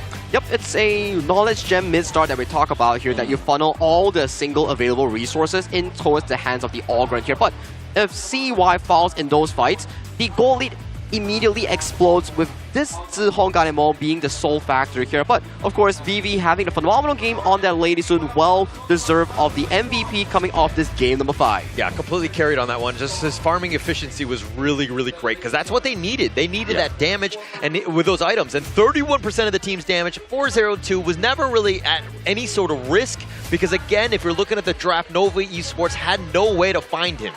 They did have no way to find him. I mean, especially that last team fight, right? Schwan was on the opposite side. Like, they were literally like Romeo and Juliet in that one. They just could not get together.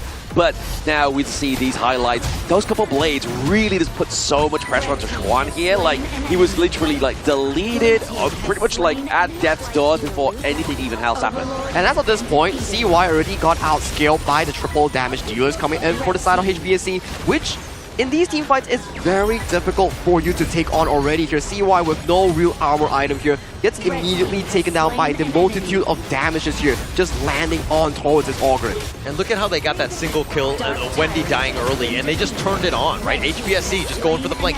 Green light go, we have the numbers advantage. Guyu not afraid of dying. He does not care about KDA. It's all about the victory. It's definitely all about the victory here, especially when it gets you into a grand final spot, right? Like, we have our first grand finalist of the KIC 2025, and we've now kind of already started to show that That's 5 players potentially worth of this MVP skin. Wow, that's the thing, right? If you see the entire performance coming in of this upper bracket finals, HBSC really proved despite that Nova is their kryptonite. For HBSC, they really counteract against Nova every single draft that they propose in the first 3 games. I mean, going into this one, we're going to see in that Blacklist International versus APG. Blacklist has been the closest to taking down HBSC. I think they need to make the miracle run to potentially go into the grand Imagine finals. that. They're just basically ticking off the boxes, right? If they get APG and then get Nova, they get the rematch and try and tick off the 3rd and final MKL team. That's such a great story. And then to talk about storyline as well, Blacklist International taking on Alpha Gaming, MKL's 3rd seed. Then you take on Nova Esports, MKL's 2nd seed. And then the grand finals taking on MKL 1st seed. And this cementing yourself as the best region in the world. That's an absolutely insane storyline that Blacklist International could potentially pull out of their pocket. Couldn't have written a better script, right? I mean, exactly in the order that they're going. I mean, it's not even like 2-3-1. It was like 3-2-1. Let's go. Let's take them down one team at a time. Well, with that in mind, Nova Esports did suffer a loss against HomeBois Black Shrew Esports in the upper bracket finals here, but we do want to hear from the HBSC players. Butters and Mara, do take away the interview on the stage.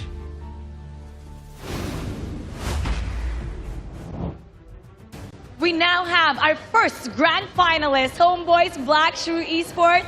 Congratulations, Guiyu! Yeah, and as for the first question, congratulations on winning that upper bracket finals match.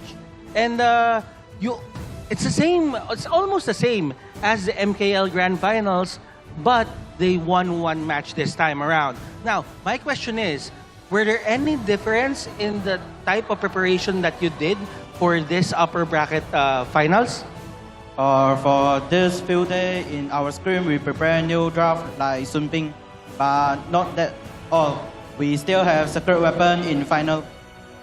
You know, Guiyu, it shows how prepared you are. Because every time you go up against another team, HomeBois always dominates them. How does it feel to be considered one of the strongest teams in the world when it comes to Honor of Kings? I felt very happy because before the match, I see all the talent in support Nova. We beat the prediction, and I think they already forget how we win Nova in MKL. I have them review in today. You definitely proved that you are the stronger team. Now, if you were to predict who you would face in the grand finals, who would that be, or who do you want to go up against? No have any special team I want to against. Just see them fight first. I think that was very amazing. He doesn't care whoever He doesn't care. gets He doesn't in have grand finals. any predictions. He will beat anyone who steps up to that grand final stage. But now, tomorrow, you will probably get the chance to meet what people are saying, what the Filipino people are saying, that is your long-lost twin, H2. Now, do you have any message for H2 that's probably watching right now? Do you have any message to him? H2, let's take a photo. We see really same or no? The crowd is definitely gonna love that. You guys look almost like twins. Now, what would you like to say to all the supporters, not just for HomeBois Black Shrew Esports, but the supporters of MKL? Thank you for your support. We will try to do the best team for MKL. Congratulations once again to you. You guys are phenomenal. A lot of things are going to happen, but first, we will take a break. You are watching the Honor of Kings International Championship 2025, and we'll be back.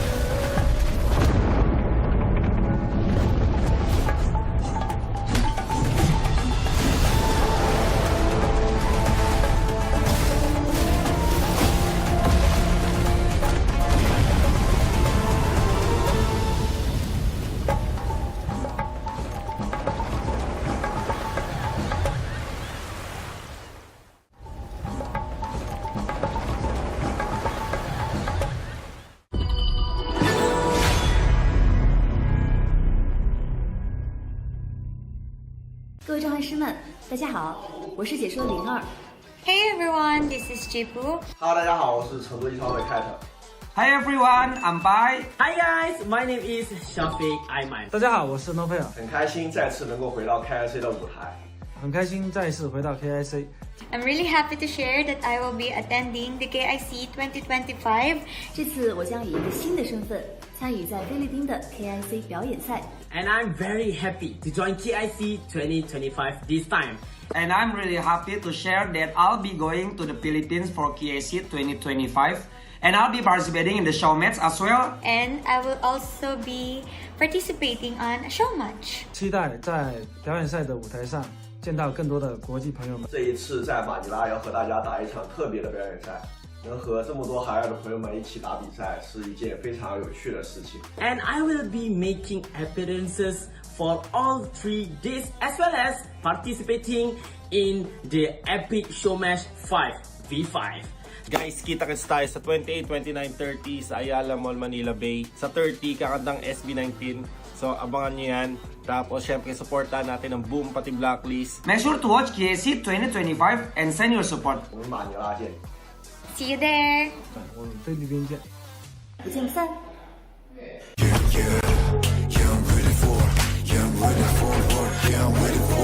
Putting in the top grind, all my squad is pop gallant. No words are needed for trust, we got the confidence. Let us step it up, be ready all the time. Get it now, take a breath. Kill my baby smoother than ice, you gon' pay the price. Sit the trap, got my body's in the back, you better think it twice. Coming on, never. Casting off the shadows, yeah, I'm on my way. Stand against the fate, we won't be the same. Steeper, step again. We gonna dream it up high, to live in the skies. You can never stop me fighting on the edge. Every time we fall, we get back again. Chances we're taking won't let us fade out. Now it's prime time, we're ready for the win. I'm a warrior, burning up the flame. Rebel, won't be tamed. I'm burning up a fight, I'm reaching for the sky. We got it. I'm a warrior, ready for the game. Make it glorious, running for the name. Yeah, we putting up a fight, 'cause we guess we never die. Keep rising high to the sky. We gonna bring it on it. For honor, we beating the odds. We got the honor, 'cause we are the kings. It's on the showtime.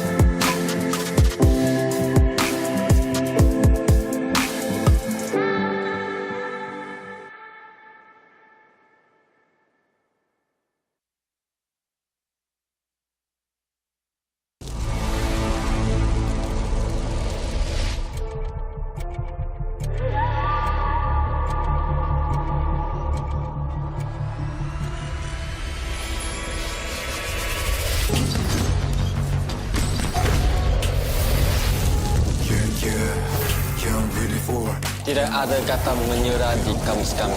Putting in the top grind, all my squad is pop gallant. No words are needed for trust, we got the confidence. See you flicking, slipping now, how you couldn't confidence. Magkakasama palagi. Kami ang PPL. Take a breath, yeah, my blade is colder than ice, you gon' pay the price. Já caminhamos uma longa jornada nos campos de batalha de Honor of Kings. Coming on, never. Casting off the storm and fighting on the edge.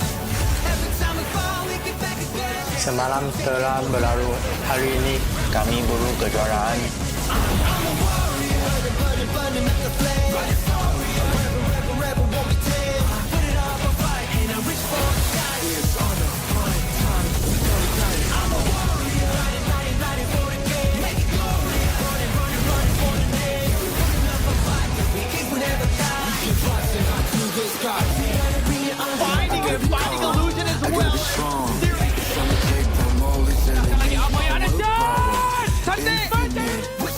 Dragon Blaster! Jiho! Congratulations! Defending champions is holding through their back. Hero spawn, Crystal Sapphire, and Ano nangyari? Dali kay! Hindi Simply speak!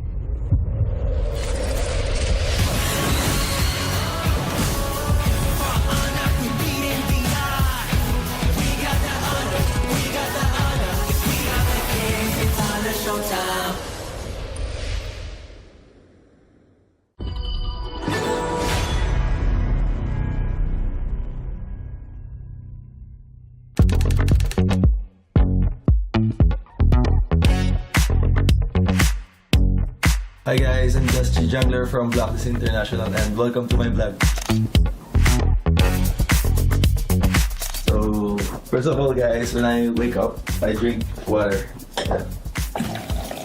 Just need this in every day.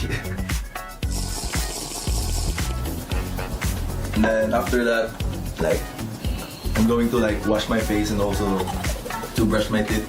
But I think there's a people here. My roommate Golden guys is inside. Hey Golden! he's saying he's taking a bath. In the playoffs? Yeah. For me, I think the venue, because I think it's like so much bigger compared to the other venue, and also like there's so many people will going to support and also watch us. So I think that's the most exciting part. And also the SB19 one, because they're going to perform at the grand finals. So like I hope we can make it to the grand finals. After I wash my face and also brush my teeth, like I go like to exercise always in the gym. Because there's a gym here. Can we go to there? Oh yeah, sure. Oh, alright, let's go. Let's go guys.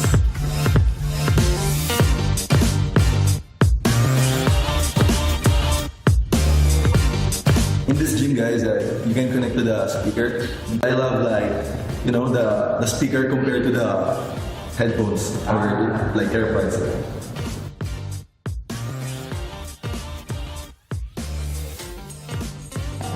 After I finish the workout guys, like the exercise, this is like my finisher. Like walking into the shot. It's more fun to play right now because the competitiveness of the tournament is like getting closer and closer compared to last year. Because last year is like Malaysia is here, that like all the regions is here. But I think right now it's really like this or maybe equal. So guys, I'm done. So I think I need to prepare and go back to my room because we have a media day for each occasion. There's my teammate also, guys. Hello. Hey, bro. I think this one is Golden Guide, guys. You think so? I'm going to take a bath, guys. Bye. Let's go, guys, to the media day.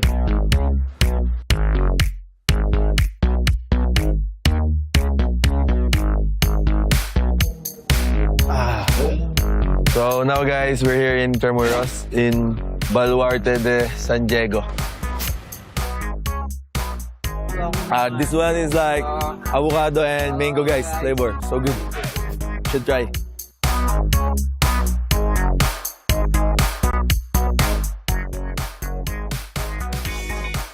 Congratulations, bro.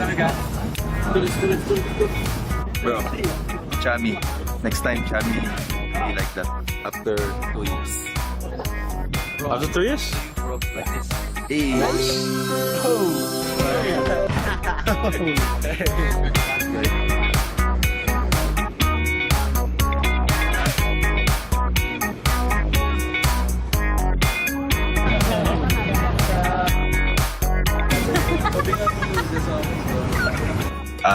Hi guys, we're still here in Intramuros, like doing some video shoot and like that. Yeah, it's for because it's a midget day right now, and this one is for, I think, for the trailer for HOK playoffs. For me, I think Nova, because Nova's playstyle is really good. Like their playstyle from early to late game is super good. I think we can win the championship.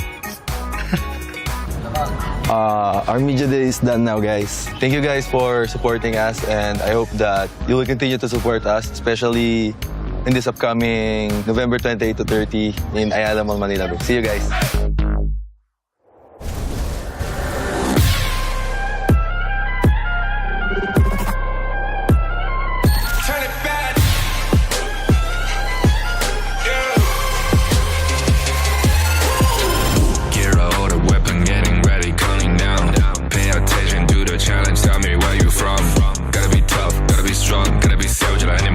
Time you tryna push me down. Look at me, I'll be lying down when I run around and I make a sign, I will catch you. Watch out, it's better feel, kind of mercy. Look at me, I'll be rising. Carry the season, you got a damn, gonna wibble. You never hesitate for another moment, but my bone is golden. I'm invincible, just let him know. I can show you all the glory I own. To the drunk, go find a way to the palace I'm waiting. Go, live from out, can we go?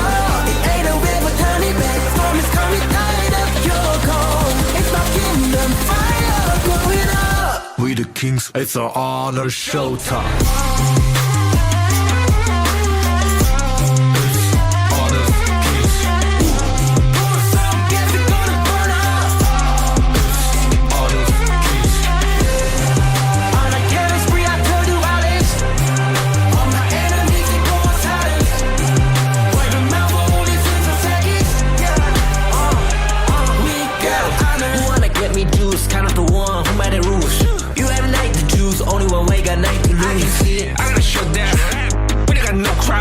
We barely found this one, crashing pieces, you can cheat. First blood, double trouble, then I take a pen, I kill. All you do is sweat and look at me still victory. Say. I've triggered my soul down. For my pace. We the champions, screaming, I'm invincible. Just let them know, I can show you all the glory I own. To the drunk, go find a way to the palace I'm waiting. Go, live from out, can we go?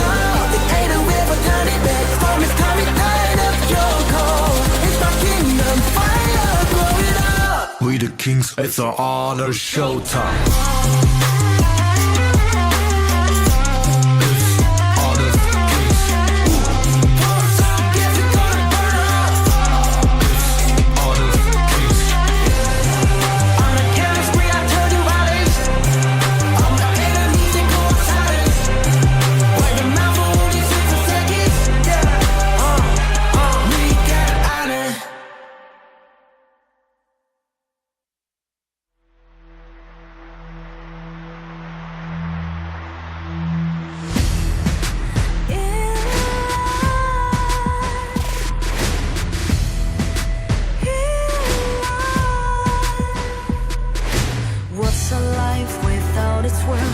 Compromising with what hurts inside.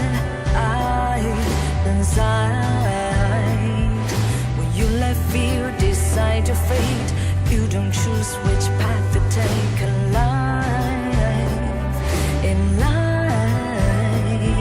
I'm finally letting go of everything that still holds me. I'm against all odds, but I won't give up, 'cause it's my time to shine. Standing in the spotlight, and no one let me down. Destiny is calling high. I'm not afraid to fight for everything I love. Victory's on my side.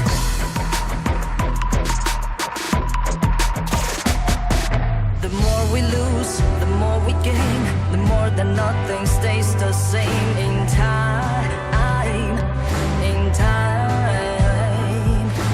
Can't love ever, can't forget. What you see is what you.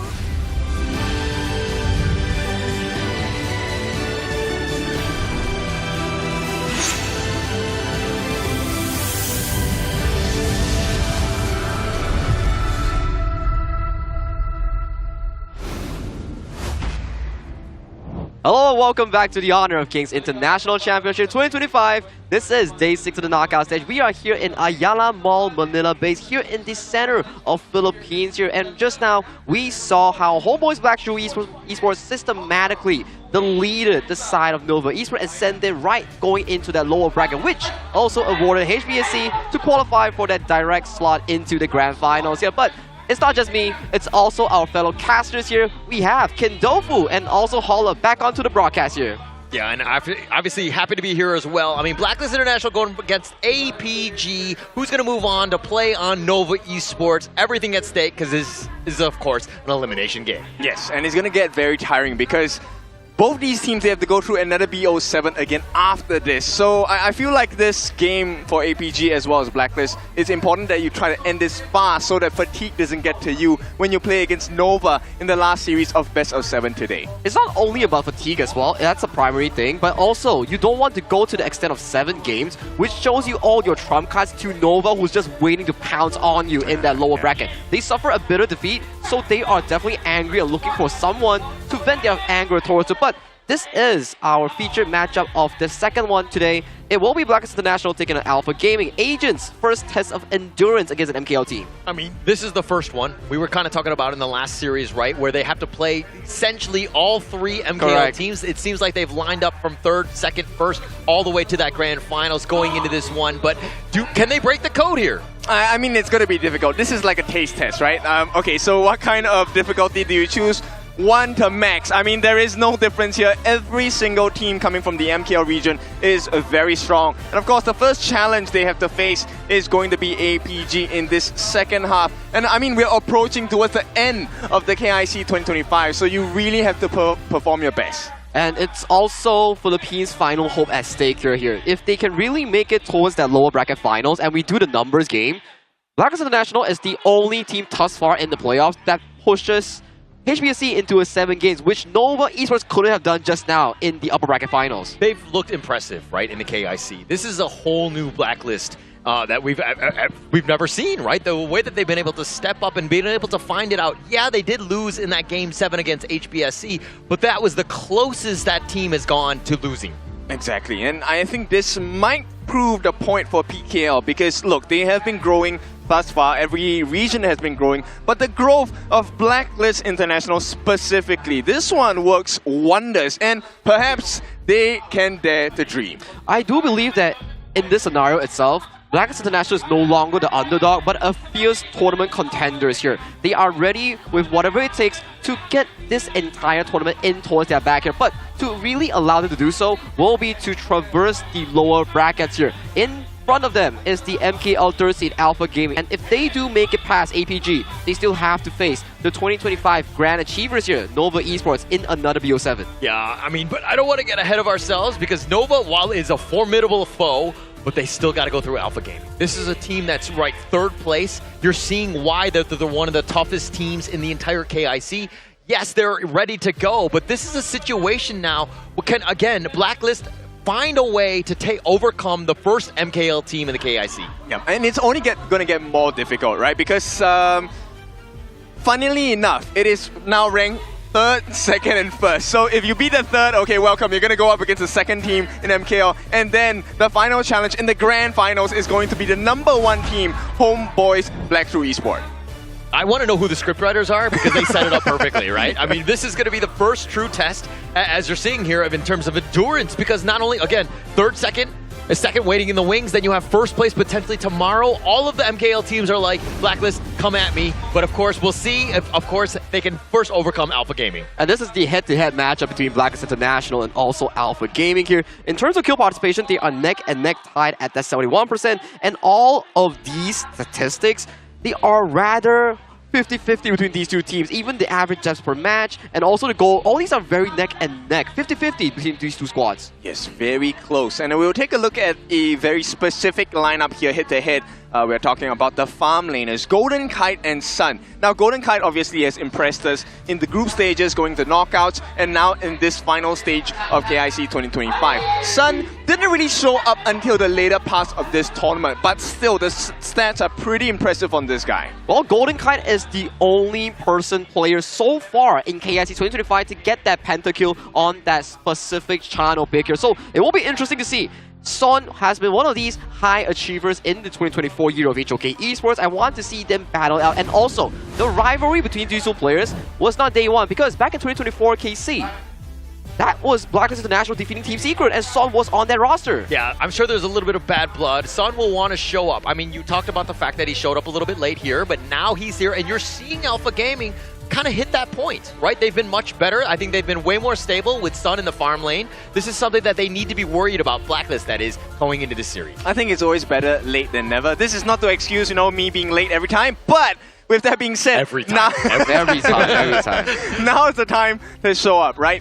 Not just for this particular game, but for the rest of this tournament. Because look, the prize is 300,000 USD. That's a lot of money, and it's a big bump up, right? We start with what, 60,000 from the top 6, and now we are at top 4. So there's a lot of money involved. It's 80k minimum. I think it's like every time you win, it's like a 30,000 jump, then 40,000 jump, and once you hit that 150,000 at second place, you get that ×2 jump to 300,000 here. So it's not only about prize pool itself, but it's also for regional glory here. Being the sole PKL team from the Philippines surviving and thriving in the tournament, they definitely want to make it as far as possible, or maybe be the first team ever in the global landscape to get that FMVP skin. Yeah, and getting that one, of course, but getting top 3, that's pretty much where they want. I mean, the fans right now are lining up. They want to see Blacklist International win, but they have to take and overcome Alpha Gaming in some fashion to really get themselves into that lower bracket finals. I mean, they have the home ground buff, right? Yes. If you guys didn't notice, this place is packed, like all over the place. There are no seats left for me. I was trying to squeeze in the audience just now, but couldn't really find a space. So let's see what happens in this particular series. But hey, we need to introduce the home crowd favorites here. Blacklist International, one of PKL's best performing teams. They will be taken on the stage with a teaser video that we have prepared for you. Let's take it away.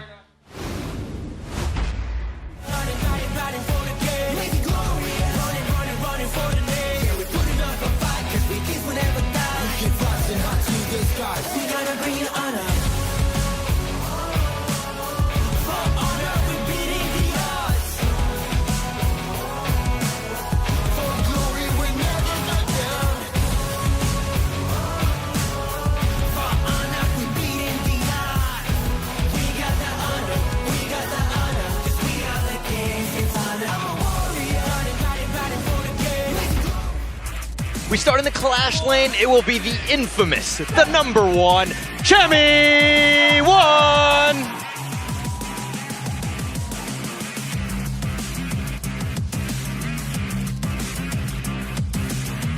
Now we head into the jungle, and of course it will be Joshi!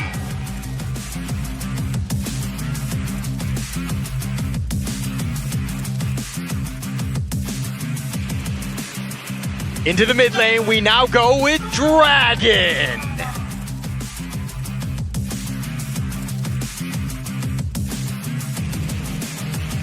And no, you're not experiencing deja vu. And now in the farmland, it will be Golden Kites.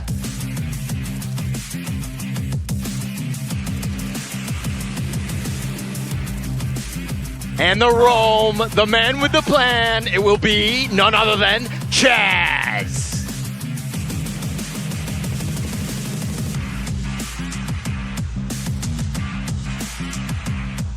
The PKL #1 team, if they're going into this one, there's going to be a lot of pressure, and they're going to be going up against Alpha Gaming, which will be showing up next.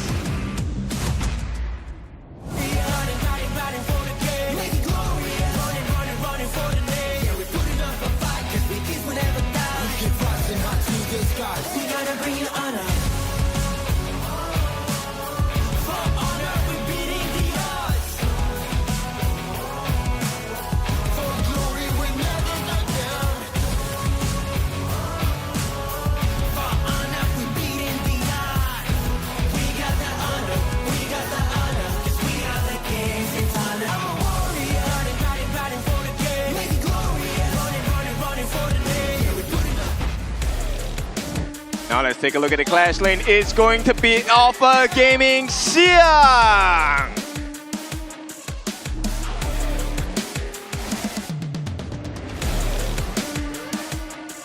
Don't look away. In the jungle, it's going to be Yi Long.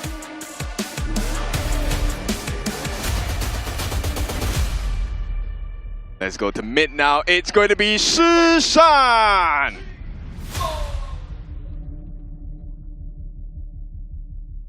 Of course, in the farm lane, we have the one and only Sun.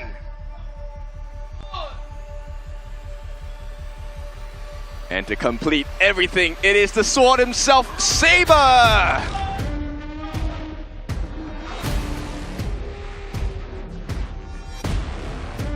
APG stands in their way. Does this become an MKL final? Let's take a look. The Blacklist International will do whatever it takes to stop them and debunk the code here. But dude, bring me through their rivalry in this roster. There will be Chammy1, Dragon, Joshi, Chaz, Golden Kite. This is the team that has actually found their footing. They're hitting their groove. Everything is going away.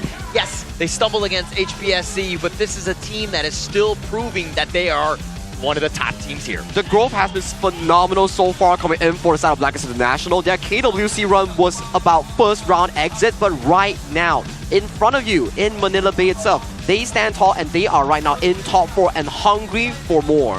Yeah, very hungry for a lot more, and they are not the only team that has the hunger in their hearts and stomachs. It's also about Alpha Gaming. Now there's 5 members, San, Shishan, Yulong, Saber, as well as Xiang. These 5 members have shown us that they can be extremely clean. Now they have taken down the brothers of Blacklist International yesterday, Boom Esports. Is this going to be the gatekeeper for the Philippines squad? I don't know, because this is definitely the new and addition PKL gatekeepers in the form of Nongshin Reports that they did back in honor of King Season 3 Invitationals here. And can Blacklist International break their top 4 curse? Because they were stuck at semi-finals, similar to where they are right now. If they can break it through, maybe, just maybe, they can push it towards the grand slam of the entire event. Yeah, I think the biggest thing about Blacklist is they need to do what they've been doing throughout. Always having a good game one, setting the tone. I think a lot of the teams were like, wow, Blacklist have leveled up, and they're very surprised, and they're caught on the back foot, and that's a losing situation. Okay, so they do get the blue side, they get the prio pick. But then let's take a look at APG. You have the man himself, the monster in the jungle. 3 games, 3 MVPs. Yi Long here has been just tearing it apart for APG. But Joshi has also been the concern so far, the voice of the team, to really elevate them into a different realm. He has phenomenal performance, especially when controlling the map with the picks like the Agudo or the All-Ground here. But aside from the jungle, we need to highlight the matchup on towards the clash lane here. Chammy1 versus Xiang. Xiang has been one of the best performing clash lanes in 2024. And in this tournament alone, Chammy1 has shown very brightly. Yeah, he's definitely one of the more consistent. Right? I think that we're seeing time and time again, like a lot of the plays are just literally won off a single team fight, and it usually sets up by one of the clash laners. And I think we have some 2 amazing ones in this series. All right, so to shine a little bit of light about what the potential situation is. Now, Xiang has come from a championship team before. They have won the big international events, but Chammy1, he has also gapped some of the biggest and strongest clash laners in KIC 2025. So the challenge today is going to be about who outshines another, because when you get that perfect setup, you know the remaining 4 members on both sides, they can clean house really quick. But that's the difference between the 2 players' playstyle, right? For Chammy1, it's about those big plays and big setups here. And for Xiang, he's like the strong shield, the sponge that absorbs pressure coming in from the enemy team. When the team is in a dire situation, needing of someone to forego that farm, it is always the side of Xiang providing the farm to Yulong, Shisan, or even the side of Son to get their groove back into the game. Yeah, but Chammy1's kind of the same way. Things are looking dire. Things are not looking great. We need some like amazing truths, like wombo combo stun. Chammy1 has always been the guy to shine and to really step up when the team needs him. So what kind of truth will he be spitting today? Is it going to be welcome to the grand finals for the side of APG, or is it going to be welcome to the grand finals? I'll go home right now. Well, the home is pretty near. It's literally in Manila. But all jokes aside here, they will do whatever it takes to forbid the grand finals of MKL of re-happening here in Manila itself. They have a lot of things on the line here for these two teams. At the very least, for Blacklist International here, the first thing to do is to solve the puzzle. In their eyes, it's Alpha Gaming, the team that sent their brothers home in yesterday's match. Yeah, I think that they're going to be doing a little bit of a revenge tour. I think it starts obviously with this first team in Alpha Gaming ahead of them, but Blacklist International, the storyline could not be any better. We know what the other teams are going to be in terms of where they are. Nova's waiting in the wings. We see HBSC all the way in the grand finals. Yes, this is going to be one of the toughest roads ahead of them, but the chance to make history here at the KIC, oh my gosh, it could be chef's kiss. Exactly. So this is kind of like, you know what, the expectation is I'm going to open a book, I'm going to read like 5 pages. But right now, Blacklist, they are going to be in such an engaging position that you might just finish the whole novel in one shot. That's the dream scenario, right? Blacklist runs through all the MKL teams, gets the biggest win of KIC 2025, and they bring PKL as the #1 region. That is such a beautiful storyline that could potentially happen with how they are currently in the standings in the lower bracket here. Taking down APG, then towards Nova, then potentially the HBSC rematch here. That is definitely something all the Filipino fans want to see on the grand stage right now. But you have to do it with actions here. And what better way of starting the action than to jump into game #1's VP, starting off with Blacklist International, taking the blue side, and Alpha Gaming on the red side with a 100% win rate today.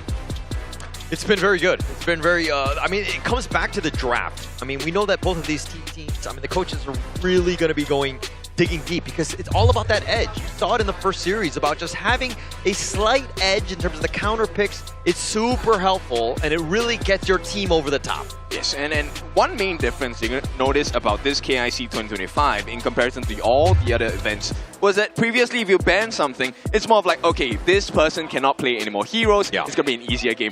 Right now, in KIC 2025, it's more of pick your problem. You are going to have a difficult time regardless what the team chooses. And Blacklist International putting APG into a situation that forces the side of themselves to potentially pick up the Luna here. Liang and also Arlie, some of the best Luna counters here, but it will be the Athena roam, hover, and potentially lock in for the side of Blacklist here. A very quick start to the series itself, but just now in the series here, Nova, in the one game that they won, they show us how to crack down this Athena roam strat. Actually, this is interesting because, you know, in the last game that they played on the international stage was against HBSC in that game 7 where they lost. But they're just setting the tone because, again, Chaz is able to play this, but also it's one of those situations where the ban, you don't have to ban it because you picked it yourself, at least in this first game. Okay, so the question now is, can they last against APG? Because APG, yes, very fast rotations, the pay and the Mai, very early game centric as well. But if it gets shut down, the snowball factor on the side of Blacklist is going to be pretty crazy. And add that on with a Kongming. This Kongming should be going to the jungle for Joshi. It will be going to the jungle here, and especially when we talk about the Kongming, Shi, and also the Tina here, this is directly a funnel strategy here. The Athena will take Smite, the Shi will buy the Knowledge Gem, and then Kongming on the hands of Joshi will be beneficial with all the farm in towards his pockets here. Yeah, one thing to take note of though is that when you saw Nova Esports counter HBSC's Athena is that they had a lot of heroes that were really tanky. Where Je was not able to get that solo kill off of them. Wendy was a little bit low, but I mean, that was like the main target. But they did a good job by fortifying and making sure that their heroes were tanky enough to deal with this one-on-one. Yeah, so I like this particular pick, right? The Zhang Fei, the Beast, has been very effective. And, you know, talking about tanking through the damage, that's definitely going to be a problem for Chaz. Let's see what else this APG offers. The final 2 bans going to be focused on the Clash lane. As we talked about it, Chami 1, a big problem coming from the side of Blacklist International for APG. What are they going to pick to try and stop this growth of Blacklist? And that's 5 Clash lane bans between both Xiang and Chami 1 here. With APG having the final pick in the last pick here on the red side, they do give more advantage towards the side of Xiang to get that counter-act pick after Blacklist gets limited in this Clash lane pool. Yeah, and if we're looking at this, it looks like the Flowboard Marksman, Sunsa to kind of round out this draft. Again, I'm not a huge fan of Sunsa, you know that, but I think that it has played because you need some sort of counter initiation. If anything, we're going to rely on Chami 1 to really make some of these plays. You know, for the rare occasion, I agree with you for this one. I feel like Blacklist International don't have enough tankiness, right? And if this strategy fails in the early game, it is almost over. And APG, they're going to add on to that difficulty. Yes, you have the Zhang Fei, the Beast, but now we have the Night Plume as well. Ambrosia with the double lives. how much damage can you deal on the side of Blacklist International to try and break that crystal? Because Blacklist International in this stage itself, yes, how much damage can you do? It comes from how fast this mastermind on towards the hands of Just is able to look for those resources, make sure that he gets the power spike as soon as possible here. Then the snowball starts when you start taking these advantageous fights in towards the mid lane. Make sure that you win out these skirmishes, steal away the jungle camps, strive a side of pay the Tigers on the hands of Yulong away from these resources. So right now I feel like APG is kind of like the forbidden fruit, right? You have this shred coming in from Blacklist International. So you have to shred down the skin, peel the defenses off, and then you get the taste, the juicy victory coming in from the side of Blacklist International. Yeah, but Blacklist International, I mean, this is a squad that, I mean, with the Kongmin, you have that burst. It seems largely like they're able to mitigate a lot of that, especially when you have the Umbrosa there. But this is looking to be a squishy lineup. All eyes right now on Chaz. How much impact is he going to have on with this Athena? For the Athena, at the very least, the early game, you will want to steal away multiple camps from the enemy jungle here. Make sure Yulong doesn't get that level 4 as early as possible here. So it gives you a simultaneous edge towards the side of Just to get that level 4 power spike and start himself getting going the farming tempo here. But there is also a concern. Sure, you enter my jungle. Have it, Chaz. I'll just enter the calming that's weak at level 1. That's true. Right now, I think the scariest thing is the punishment coming from APG is actually very valid because they have 3 very big chase downs. They have the Mai, they have the Pei, and they also have the Umbrosa. These 3 heroes can actually catch Chaz out really quickly, and even if you steal the buff, taking the life away of Chaz is going to be very valuable for APG, at least at the early parts. Well, execution is always what we talk about here in Honor of Kings Esports here, and right now, we are at top 4 closing to the finale of the HomeBois. I'm very excited to see which of these teams can best each other in this tournament. I think it's going to be super interesting. I mean, the draft from the APG side, kind of stock standard, right? Especially when you're talking about a Pei, somebody who wants to be a little bit of fast pace and just really take up with a tempo, but then now you're seeing the Athena. How does this put a wrench in the wheel, so to speak, of this APG lineup? And also to add on to that difficult equation is, how does Just get that finishing blow? We all know about his ultimate, right? The winning strategy. It's a huge, big burst. It follows you target side like a heat-seeking missile. But if the side of APG gets a little too tanky, then Just is effectively silent for the entire game. Now, this brings back to the question here. Where is the setup coming in from Blacklist International? It will come in 2 forms. 1, Dragon on towards the Silk Weaver Shi. Number 2, the Seafarer and Sun Ce on the hands of Chami 1. These 2 are the primary sources of crowd control to allow the 2 carries on the teams of Blacklist International, the Mastermind, the Golden Kites Floorborn Marksman. These 2 picks are the late game carries here. So it's really down to perspective here. If Dragon and Chami doesn't perform, this team crumbles fast. Yeah, and crumbling, which is definitely going to be a problem. But Blacklist, this is kind of not that most of expensive lineups, right? You kind of threw it into, with the Athena, and you're thinking, you know, we're going to have a great time. We're going to definitely pull this out. And APG, you're like, okay, we have to counter. But if you're looking at these drafts, I mean, the Kongmin Sun Ce, this is not the end in terms of like a long series. I agree. I feel like APG needs to win this first game. Even more importantly, right? Because if you take a look at what's happening, let's entertain the mindset that, hey, Blacklist, this is not a very expensive lineup. Is there a cost? Yes, there is. But with that being said, even if this strategy doesn't work, they still have many more picks to explore. I think it's a very good game 1 draft. You're testing the waters a bit, use up the Athena roam in game number 1. If it doesn't work out, sure, we can just pace on ourselves to the following game series here, because I think for Blacklist International, they're not afraid to lose. At the very least, if they can get some info out of that game itself, it's very beneficial for them. And we've seen them being aggressive, right? Especially in that game 1. This is one where they're kind of not as aggressive. They've definitely thrown a curveball in terms of what they're trying to do, and they're looking for this in terms of the late game, right? Like game 5 and 6. That's kind of what they're eyeing right now. Okay, we may be reading too deep, but for me, I feel like, hey, since the Pei is on Yulong's Pei is one thing of wonder as well. Very scary pick. Maybe they don't mind throwing a couple of these wrenches in the plans, right? You kind of waste the Pei pick, but we'll come back even stronger in game number 2. That's true, and it really comes down to these early game setups, right? We keep saying like, oh, the Athena's gonna invade your jungle here, but you lose out 1 member in defending your own jungle against what? The strongest trio in the game? You have what? Pei, Zhang Fei with Smite, and also the likes of the Mai Shunui, who is consistently going in towards the side of your team. Yeah, so obviously Pei and the Mai will be doing a lot of damage. And so at the same time, Chaz needs to be a bit careful because the burst is there. But once he hits that point where he's kind of able to survive that, I don't think that they're going to have too much of an issue. So they need their, again, the timer right now for me is on APG, especially with the Pei. You need to be high tempo. Exactly. If it goes to the late game, I feel like Blacklist, they will definitely be able to bring the pain over to APG, because in the late game, this Athena is going to be a threat nonetheless. And now it's a double smite. And, you know, if we ever hit into the Tempest Dragon timing, 20 minutes and above, this is what makes me super excited. 4 smites, whoever gets it, it truly is the better smiter. Yeah, it really comes back down to that last one. But for me, this Athena one is also just like, it's tanky enough. He's able to solo some of these guys, so I think that they're going to be fine in that sense. But with that being said, let's head on towards the game number 1, Blacklist International, the PKL's only hope, taking on the high and tall mountains of the MKL Third Sea. Let's get it going.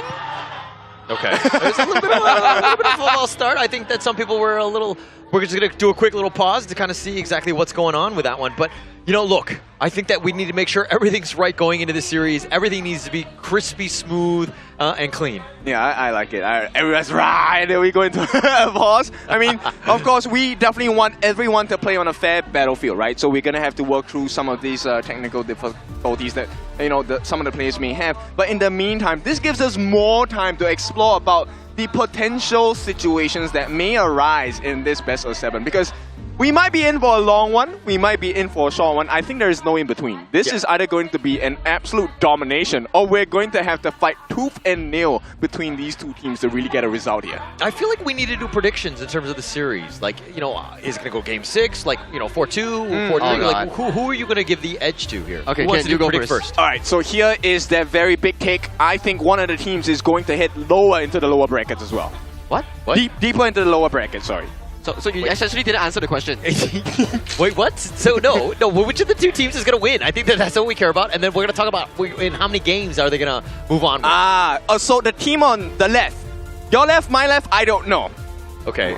He's playing words. Sitting on the fence, I guess. Yeah, I mean, I saw this fence just now, but here we go. Straight away, APG, they're going to be able to take a big steal in terms of the Azure Golem. So APG start this game well. Yeah, they'll start off that one. I mean, APG, this is a big piece. And Sun, look at that damage on the Golden Kite.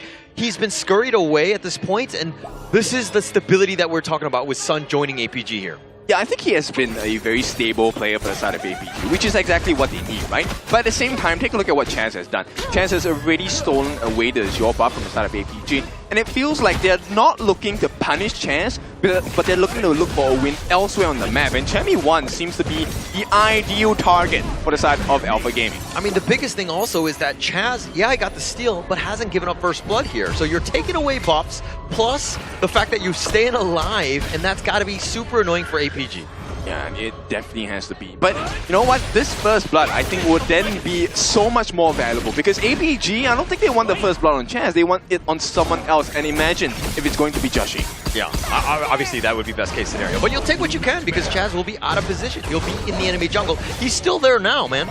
Yep, look, the difficult thing I feel is Joshi has no room. There is no space on this map for him. Yeah. He is being targeted. Yeah, but speaking of being targeted here, Joshi and Dragon, they've been scurried out. So APG are like, hey, you want to invade our jungle? Okay, but at least the farm is not going into Joshi. Oh, that's true. And that's what we need, right? From a Kong Ming pick, you need to have the levels, you need to have the gold, you need to have the items as well. It's a very expensive pick in terms of the winning condition. Yeah. And he'll be able to do that damage. And APG are going to be worried. They are vulnerable. Yes, you have the Final Frenzy. Xiang, maybe not as much. But when that's on cooldown, I mean, you have opportunities. This could be scary here. They decided to go in. Shasan gets the pickback, not able to push away Joshi, but here comes the reinforcements. Golden Knight gets pushed away. Shasan's going to dash away, but Dragon's going to be killed. Yulong pounces forward, gets that kill. And that's what exactly they need. It's going to be a return kill for the side of Blacklist, but APG have done the damage. Hang on, Sun. Yeah, Sun get dove on here. Chaz not playing scared, looking to go on this one with that tower, but he will be fine. It's a 2-for-1 still in favor of APG. Yep, APG didn't lose too much here. As long as nobody else falls, hang on, Chaz. Yes, Chaz is still sticking around. I think that we'll see him die many a times from here on out. So, that said, you don't want to be giving Yulong all that farm. Yeah, for sure. I mean, Yulong getting farm is already a problem. This guy has had almost every single MVP that Alpha Gaming has in the number of games. So this is a very scary stat to have. Now, at this point, they do have a slight lead in terms of gold. But the biggest thing here is, what do you do with that gold? Can you take a turret? Can you take more offensive objectives across the map? I mean, you're going to want to. And so you're going to have to find the numbers advantage. And look at what APG are doing. They know that the Athena's in their jungle, but they don't care. They'll let them go. I mean, yeah, you farm as much as you can. It's not going to be as fast as what they do. APG right now are like, hey, let's use our numbers advantage in the lanes itself.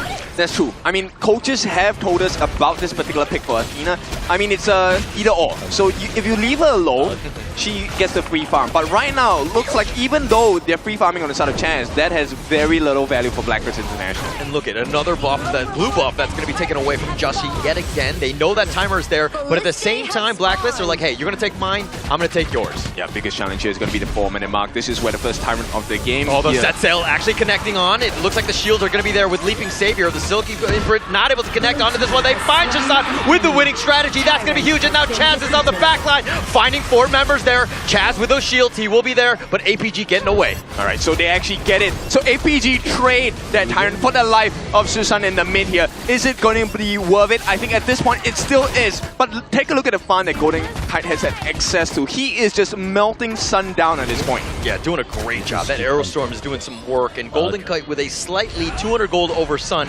And I mean, APG looking to invade as much as possible. They've got the pullback, but not enough. It looks like the red buff will be picked up by Yulong. The craziest part is actually Joshi is keeping pace with Yulong, even with all the buff steals happening. Right now, APG looking to punish Chance. I don't think this is going to be too much value here. I mean, Chance should be able to get it. We'll start running out and take a look at that. Yeah, in the bottom lane, they find him. The Dragon is just way too low, but the winning strategy snipes out Yulong. So making a pay, and Sun gets picked off as well, but they lose the bottom T1. I don't think that's a big matter. Yulong now has no buffs, and there's no more buffs coming back for the next few seconds. Yeah, and actually that's going to be a big one, right? I mean, you take the tower for that, you're looking to trade. Chammy 1 looking like he's going to AFK. Yeah, I thought he was looking to bait him out more than anything else. Yeah, I was looking, okay, where are the rest of the Blacklist members? They were nowhere near, and now, of course, this is where we have to go for a pause because I think we might have to explore that situation. But let's talk about it here. The pacing on APG is so fast, but Blacklist is catching up. And we talked about the funnel. That funnel is working. Everything is going into the hands of Joshi, but also Golden Kite, which is a very scary situation for APG. You need that timer to be much longer for Blacklist, but their timer has been cut. Blacklist is coming online soon. Oh yeah, with the notice of how Justy is able to scavenge all these kills towards the cross map and Golden Kite getting the lead over towards Sun, these two late game monsters will be coming up and available even shortly, especially at the 10th minute mark here. So it's not the greatest of the news for the side of Alpha Gaming, considering their draft is very snowball reliant.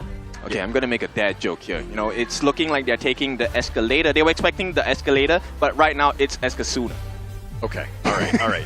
I get it. But, I mean, this is a situation also. I mean, we're talking about speed and pace, right? APG, we're definitely going to play fast, but Blacklist, their lineup is kind of able to do this. I mean, they're able to kind of counter the plays as well. I mean, you have Kongmin with Justy, who's doing a lot of damage already.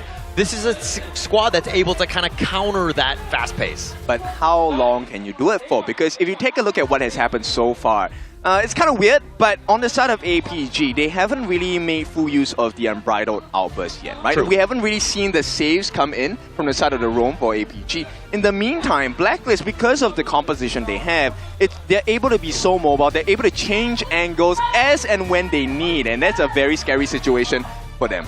Oh, we have some friends for the side of Blacklist International actually coming over to the venue to support them, really. And oh, Malaysian flag as well, supporting Alpha Gaming here. So, of course, in the venue itself, here at Manila Bay of the Ayala Mall, you have a lot of fans and a lot of people supporting each other. So, when you see the Malaysian flag like that, I feel like the fans, I mean, we're in the Philippines, they should be booing right now. Their team, their last surviving team is here. I mean, yes, they're super friendly and hospitable and all that stuff, but man, this is the time to be booing that, right? I think you want to add one more letter and boom it up, right? Take the spirit of boom, put it into your last remaining member on the side of PKL, because this is not just a tough journey, this is going to be a very tiring journey, because this is one of 3 MKL teams you have to beat to claim what is the biggest prize in HOK Global Esports in the entire year. KIC 2025. This is where the best out of the best will show up. It's like you're playing a mini game, and every time you win, you have to amp up the difficulty to get a better prize in this case itself. And for Blacklist International case, you beat APG, you beat Nova, and then you have to beat HBSC, which is a long but slow curve towards the top here. Yeah, I mean, look, like the players here just really want to be geared up and just good to go. Alpha Gaming right now, they feel like they are, you know, the team, right? They deserve to be here going on into that lower brackets against Nova Esports, and they will play like that and be very aggressive. But Blacklist International thus far have, again, equalized in terms of everything that APG has thrown at them thus far. Yeah, it's one thing to be able to see the future you want, but it's another to be able to create that situation for yourself. True. And right now, APG, they do see it. The vision is very clear. They want to play this early game and smash the heads in for the side of Blacklist International. But Blacklist, they do not see the same vision. And right now, that reality is taking place. Blacklist International is not only keeping pace with APG, but more than likely, in the next 2 to 3 minutes, if they play their cards right, they could be the ones holding APG on the floor. And to really add on to your point as well, Shisan's Mai Shi Nui is not a full magical damage Mai Shi Nui. It's playing as a pseudo roamer to allow his team to get resources from him. And the primary benefactor of these resources is Yulong. And what did Yulong do? He suffered a casual death in the bottom side, which when you die as a carry jungle, it puts you behind every step you go. And to add on towards that, it's a tiger's pay of all choices here. It's completely exacerbated, right? By him dying. I mean, he needs to play safe and understand that obviously he was going for those kills or whatever, but you need to kind of balance that risk versus reward. And I mean, getting caught out like that, not the greatest situation, because Pei is the guy that needs to always be there to set the pace of this game. But this is HOK, and this is the beauty of it, right? You get to force errors out of your opponents. We say so many times, this is not a game of just physical ability. It's also about mental flexibility. Can you get into the heads of your opponents? And once you figure out what their train of thought is, you can start to really work wonders onto their strategy and make that win turn into a reality. Game 1 is especially important because you win that game, you put yourself into such a comfortable position going in to the BO7 series, as we saw from just now in the upper brackets. When HBSC won, they had demanding back-to-back first 3 games against Nova. Yeah, and which will be very good in terms of that momentum, that motivation, all that psyche. They were so happy after that game 3 going into the break. I think I saw Joker smile. I don't think I've ever seen that. I mean, he's a very serious guy who's always up for business, but to see him smile, you know for a fact that the boys actually performed super duper well just now. Yeah, they did really well. And I think more props to HBSC for moving on. Well-deserved, obviously into the grand finals for a reason. That's the kind of play that they want to go into this. But now, like throwing it back into what APG, this has got to be about business. Handling the fact that you see a crowd that's kind of against you. I mean, yeah, you see a couple members that are throwing up the Malaysian flag and everything, but in the end, you're in hostile territory. You definitely are, and this is where you really want to keep your composure, your calm and composure self, because it is the ultimate requirement. To be successful in HOK, you need to not only be calm, you need to be cold, you need to be calculated, you need to know what is next. That is true here. Calm, collected, composed, the 3 C's that we need in a tournament setting here. And also, for these players here, I do think that they have what it takes here. You made it this far. We started all the way 2 weeks before. 16 teams going into 4 different groups, and then they battle it out in the knockout stage and make it as far as towards the top 4 here. Today, we decide who amongst these 4 teams make it to the grand finals. I think the coolest thing about this particular situation, right, is also that we get to really see how fast do you learn, how fast do you adapt. And that is the mark of a champion, right? It's not about, hey, I'm the strongest, I can get big games. It's about how do you adjust your strategy, how do you adjust your mindset when you're met with different problems. And these are not problems that you will know beforehand. Yeah, and the reason for that is because you're looking at these top 4 teams and you're seeing the level differential between them. It's so small that it comes back to the minute details, the strategy, the execution. Those are the pieces that we're looking about, not just this like high-level gaps that you might have seen with the other teams. And of course, I really love this Lapu Lapu cosplay here. It's so ripped and strong. He has the perfect spot for the Lapu Lapu cosplay here. Oh, and that's Carl in the stage as well. He's coming here to support the players. Yep, you need all the support you can get, right? This is where the PKL needs to stand together. One as a league, second as a nation. And right now, I think Blacklist, they're getting ready to go up against APG once more. We'll see, can they do further damage to the side of APG? Can they? I mean, that's the #1 question, and we all want to find out, especially in Game 1, which I feel like Blacklist, they did not go full on, right? This draft is kind of, not dare I say, mid? It's not like the best. But, I mean, Athena's like fine, but I think that you're in the heads of APG already. I think Athena is like another strategy that, yes, it performed super duper well against the HBSC side when they did against Blacklist in the upper bracket semifinals. But do you think it's a bit of a psyche bait? Because, yes, it did well in that series, but we just saw how Nova systematically destroyed it. I think it will be, but only if Blacklist wins this game. Well, welcome another few more of the Boom players here. They're giving more support to Blacklist, the brothers. Now, if you win with what we consider to be a not a strong draft from the side of Blacklist International, what do you think that's going to do to the APG boys? Oh, they're going to be in an awful territory then, because the draft is not cheap. It's very, very expensive. You have Mai, you have Zhang Fei, you have Pei. All these are the expensive drafts coming into Game 1 itself. But we will initiate a bit of a time machine reflux here to equalize out the game into a fair condition. So let's do drop into the break for us to initiate it. Let's take it away.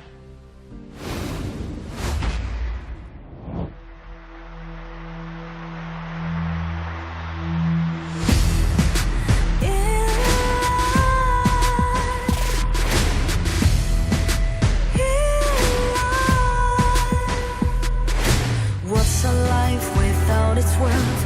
Compromising with what hurts inside.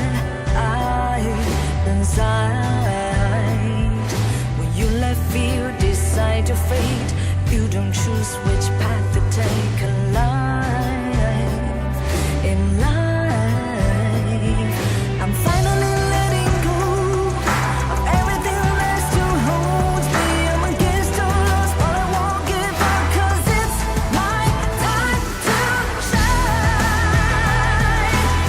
Standing in the spotlight, can't no one let me down. Destiny is calling high. I'm not afraid to fight for everything I love. Victory's on my side.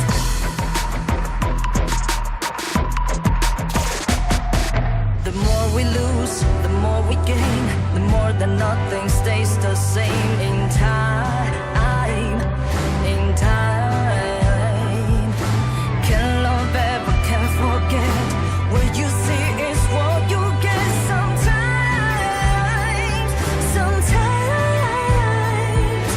gonna show the world tonight.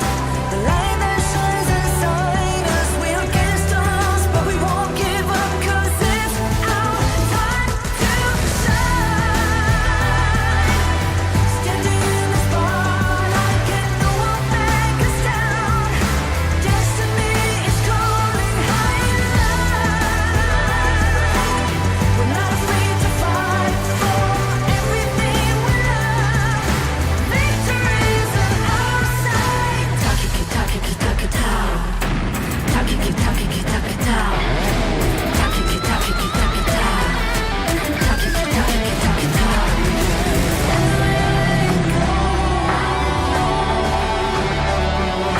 Everything still holds us. 'Cause it's our time to shine. Standing in the spotlight, can no one back us down. Destiny is calling high in life.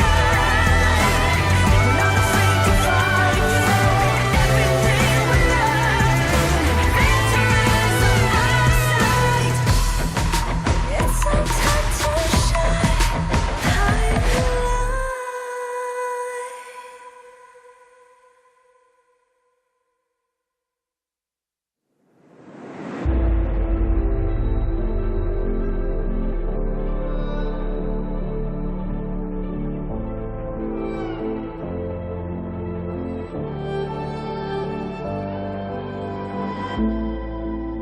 no stranger to the fallout. It's what got us here.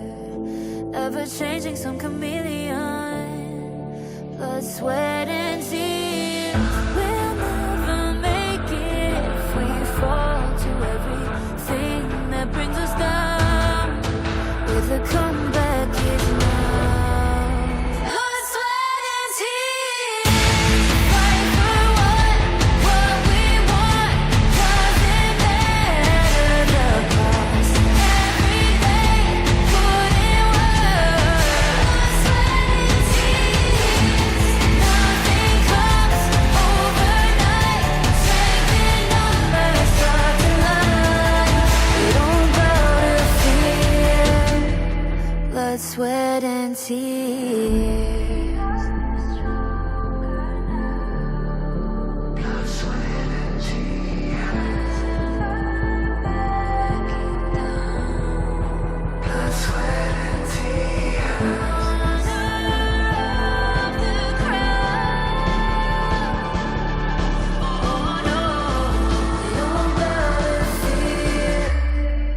Blood, sweat, and tears.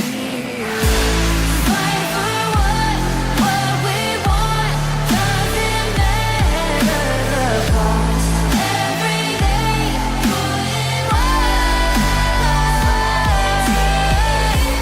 Nothing comes overnight. Strength in numbers, start to line. We don't bow to fear. Back from a short break here, we do have Game 1 of Blacklist International and also Alpha Gaming going towards live in just a short moment here. But with the recent kill happening towards the bottom side here in favor of Just G's Mastermind, I do think that's off to a very good start for Blacklist.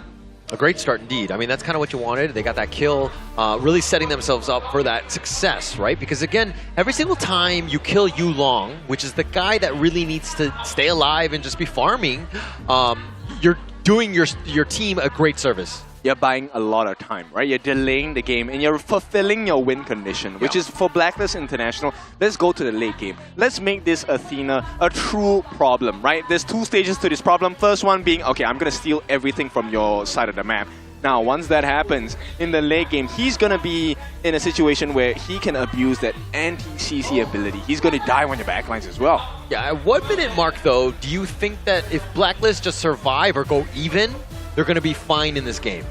Blacklist International, I think it's definitely 10 to 12 minutes when you see 3 to 4 items coming into both Golden Kite and also the side of Just G. That's where the goal button is initiated here. The problem is, all these initiations needs to be initiated by the side of 2 players from Blacklist. Number 1, Chammy 1. Number 2, Shi, the Silk Weaver on the hands of the twin brother, which is Dragon. Yeah, they're going to have to set things up, right? I think that will be key. Even for myself, I feel like Chaz, even on this Athena, once he gets those couple of items, he's already kind of tanky. He's able to slice and dice through these squishy heroes on the side of APG. Okay, but even though that stands true as well, if you take a look at the side of Alpha Gaming as well, they do have that reverse condition, and that's going to come out to the Zhang Fei, the Beast, right? Yeah. If they can land a perfect Unbridled Outburst, they should be able to heavily dive the backlines because they're really squishy on the side of Blacklist International. But if they miss the dive, I think it's the graveyard. Straight to the graveyard, you're going to have a tombstone erected straight away. I feel like that is a very good point if the Mai Shiranui is going for a magical build. Because this Mai Shiranui, as we know so far, went for the roamer item start to compensate back most of the farm towards Yu Long here. And Yu Long's pay has suffered 1 death in towards the bottom side, which halted his farming tempo heavily. And we know, a fed pay and a pay that has died, the difference is very big. Yeah, it's definitely very big. I mean, I think going into this one, even with like Shisan, I mean, you were talking about the fact that like Mai has to be making those plays. But I think that early, this is it's on, you know, Shisan as well as Yu Long to be making those plays, getting some sort of pickoffs, and getting them a further lead. Because right now, it's looking a little equal. It's also looking like they're heading back into the game. I think we might be ready soon. But you know what? We'll tease you for a little bit more, right? And I mean, with that situation, now the last scene we saw was the fact that Chammy 1 got taken down. But I think that is not going to be the case anymore. Let's see, is there any difference once we go back into the gorge? Yeah, it does look like the players are getting underway as they've actually picked up their phones and they will be able to play this one. But as we load this one up, I mean, a little bit of a tech pause. Apologies to all of our viewers right now as we go into this, but we want to make sure that everything is Gucci, everything is running smooth as possible, because again, everything is at stake. Winner of this one moves on into the lower bracket finals. Loser goes home. Yeah, I want to see who is the hunter, who is the hunted. Does that situation change? Let's head back into the gorge, and that situation has been reset. Yeah, it looks like it, just to kind of keep everyone in the loop, what's going on. 5-4 in terms of those kills, but only 6 minutes into this one. APG right now with only a 100 gold lead. You definitely wanted way more than that, especially since you got the pay. Yeah, you definitely need to have the lead. But right now, I mean, Shishang's doing a good job of making sure he's getting the pokes in, right? This is, if you can't get the kills, it's okay. Just at least batter them down. Yeah, and batter them out, put a little bit of damage on. I mean, even putting pressure on this bottom T2 is going to go gravy for APG. But Golden Kite, wow, with a sliver of life, just barely surviving there. That was a little close. You want to make sure that Golden Kite does not stop farming as well, right? He now plays the same role as Yulong. As long as the two of them keep farming, there is a big chance of a turnaround and maybe swinging the momentum over to the side, because right now we are dead even. Yeah, and look at how Chaz has actually been on his side of the river in the, before the 10-minute mark. Is he playing this Athena wrong here? I think it's about getting more information, right? Yeah. And knowing that now APG knows how to make that punish happen, I think it's better to play safe. They do take the T1 at the top side, so this is going to be very important for Blacklist to find a trade elsewhere in the map. Yeah, they lost the top T1, so APG again just ensuring that they continue to just grow with that lead ever so slightly at this point. But APG again, now that Saber's, the potential for that Umbrella Outburst, for that team fight winning combo. I think if we take a look at the patterns that have happened over the past few days, if you take out a mid laner in most team fights for Blacklist and APG, they kind of crumble. Yeah. So right now, Dragon as well as Shishan, the two of them need to make sure that they're in a very good distance, not just to get aggression on, but to make sure that they are able to escape as well. Yeah, and look at this. I mean, this bottom T2 already taking a lot of damage, and this is the pressure that APG want to put on, because once they have that map control, they're able to choke you out. It makes it very difficult to farm, and you, again, just grow that lead. Which shows you there's a very thin line between success for these both these teams, right? Yep. And now the fact that they have the smite as well, you have to make sure you get those camps. Chaz did use the smite, but it actually went into the hands of Sun for that last camp. So APG edging it out just by a little bit. We're not having the biggest of goal differences, but another T2 take. This could really spoil the market. Yeah, a lot of pressure here. I mean, that's going to be huge, but the Crimson is going to be used as well. The Umbrella Outburst, they find the pick off onto him, and Joshi, just like that, gets picked off. Chaz is now running for his life. With that turtle shell, he will be fine, but they got what they wanted. Of course, the Crimson as well as Joshi. And you start to see the value of APG's composition. Stuns for days. With just Saber and Sun, you can definitely get that finishing blow. Yeah, finishing blow, but to start things off, the Sylvia imprint onto Siang with that pullback. Not the real target that you're looking for, but if anything, they've defended the mid T2, but they're going to lose this Tyrant. That's fine. I think at this point for APG, okay, they're achieving their win condition, right? Which is to put the mental pressure on. Now, as the side of Chaz, you are going to be a little bit hesitant to step into the jungle on the side of APG, and that's going to buy you a lot more space, which means you amplify the farm and rotations. Hang on. Yeah, and they have a little bit of damage onto Saber. They're going to get the pushback onto him. They're doing as much as they can, but it looks like they're not going to get him. No, Chaz will find him and chases him down, but Golden Kite getting picked off. Dragon is going to try to flash away, but Yulong pounces on forward, gets that kill, and Chaz is down as well. It's a 3-for-1. Yeah, big wins for the side of APG. This time, T3 is opened up. They can put some healthy damage here. They might be even able to take it. Yeah, they're going to take this one easily. I mean, that Siege, nope, they're okay. Okay, all right. They calculated it to the final shot by that Siege Catapult, and they'll happily take that as well as the mid T2. That's why they call professionals. So with that being said, APG now have a 5,000 goal lead. This is what 2 minutes of the game can do for you. Yeah, and APG right now, full control right now. This is not what you want to see if you're Blacklist. But again, we kind of talked about this. How are they going to able to weather the early game onslaught by APG? I mean, yeah, you have those T3 still alive, and Blacklists do have a chip and a chair into this game. But again, it's a situation now where you know, the 10 to 12 minute mark hasn't happened, as Saki was talking about in the pregame, of getting to that point where they're going to be able to equalize. I feel like they may need even more time. Golden Kite, yes, is at level 12, 3 levels away, but he needs more gold to buy those items, right? He needs to be 6 slotted, and that really could change the situation, because right now Saber is able to soak in all the damage, but what happens when Golden Kite gets that 6 slotted state? Saber is going to melt. Yeah, it's just all about that time, and now the Tyrant, he will be tethered back in. He's going to be leashed on this one. I mean, Chaz has been spotting this out, and APG, again, just playing with it. They're like, okay, does someone want to go? Are they not? But Chaz is still in prime position. He might actually decide to dive over the wall for this, but he's going to be killed even before the Tyrant can be taken. Smart moves from the side of APG, delay the Tyrant, Shadow Tyrant by the way, and then get the life of Chaz before you complete the job. You don't want to put yourself at a risk where there is going to be a surprise steal from Chaz. Yeah, and now with this numbers advantage, the super minions in the top lane quickly dispersed by Golden Kite on this one, but it's all about the T3s here. Chaz will be spawning very shortly. Alright, we'll see how much time can they buy.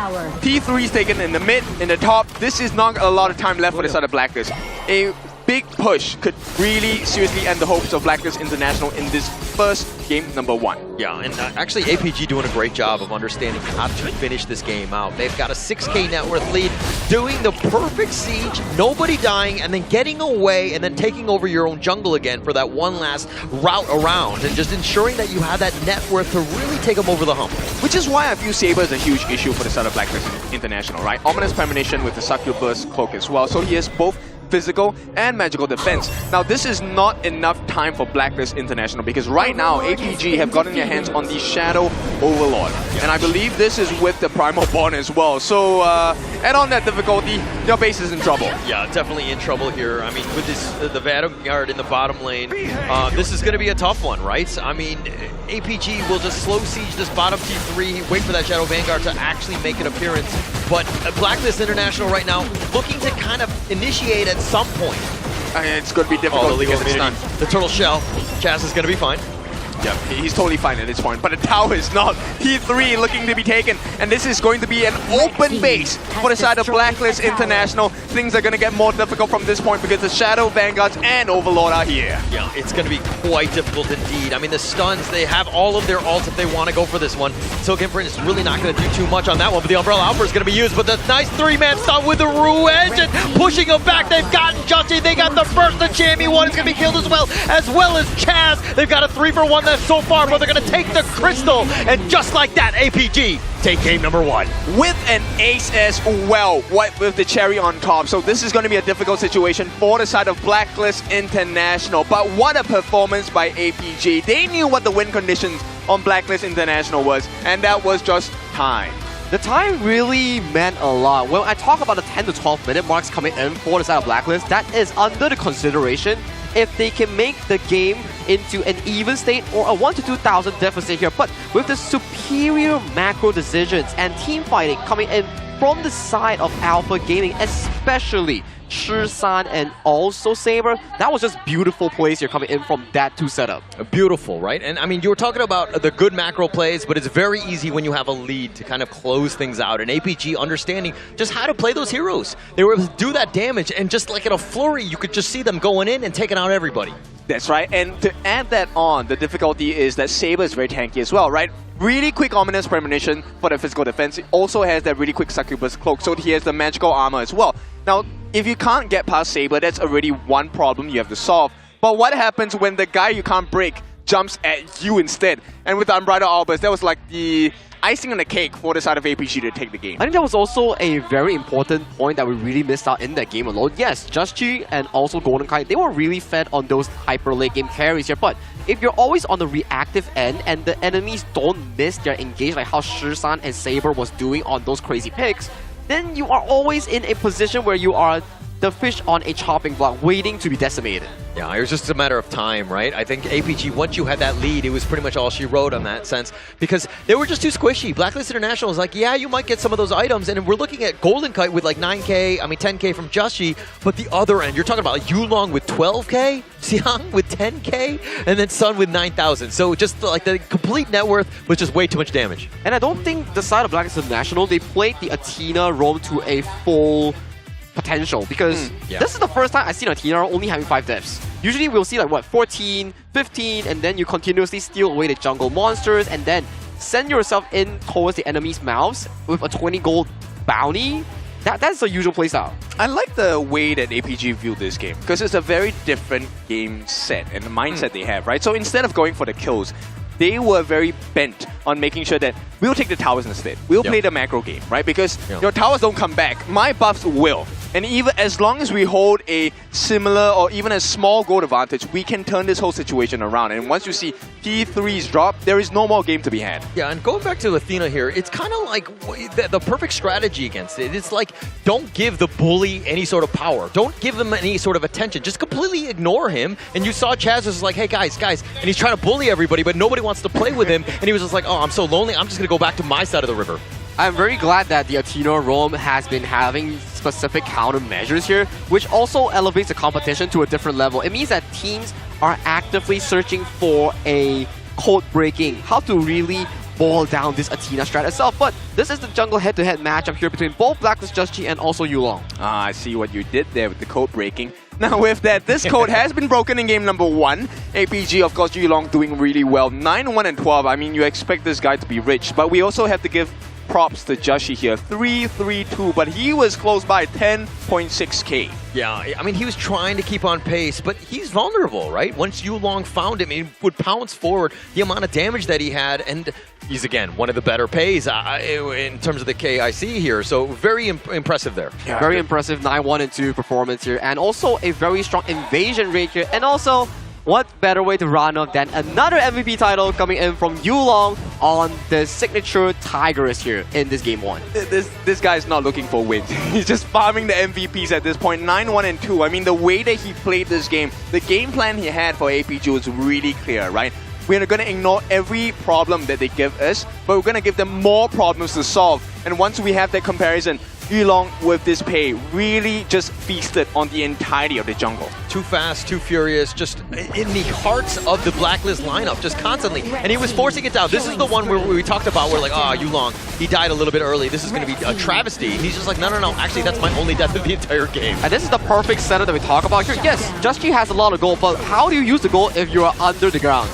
Exactly. The stun setups coming in from the side of APG is just insane, right? They're showing you that you can control the squishies, you can control the big burst damage people as well. This movement by Yulong, understanding that, hey, once you use your flash, only then will I start to chase you. Wow, Shusan is just so clean on that Mind Shooter doing here. Every single fight, it's either the specific target on Just Chi or multiple members coming in from the Blacklist roster here. You don't give this man a Mind Shooter Nui, he's so scary. Yeah, so scary. One of the best on that one. And you saw Saber, I mean, he kind of zoned away. He technically missed the Umbrella Outburst, but then Shishan was there to help clean up, getting that 3-man stun and that perfect spot because you funneled them in a certain area and he made them pay.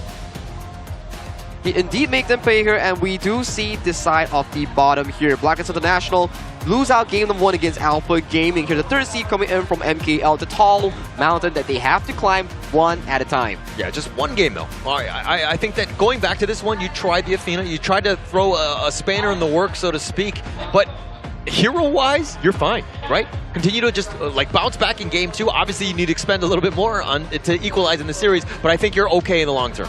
So right now it's, okay, Blacklist, they understand that APG are looking like a mechanic in game number 1. Right now, they have to start figuring out, okay, what other problems can we throw to the side of Alpha Gaming, and are there certain win conditions that we can try to force upon Alpha Gaming and make their life a little bit more difficult? That's going to start with the bans and pick on game number 2, right? This is where I think the difference will be made. I think to put Chammy 1 on a much more secondary engaged role, that will be much more required coming in for the Blacklist International, and then put Chaz on the primary playmaking role. I think that has been a success story for the side of Blacklist in most of their games, especially against HomeBois Blackshore Esports. This is a Dharma game, right? I always say that he's always got 100% on his Dharma, Chammy 1 that is, because he's just so good. This is the time where you need to kind of reveal that and just turn the tides, equalize in this series. And if you want to learn a lot more, you just have to follow us on social media. Make sure you learn from the best of the best. And of course, be experimental with that as well. All you have to do is to give us a follow. We have multiple platforms. You will also be rewarded if you follow all of our various social media accounts. Now, with that being said, I think there is a lot to follow through for today. I mean, game number 1 has just ended. APG now lead the series 1-0, but as we all know, this is a best of 7. It's a long journey. It is a long journey, but with the long journey being pointed out in this BO7 itself, for the side of Blacklist International, you do not land on the correct step. However, for Alpha Gaming, they put on the right step in towards a long series right now. You will feel definitely more comfortable and energetic, especially the team morale definitely ups right now. Yeah, I mean, Blacklist International are like, hey, this is my house. How do you know where the steps are, right? Like, this is kind of a little creepy, right? I need to ensure that I make the right steps. And I think Blacklist International, this is the perfect time. We've seen this time and time again where they, at least at the KIC, Blacklist International have been able to kind of, you know, step up when they face that adversity. I think it's right now it's a race, right? So everyone is looking for the key to open the door to the next stage of KIC 2025. Obviously, both of these teams want to approach and reach that grand final stage, of which HomeBois Blacklist Esports is already waiting. Now, this is going to be a long journey because this is not the only best of 7 they'll play today. Right after this, whoever wins, they're going to be facing against Nova, another giant monster, number 2 in MKL.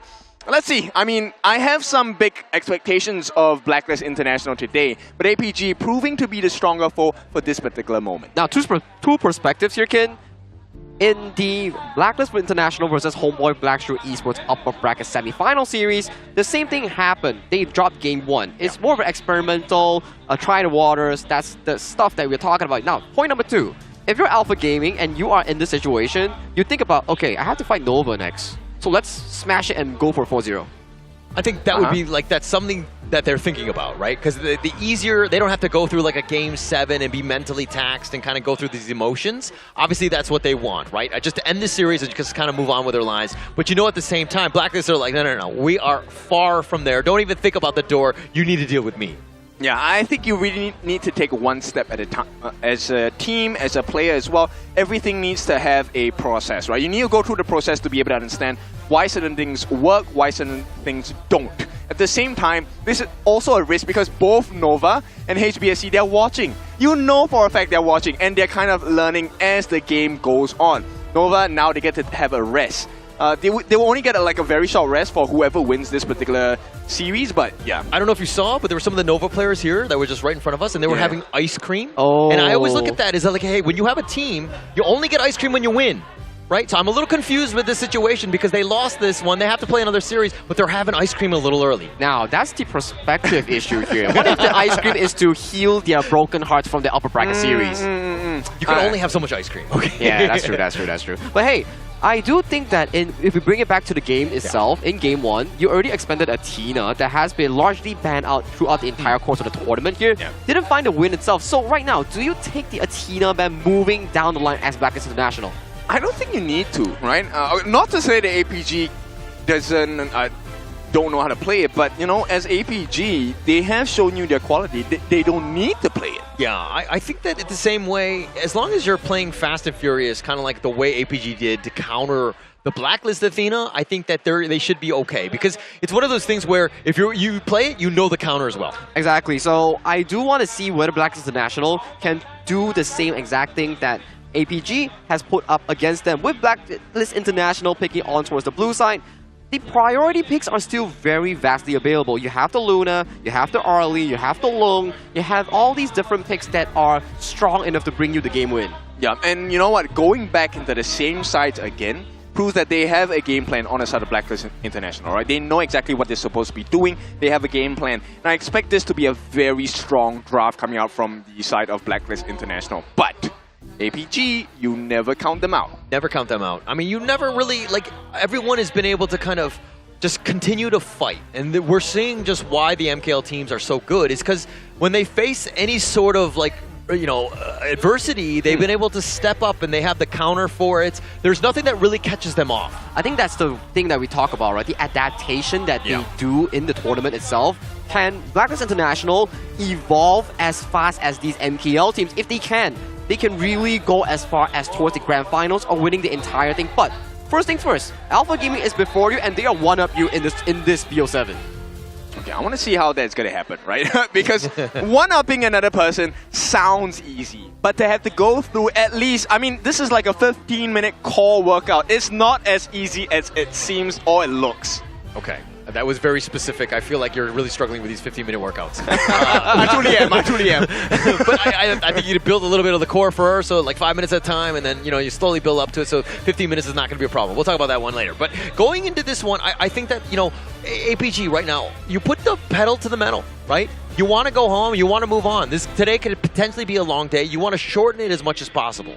That's true here, and with that, we will go into game number 2's draft, featuring Blacklist International selecting the blue side and Alpha Gaming, once again going on towards the reactive red here, and so far, it has been the same story here. Red side, 100% win rate in the first and second series. So are we looking at the... Okay, we have been in this situation so many times. Are we looking at a Luna coming in for the Jashi jungler again? I believe if you do want to go towards a Luna, you have to really consider about the Athena ban here. Yes, Nova Esports did allow the Athena to go over to that HBSC, and then they played super duper well, but that's under the correct mindset that you have trained for that countermeasure. Yeah, okay, they have. Yeah, I think that they're going to have to ban that one. They don't want to just deal with this. But, I mean, to kind of go back to game 1, the fact that they picked the Kongmin second part of the first phase, to me, was a bit of a mistake there, because I feel like you're giving away way too much information by revealing the jungler then. But I think at this point of the competition, I'm pretty sure both teams have already done their homework. You know what the potential picks are, right? Right now it's really, like I said, choose your problem. And Blacklist, they have not used this yesterday, but there's a potential of a Dolia Yangjian or a Dolia Nersa combination. So C-Singer with a Trilight, C-Singer with a Tunecaster, C-Singer with a Wild Spark, all these are available options here. But coming into the side of Alpha Gaming here, they do what exactly HomeBois Blackstreet Esports have shown us in that game 1 itself. Take away the Yangjin, serve it as a flex. Take away the U1, serve it as a flex. And then you see Blacklist International, what do you answer with? You can't answer with Nersa, there's no way, right? Because right now if you use the Wild Spark, he comes in, dives, all they have to do on Yuhuan is to make sure that she uses her ultimate to get the heal. But Blacklist say, you know what, Kinofu, we don't care what you say. We are going to give it a try. And for Alpha Gaming here, they have a correct angle here. You don't have to really flex the Yangjin or Yuhuan towards the jungle. Just lock in a strong jungler here in the early game and bully this weak Nersa that has not the best of the early rotations here in the jungle. It almost seems like a bit of a bait when there we go. They let it go. But if they're going to go with the Ogren to kind of counter, it's like, hey, you want to get to the back line? Okay, fine, but deal with this raid boss. The backline is Yangjin. And then, that's going to be a very tough situation because we've seen this in the previous series. The Yangjin Trilight can really hurt your backline as well. And now you have to deal with a double whammy because you have the Ogren as a front-facing shield. He has lifesteal as well. Now the question is, how much damage does this Jashi Nersa do towards the backline of APG? That's only if he can get out of the jungle alive, because right now you have such a strong early game setup coming in from the Soul Guide Ogren here.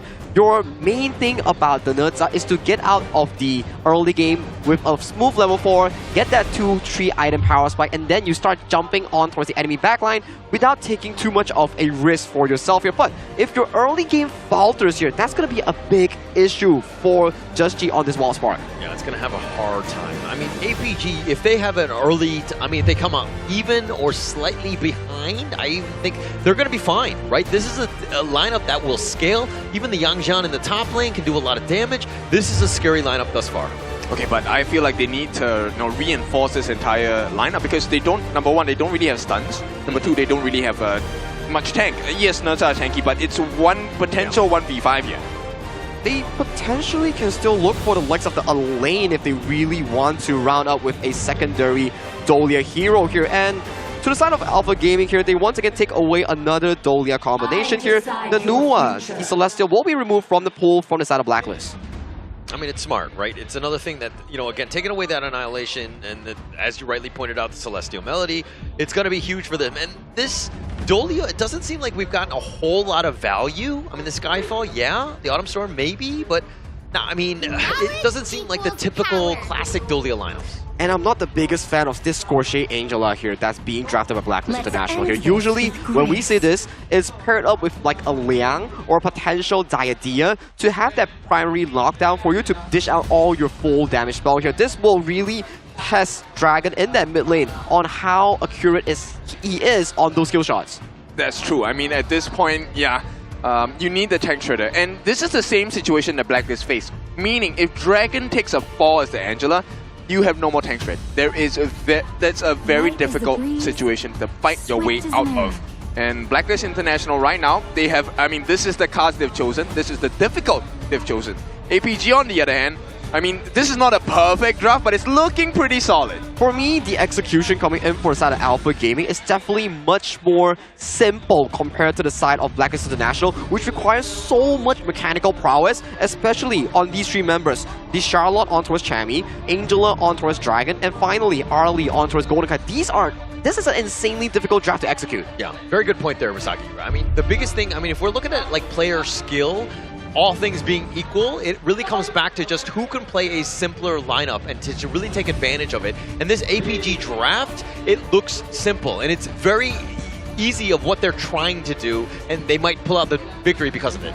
Okay, look, whether you like it or not, it's still going to be difficult, right? So why not pick something you enjoy and do your best with it, right? So I feel like Blacklist, this is a very comfortable lineup for them. They're familiar with this setup. Let's see if they can make it work, because if APG gets their way, they are going to be halfway through this series already.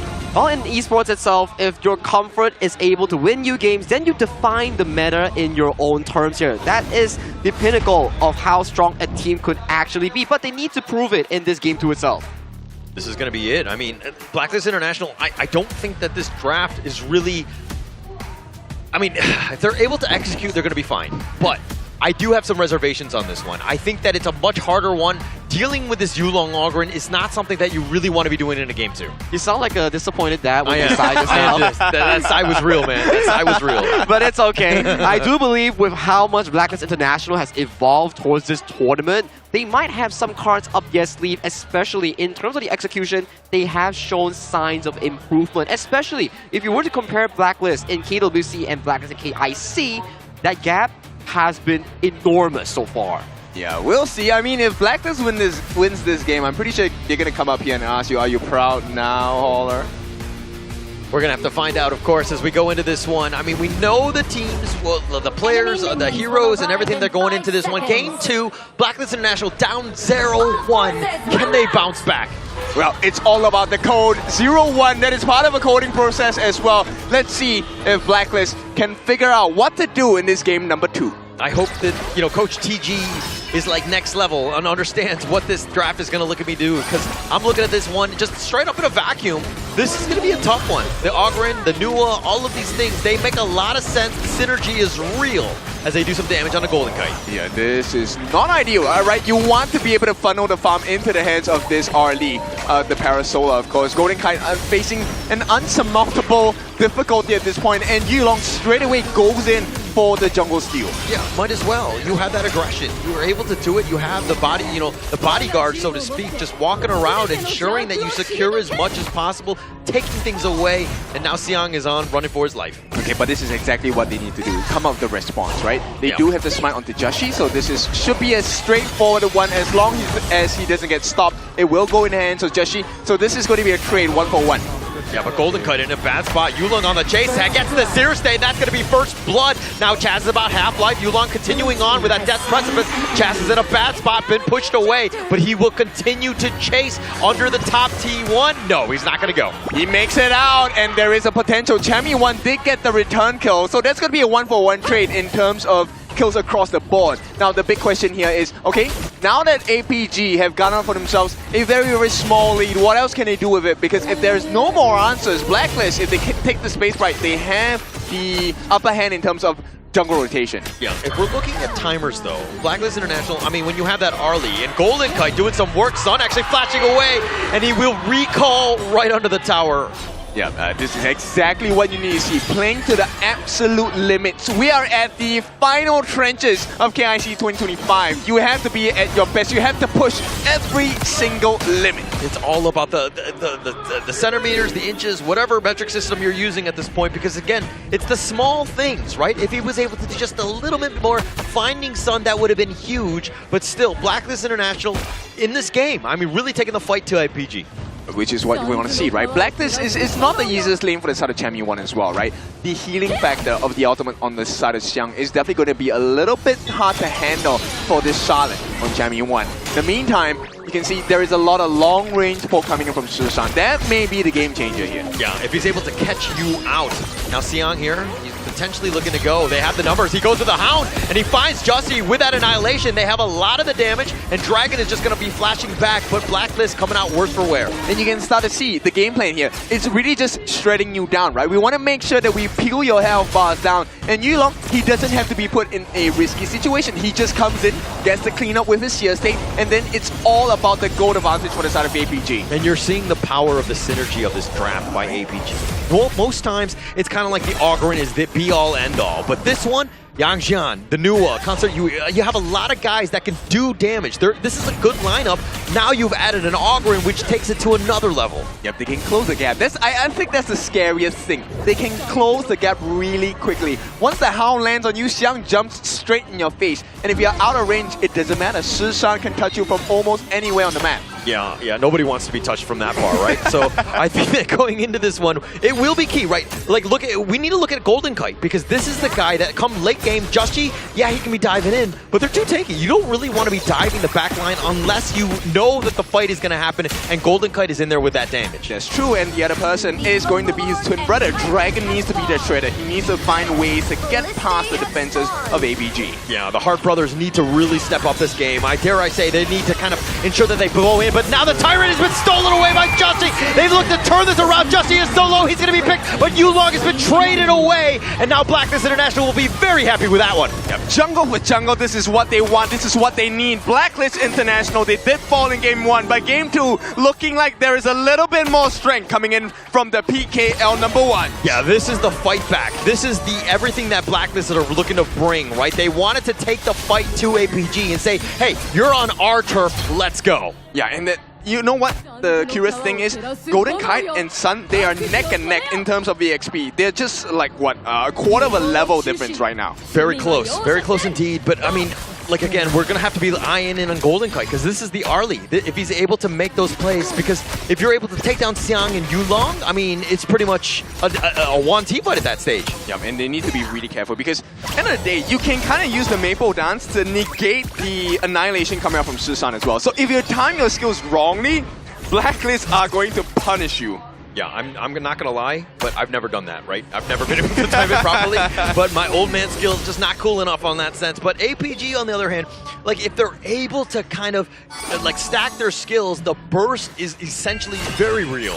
Yeah, and this is very reliant on Justy having the level advantage and the gold advantage as well, right? If nobody can deal with Justy, then this fight instantly becomes so much easier for the side of Blacklist. They're gonna start fighting now. Skyfall, he actually goes for the backline. Justy taking a lot of damage though, needs to be careful. Yulong looking to just turn this around, and with Saber there, I think Blacklist are gonna just disengage. So smart. Look at what the result is. Chami1 now has all the space in the world, takes the T1 on the top. Xiang does come in for the response, but Chami1 can escape. He does not care about this. Right now, it's about pulling attention away from the side of APG. Blacklist, this is the macro gameplay that we need. Yeah, once again, they're diving. It was looking to go in. Skyfall used yet again. Finding Sun, the Unending Sorrow has been used on this one. Justy taking some tower shots, and Chami1 is now joined with that teleport. Yulong is now here with that Death Precipice. Finding Chaz, gets the pick off onto that one. And now APG have actually got what they wanted, which is that single kill and defended the tower. No, but it's fine. On the side of Blacklist International, giving away the life of Chaz for what? Look at the damage. It's more than half the health of the T1 turret at the bottom side, which means you're opening up the map so much more for the side of Blacklist International. Yeah, but roam lives do matter, okay? I mean, you're trading it away for just tower damage, not the end-all, be-all. I mean, if they took it down, it would have been huge, but now look at Xiang taking away the Azure Golem. Okay, but at least they know about it, right? Yeah. So Blacklist, they have some information now. They also have the timer. What can they do with this, right? But on the other side, APG, this is exactly what they need to be doing. Making sure that they're pulling Blacklist all across the map as well. Taking away important buffs, because Justy does need the cooldown reduction. He does need the mana regeneration as well. Yeah, he need that, especially to fight. I mean, both of the blues right now in favor of APG. Them understanding that, hey, if we take it away, Justy's going to have a much harder time. He's not able to kind of just cycle his spells, get that jungle efficiency going. And the biggest part, Xiang has it as well, right? So, like you mentioned before, which means the number of hounds he can drop is going to be a little bit more important. Xiang now being jumped on. Yeah, jumped on, but he's going to hound back to safety, and here come the reinforcements from APG. The reaction time from APG and being able to defend the towers has been key. Yeah, and it's all about Blacklist trying to burn out the resources on the side of APG. Hasn't really found too much success after they burn important skills like Saber's ultimates just yet. So for now, I would give the advantage to APG, but only for this moment. Yeah, just, I mean, the net worth says otherwise, but I get your point that you're kind of feeling APG really getting themselves in this game. As long as they're just slightly losing at the 10-12 minute mark, I think that they're going to be fine. And this is just, you know, simmering, right? Yeah. The pot is boiling right now. We will take a look. The 10-minute mark is where things will start to boil over. And now Saber taking a decent amount, doing a little bit of face checking. Yulong has showed up, and Blacklist are like, no, we're not going to go anywhere nearby.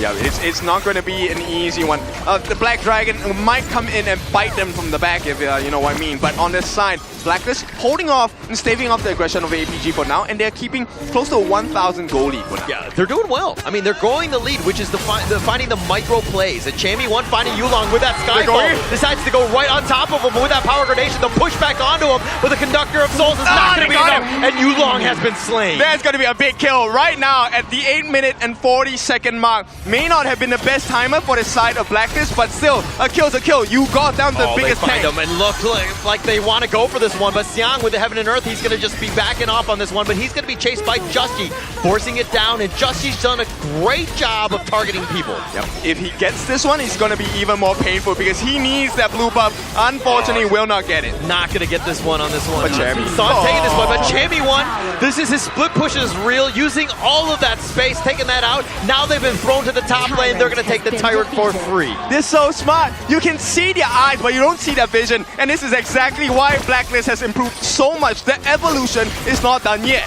Yeah, and they're feinting like the jabs, but they're actually going for the right hooks because an APG right now on the defensive, they're being very reactive, being pulled all over the map. Oh, how long has it been since we've seen Yulong being put in such a difficult position? APG though, they can definitely come back. It is just a 1,500 goal lead going to the side of Blacklist International. If they can stop Chammy from getting these split pushes off and stop getting distracted by the Blacklist International lineup, I think APG, they will find a way back into this. Yeah, we haven't seen Yulong getting pulled around like this as much as, I mean, as like this game, right? Yeah. He's been very reactive and he's kind of slow. The Augurin is not the fastest of people. Yeah, you have the path of passing, but the Blacklist team has just been, you know, like they've been dictating the pace of this game and where the fights are happening. And this is the 10-minute mark. They're pulling them in. Once again, look at what Chammy1 is doing. It's all a bait to pull them in so that Chammy1 can get the split push. Now Xiang is going to be forced to pull away. But hey, there is a different game plan. They want to dive wings. Yeah, they actually find Chammy1, but Heaven and Earth mode has been committed by Xiang here. Now they've pulled elsewhere. APG now looking to go on top, but they have the Skyfall. They find Xiang, and now Justy understanding that they don't really have the damage, and now they might look to turn this.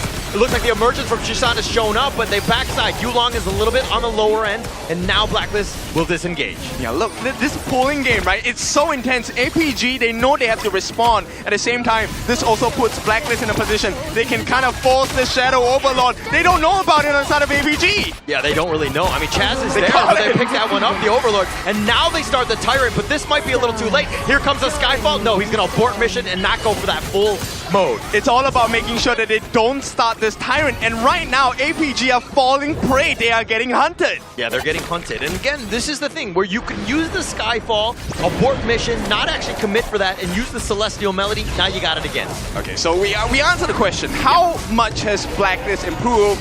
They have improved a lot. APG, they were looking so dominant in game number 1, but now you can see game number 2, there is some response coming in from Blacklist International. Yeah, this is a brand new Blacklist International team, right? Showing up at the right time, the right moment, the KIC in the Philippines, on their home turf, and going in, and they're getting pulled all over the place in the sense of APG with that Skyfall potentially going in, taking the bottom T2. It's the fake out. I've never seen a Skyfall being used in this particular way, right? They normally just commit, and take a look at the damage. Golden Kite already melting Saber down by quite a bit. Top lane, they find Xiang. They want to just push him back with that smite, completely pushing him away. And now Blacklist International doing a great job again with this Joshi Neza. You don't look at the dive. You look at what else. Where are the other members on the side of Black? Joshi, we might have dove in too deep. He gets slain on that one. He stuck around and found out. And now APG have a little bit of a man advantage. But they did take the T1 in the mid. And if we take across the map of Blacklist, every single turret is still up. It's 9 towers to work through. Yeah, look at the Vanguard in the bottom lane. Xiang is actually going to have to rotate. This is APG. They're trying to fight this with only 4 members. Potential steal could potentially happen on this one. Golden Kite, he's getting gone on, taking a decent amount. He gets picked off. Son actually gets that one, but now Yulong taking a decent amount. The Conductor Soul's not going to do any much.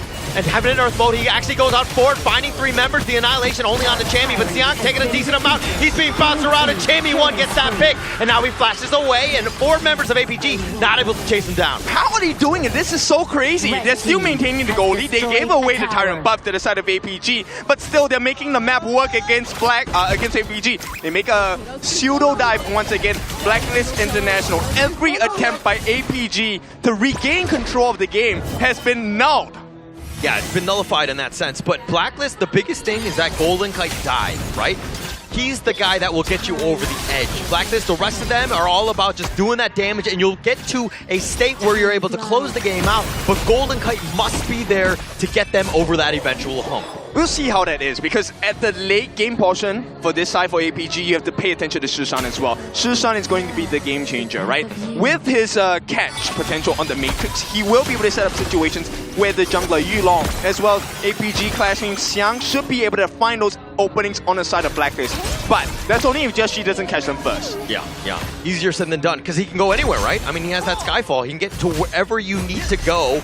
But the biggest problem with this lineup from APG is it's a death ball lineup. They want to be sticking together, all 5, just run it down mid. And Blacklist are like, well, they're pulling them all across. They're putting pressure on all 3 lanes. And now they find Joshi, who's doing a little bit of work, who's just trying to get back to safety. The emergence is on forward, but they find Joshi yet again. They found the solution here. The backup from the side of Blacklist was not fast enough. And APG, I think they have found their pacing, they have found their footing here. They could potentially come back. Oh, but Golden Kite doing some work on the Yulong. With those heals, that's going to be enough. But the top T1 eventually taken down by Sun. That is the space that's been created. And the T3 as well. They're sacrificing this. They have to make this work on the side of APG. If the defense comes through, Blacklist get the T3 at the bottom for free. Yeah, I mean, the minions will just eventually take out, but the Overlord is going to be the big target here. Yulong got about half. And now Chaz looking to go over the wall on this one. To pull back the Hound, he decides to go with the Heaven and Earth mode. Finding him, Golden Kite is in a bad spot. The Annihilation is doing a little bit of work, but not able to find the pick. Chaz is under the tower. He will survive Saber with not enough damage. Okay, just saving themselves by the skin of their teeth at this point. Blacklist to survive, but APG, they have a lot more left in the tank. They have a lot more at this point. I mean, Chaz is back in the fountain. He will be looking to join again. Joshi just trying to take his Crimson. That's going to be stolen away by Yulong with that smite.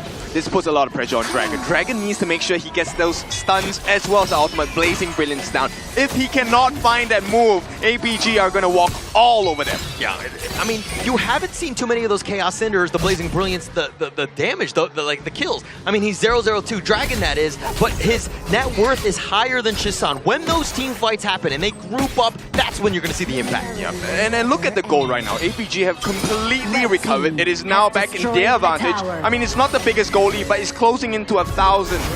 Yeah, and that's kind of what you want, right? It's got to be scarier for Blacklist, right? Because that lead going into the Ogren and then Concert U, this is a bit of a problem. Now, Blacklist on the defensive have to figure this one out. The tether is going to be used by Yulong onto Joshi, but they take what they wanted, which is the bottom T2. Yeah, and they've done a fantastic job. APG looking for an opening.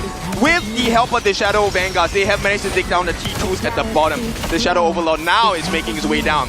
So, now they're going in. Skyfall goes right onto Sun, tries to dive onto this, but he's been pushed back, he's been focused, and now that unending sorrow with those heals, and Yulong in the middle of everything. Chammy1 is a little bit low. Joshi's just trying to attract attention to the top side, but Chammy1 gets picked off. APG making him pay. Yep, they are 5 members strong. Shadow Overlord is making his way as well. T3 opened up for the side of APG. Blacklist, they have to defend. Yeah, not much you can do with Chammy down for about 30 seconds, but APG looking to close this game out. They will be up in front. Saber there, he's got those heals. Chaz is taking a decent amount. Xiang with that Heaven and Earth mode tries to hound on forward. He's going to get on back, and now they do the damage onto Joshi, who tries to stay alive, but he gets picked off, and they find Chaz, the conductor of Soul, slamming him down, and APG funneling the rest of them back into the fountain. They go for the crystal, and APG will take game number 2. Yep, they can't do it. And of course, APG wrestle their way to the front once again. Game number 2 goes safely into the hands of Alpha Gaming. Just, they were able to weather the early storm and then to kind of get themselves back into this one. Blacklist International, again, with this Neza pick, was just really not able to kind of overcome the draft. But almost, I mean, almost done, right? But almost is not enough, especially in esports, especially in KIC 2025. It was looking pretty good for the side of Blacklist International, especially in that early game. But the ability for the side of Alpha Gaming finding Just G back-to-back really brought the game back into their own hands.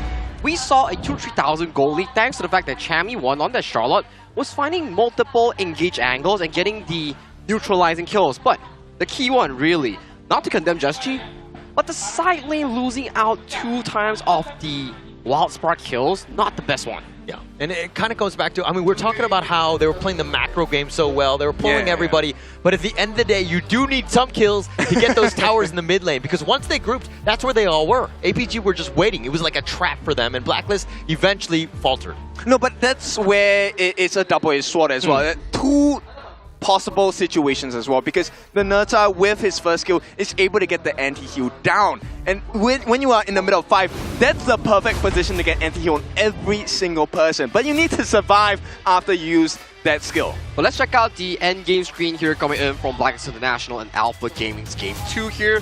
Aside from Yulong being this big beefy boy in front of the front line for the side of APG, Son and Shisan, the 2 consistent DPS dealers for the side of APG, very well played by both of them. Yeah, actually those 2 really just showed up when they needed to. I mean, Son was, I mean, he had the most net worth, but that was the guy that just had enough to really take them over. Yulong was doing a lot of damage, and he was attracting them on. Xiang was there also doing quite a bit as well, but you needed Son with that damage to follow up, and he was always there when you needed him. And I feel like to add on to the strength on the side of APG, I feel like Saber was that winning pick for the side of Alpha Gaming. Without the heals, without the stuns coming in from range, this composition would not have worked. They managed to buy some time for the side of Xiang and Yulong. And look at the overall stats here coming in from all Alpha Gaming players here. Damage has been done consistently by all 5 members and also the tanking department as well. This goes back to Kin's point, whereby the Yuhuan Tunecaster pick provides you so much value in those long and existing team fights. If Just-G gets caught out on that wall sprout, you don't have that heal reduction for the long term of the fight. Yeah, no long term at all, and you're kind of seeing that like the 12-minute mark when that gold graph just completely starts to dive in favor of APG as they figure it out, because again, it's all about that team fight. Once they had those items, and the healings were just too much from APG.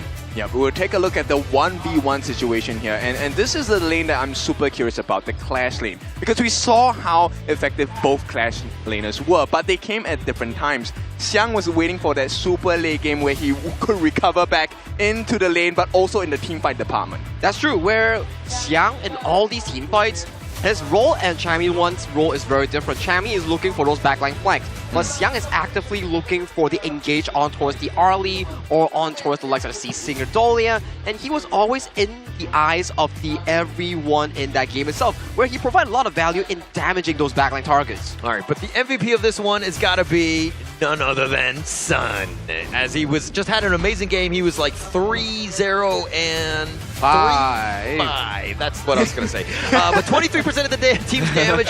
But the goal that he just carried was always so efficient and just pushing towers when he needed to. For me, Son has been a miracle of a substitute coming in for the side of Alpha Gaming, and he's been providing a lot of value due to how much experience this player has coming in from the year 2024 into this 2025 year. Yes, you can argue that out of the 2025, he has yet to qualify to any form of international events with his own team, but to be able to perform in the top 4 brackets back-to-back games, and especially be MVP of game number 2, definitely speaks a lot of volume for this player. I mean, this win brings a lot of feelings back for Sun, because the closest Sun ever got was 2nd place in an international competition, right? So with that being said, I want to see if this is going to be the start of APG's reign. I mean, if they take out PKL's number 1, this is a MKL finals here. Would you say you're proud of your son? Huh? I'll show myself out, guys. Get out of here! The stairs is on my right here. Please mind your step as well. But let's go back towards this game itself, on towards the highlights here. This was definitely one of the key turning points here. Just-G being caught here set the game pace for the side of Alpha Gaming back towards square one in towards the equal state. Not just once, so he got caught twice, and that was the start of the comeback for the side of Alpha Gaming, right? This was so difficult because you can see here, the moment you have to deal and put attention on Yulong and Xiang, you can't take them out. Who gets free time? Shishan gets free time, Sun gets free time, and that time is extended by the Helper Saber, gets the redemption for the shields, gets the Melody of Peace for the heals as well, and even with the Unending Sorrow. It comes back to this draft. I mean, the backliners are doing what they need to do, the damage and the control, while the frontliners are always just creating so much havoc, and they're so tanky and doing so much work that this APG lineup was very difficult to deal with. For me, Blacklist International Draft, yes, it works out if you play a perfect game, but under the condition of such a high-stake BO7, to play a perfect game, it's a very difficult task to do. Hence, right now we see in the match 12 lower bracket here between Blacklist and APG, APG currently sitting on a comfortable 2-0 lead. First to 4 wins. Yeah, Gary, right? I think even the crowd, you can see they're starting to tense up a bit, understanding that they're in a bit of a hole. 0-2. I mean, it's not the end of the world. Blacklist International have ways to come back in, but right now it seems to be fully in control of APG in this series. I mean, halfway mark is a great achievement, but we do know that you need to last the distance. It's never about, hey, it looks good at the start. It's not how you start, it's how you finish. So we'll see how this is going to be like for Blacklist. There is some time to recover. I'm curious about what is left, though, in the hero pool for both ends. So at the very least, for the side of Blacklist International, some of these Tier 1 picks are still available in the form of the Pei, in the form of the Ao Yin Long, in the form of the Guan Yu Dharma. All these are fresh picks that they can look to venture into. So if they do go over to the blue side, it still has a lot of value for them. Yeah, I think that they need to kind of take some notes and do a little bit of a shift and get onto that red side, because it is, I believe, 100% win rate all day today. So they need to continue on with that streak. They need to just shift right now. Okay, they also have the home ground buff in the form of Lapu Lapu. He is here live in person. We've seen him with his cosplay. I mean, this guy has been on a tear, not just on stage, but with the audience as well. You can hear them cheering all the way. Now, if you're free and you're around Manila, Philippines, come join us here in Ayala Malls, Manila Bay. Everything is happening here. Of course, if you want to catch the action, you can still do so. We're only technically halfway through, but that's only if APG wins 4-0, which I think is not going to happen. And even if APG really wins 4-0, we still have another lower bracket finals for us to watch here. But this is the updated global ban picture, and if you don't know, HOK functions under this GBP rule. For every hero that you use in the certain game that you have played, you can't use him anymore until Game 7. I mean, if we're looking at these heroes, it seems like the first game, the Blacklist, a bit of a wash. It was Athena strat, not really expensive. The second one, Dolia, but this seemed like not the typical Dolia lineups. It didn't fully utilize the power of the Celestial Melody. At the same time, I want to add on to that as well. Like, I feel like the mid lane for the side of Blacklist International has been very utility based, and I feel like Dragon is more like aggressive. I get the kills for you guys. I want to see the Mai come out from the side of Blacklist International. Flip side, we take a look at APG. Perfect job from the side of Susan. Beautiful. Able to pilot a Knowledge Gem Mai Shunui on the aggressive end, taking the least resource and going for the biggest engage, and playing on the reactive end, playing the Nua for the late game here. However, when we talk about Dragon, we can also talk about how he's able to be the funnel of the team itself. You want him to be on utility on the first 2 games, sure, but he's also capable of playing those carry heroes like you mentioned. Well, let's see if that's going to change, because right now they have swapped the sides. We're talking about the 100% win rate for the side of Blacklist and APG being on the red side in this particular day itself. So Blacklist, now they're going to test that theory. Do they get the 100% from being on the red side as well? The data don't lie. No. The data don't lie. Yeah, I mean, going into this one, I think it will be a bit. I mean, the biggest also piece to this is the fact that you're able to counter pick in the draft, which is really, I mean, at this level is kind of the slight edge you need. That is true here. And so far, I think if you were to look at the red side win rate, it's so far 7 games if you consider back to the HBSC Nova series and also this series, 7 out of 7 right now. Okay, 7 out of 7. That's a nice number to have, right? Right now, another nice number to have for the side of APG is having the 3-0. They want to close the series out ASAP, because in their story right now, if they can close this fast, they still have the stamina to last against Nova in another best of 7.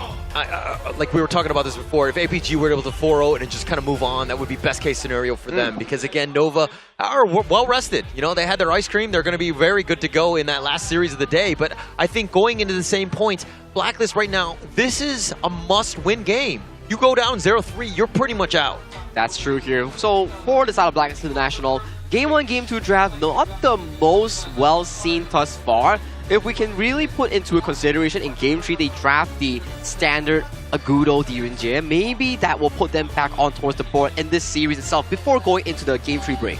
That's true. I mean, the Agudo has not been used by both ends, which kind of cancels out the potential of an Algrim pick for the side of Blacklist as well. Now, that's going to be a very scary notion, because it feels like if we take a look through the lenses of APG, I think they have an edge in terms of the BP here. Definitely an edge. I mean, that drafts, it's just the way that they were able, I mean, they had an edge going into every single game, right?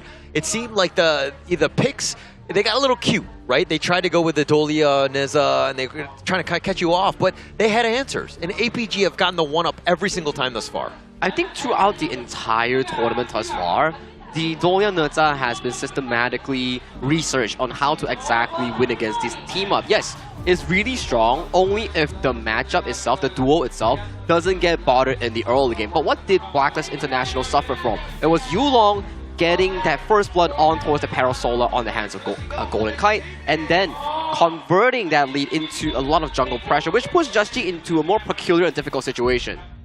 So I think at this point it's more of time. I feel like every game so far, game 1, game 2, it's all about time. Blacklist is running out of time. Correct. Yeah, which is unfortunate for them, right? Like, they made it to the final, the second to last day, which is great. But I think that at this point, yeah, you want more than top 4 at this point. You have an opportunity. You cannot give up. It comes back to this draft.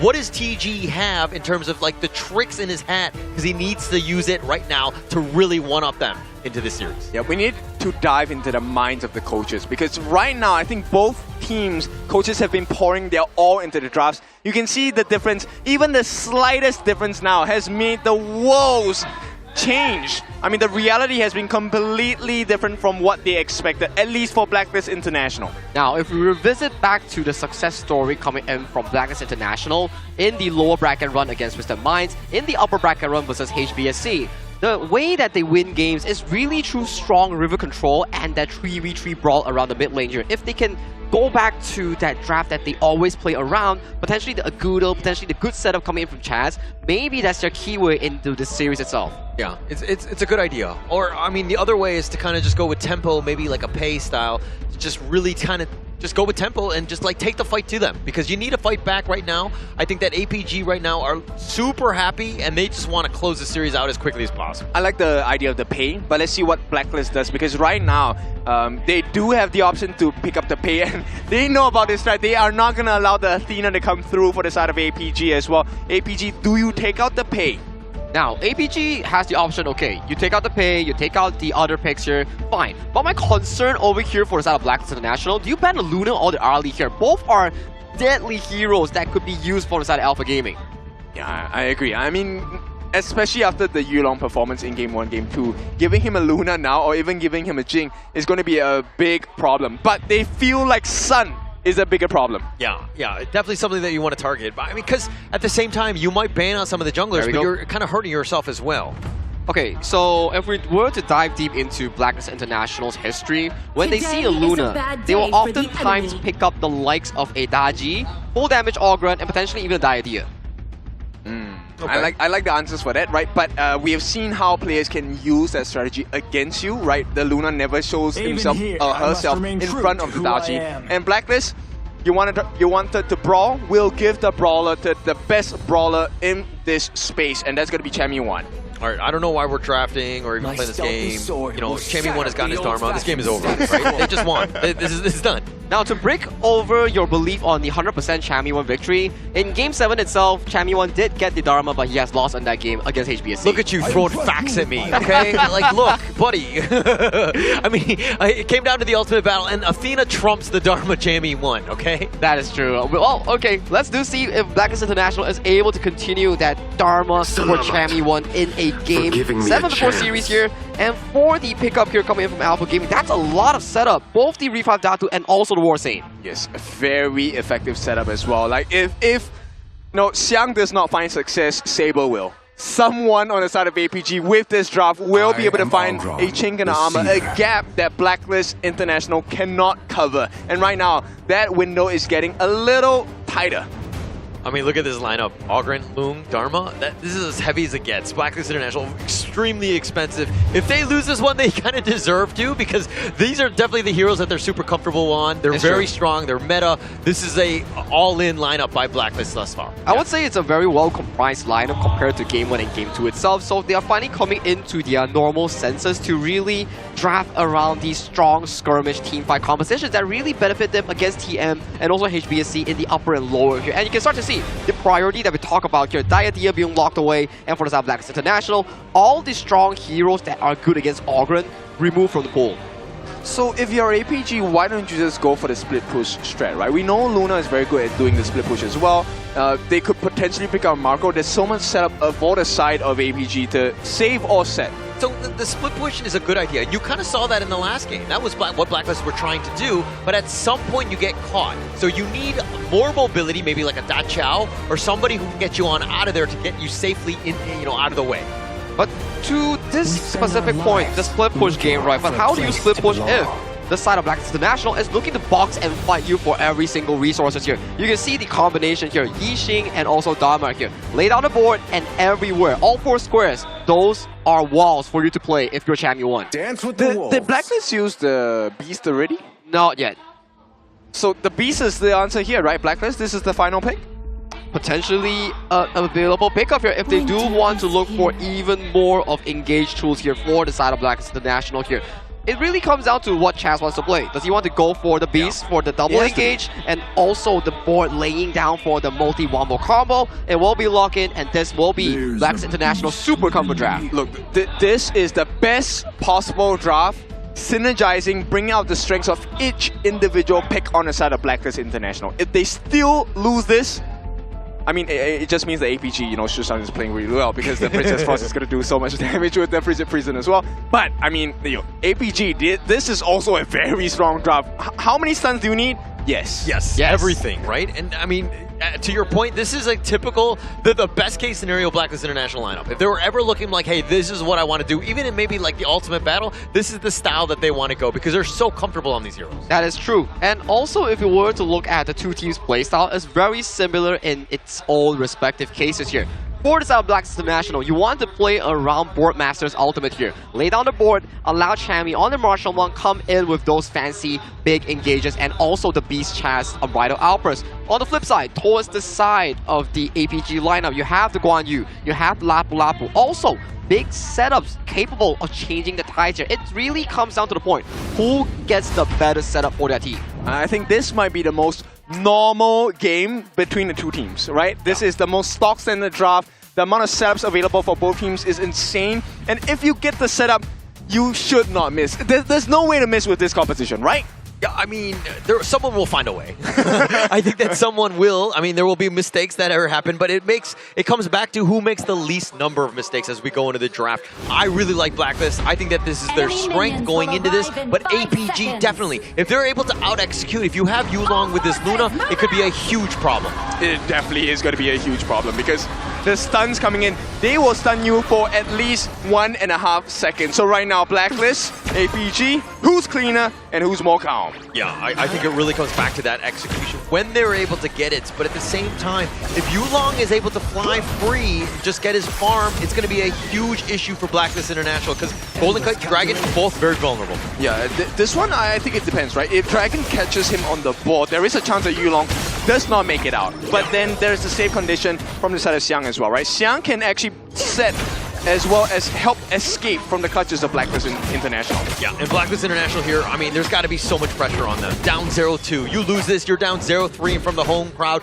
You do not want to be in that situation where your backs are on the line, your tournament lives at stake. Yeah, I feel like it's been a little quiet so far from the crowd. They need the support from the PKL fans. They need the support because we are in the home of PKL in Manila, Philippines. Yeah, I think if we were able to channel that energy right now into Blacklist, I mean, I think that would be great for them because they're going to need every ounce of it to really get themselves in. But the Crimson going to be taken away here by Joshi on that smite. And that was the first big attempt from the side of APG. If they have gotten that 4-man invasion successful, Joshi now would be buffless. His jungle will be open for contention. And the lanes will start looking very messy as well. Yeah, it would definitely be very messy. I mean, at the same time, Blacklist International, understanding that Joshi, this is the guy, right? You have Golden Kite who's going to be in the bottom lane, getting on his own farm, but the other one is that you ensure that Joshi has a good game. Yes, and this is very important because now the first point where we get to see who is the better team is when everyone hits level 4. This is where the setups will be insane. Yeah, and looks like you're going to see Saber on this Lapu Lapu, just one of those heroes that provides so much. The latest hero that's been released for the Honor of Kings, the global app on this one. And this is a guy that he's the national hero of the PKL. Okay, what a timing to hit that as well. Board laid down. What do they get against Saber? Yeah, they got Saber. The board is locked in on this one, but you don't really want to commit too much. Chaz not level 4 at this point, so you can't really get full value out of it. That's true. And right now, Chami1 trying his best to handle Xiang, right? Xiang does not really have the best of HP points at this particular situation, which is ideal for Blacklist because you want to try and force out even more flashes, want to try and force out even more mistakes. For now, Sun, he will not have, if they start at the 4-minute mark, flash. Yeah, and Chami1 needs to do a better job of just containing Xiang, making sure that he's not able to do as much. Get vision on him, ensure that those Razor Cavalries are not team fight winning. I mean, at this point, the one person I really want to pay attention to on the side of Alpha Game is Shisan. Shisan, to me, not just because I play Princess Frost, but if you really land a multi-man Fidget Prison, it changes the whole fight. There is no way you win that. Yeah, and at the same time, Blacklist International need to do a good job of ensuring that they've got space, right? They're not grouped up, because that could be a potential problem, that Frigid Prison, but you have your own board Umbrella Outburst, which can make things very chaotic. Okay, they put it down. They've got that board, the Stampede right on top, and they find Saber. He's on the wrong side of town, but the Frigid Prison right on point with that heroic charge. Oh, Chami1 with the flash. Xiang looking for the attack, and he actually gets picked off. They make it him pay, but Yulong is there. Chami1 is somehow still alive. No, Shisan gets him in the end. But it's a 2-for-1, a big win for the side of Blacklist, a great way to start, and this is at the 3 minutes and 30-second mark, 30 seconds away from the first Tyrant of the game. Yulong looking a bit low, but he should be fine. Yeah, should be fine at this point, but I think that they're going to be very happy with that trade. Blacklist, I mean, Chami1 going down for that one, but in the end, you get more picks off, and it's going to be great for Blacklist here. Yo, Sun is just insane, man. I have seen him steal so many of those fire beaks with every use of the channel. Oh, the raging control. They've got 3-man stun. Justy's just trying to get back to safety. The passive is not going to keep it alive. 2 members down from Blacklist. What a painful strike from the side of APG. 4 members now onto the Tyrant. And we talked about the setup. How many setups do you want? As many as you can. And Alpha Gaming, they're going to look for the punish here. The Raging Sea from Saber just provides so much. The Azure Golem going to be taken away. It looks like Golden Kite was there in the nick of time. Gets it. It's better in the hands of your teammates rather than going to the opponents, which means they have to give this T1 away, right? You have managed to secure a little bit of security in that bottom side. Now with that APG, this is the marker of success for them. One more kill, one more T1. This map is going to look a lot darker. Saber here, ready for another engage. Going in, I mean, whenever that ult is off cooldown, the Raging Sea, you just saw what happened. Three-man stun, the lockup, and it's pretty much all she wrote. But now Chaz looking for the return. The Umbrella Outburst is going to be completely whiffing on this one. The board has been set up. They get the Raging Sea, and now with that Razor Cavalry pushing back Justy, he's been stuck into the winner is here. He's going to be killed, and now he goes in forward. Golden Kite is trying to stay alive, but Dragon's already been picked. 2 members down from Blacklist. Dissected. This is a medical situation for the side of Blacklist. You have to call the doctor. The surgeons are at work, and right now, APG are looking so clean. Oh man, if Chaz was able to hit that Umbrella Outburst, I mean, that could have been like team fight winning on that one, but he completely whipped. Dragon tried to salvage it with the board, but even that wasn't great, and Blacklist International now on the defensive yet again. It's also about Shisan, right? Look at the Frigid Prison along with Winter is here. The setup is insane. One more time. Winter is here right on point with that Raging Sea. He has to get on his Dragon, and Golden Kite is on out. Chaz is going to survive as well. Yep, but they buy some time, but not some health. This is exactly what they need to do on the side of Alpha Gaming, and they're doing this to the T. Blacklist International, it's all about Yulong now. If he forces his way in the back. Oh, they're trying to go for the steal, but he actually stuck around and he got picked off. Justy making him pay. Okay, but Chami1 took the Azure Golem. Not the ideal situation, but better in the hands of Black than in Alpha. Yeah, I think that they'll be okay with it. I mean, Justy's just like, hey, at the end of the day, we got the kill, so not the worst. But Sun, he's been doing this all series, right? He's been just taking the towers and just making his way on out. Yeah, good job. Are you winning, Sun? Yes, you are. He's doing a great job. I mean, he's been really stepping up in this series, which is what they really needed. They needed that consistency from the farm lane, and Sun has really stepped up. And, okay, so here is the silver lining for this other Blacklist International in terms of farm. Golden Kite is matching. He does have the Crimson buff in his hands as well. Right now, itemization, it is looking pretty neck and neck. Now the only question is, who's gonna deal with Shishan? Yeah, I don't think they've been able to find him. I mean, look at how the lineup of Blacklist International works. They're very linear. They're kind of just stock standard coming at you. Yeah, you have the path of passing, but they know what's coming. There's no jump in. Yeah, there is no entry, right? That's the big problem. And if you choose a dive, you're potentially putting yourself in a very unsafe situation where Xiang will then make you go deeper in the depths of APG's side of the map.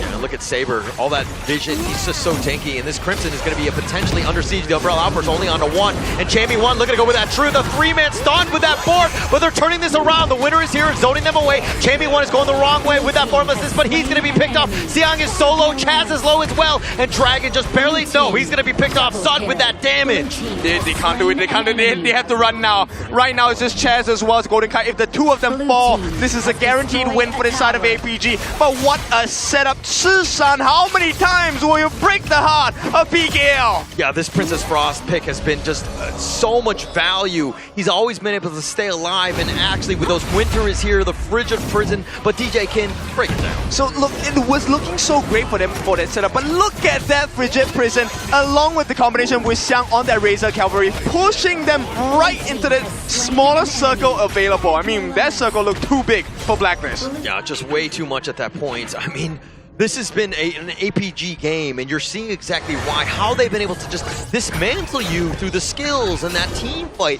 has just been next level by APG. I mean, we had a conversation with the MKL players, and they did say APG is that, dark horse. They have the potential to be the champions, and right now they're showing you they definitely can. Yeah, they're definitely finding their groove. This is a team that's really starting to level up each game, each series, and then you're seeing the strengths. Blacklist International was looking very good in this series, but in this one thus far, they've looked very pedestrian. Yeah, I mean, at this point, it's really just making sure your combinations work. Chaz has been finding those ultimates, but they need to find Shishan with them as well. Shishan has been the one turning the fights for the side of APG. Yeah, but it's one thing for Chaz to actually set that up, but now that winner is here, the zone away, they find Yoshi, the Leaping Savior on back, the Soaring Greek Dragon trying to push him away, but they turn their attention on the top T2 instead. All right, this is macro play coming in. Once again, Shishan playing really safe. He is out of vision. And every single time he's out of vision, you can expect there is going to be a surprise for Blacklist that they will not enjoy. His positioning is flawless. Like, the way he's moving around the map, always in the back line, never a danger. He's able to cycle his spells, and you really don't need a whole lot of items when you're just constantly just CCing everybody. And yeah, talking about, oh, maybe he's out of range. No, he will never be, because Xiang actually pushes them into the circle itself. Yeah, and that's been the biggest thing. This combination has been on point. The winner is here with that Razor Cavalry. Time and time again, you're seeing the team fights that have been shifting in favor of APG because of those skills. Yeah, we'll see the defense put up by Blacklist on the side of the T2 at the right-hand side of the map. Blacklist, they've bought some time. Chammy1 is trying to fight this one, but he's in a bad spot. He's going to have to flash, but Saber catches him down. Yulong gets that kill, though, and now Blacklist International down a member. I mean, they've burnt just Saber's ultimate. That's the only usage they had. Chammy1 committed his flash as well. This is 2 minutes of unfounded strength for the side of Blacklist. Yeah, and he's really not hitting that hard. This Monk is just not there yet. I mean, it's only 10 minutes into the game. He was trying to make a solo play, but he got caught out. I think at this point, you got to be like, hey, calm down. We need to play as a team. I mean, 10-minute mark. This is a immediate take on to the Shadow Tyrant. APG now in perfect fighting form. Not only that, they're hitting level 15 soon. That is where your max level achieved. Yeah, Yulong level 14 versus Jushi's 13, outscaling at this point. Jushi right now just fighting for scraps, whatever he can find on this Blacklist side, but now they're huddled in their base, just trying to defend the T3s at this stage. There's very little value, right? Because Sun is 14, Golden Kite cannot get the burst down. And take a look how quickly they take that T3 at the bottom side. Blacklist, this is potentially the last stand for game number 3 here. They need to do something. Yeah, they need to do something, but I mean, you just saw how much damage, and the Sun is doing some serious work. Yulong is there for that potential jump in. You have so much CC from Xiang and Saber that, like, you really can't crack into this lineup. Yeah, there's no answers here.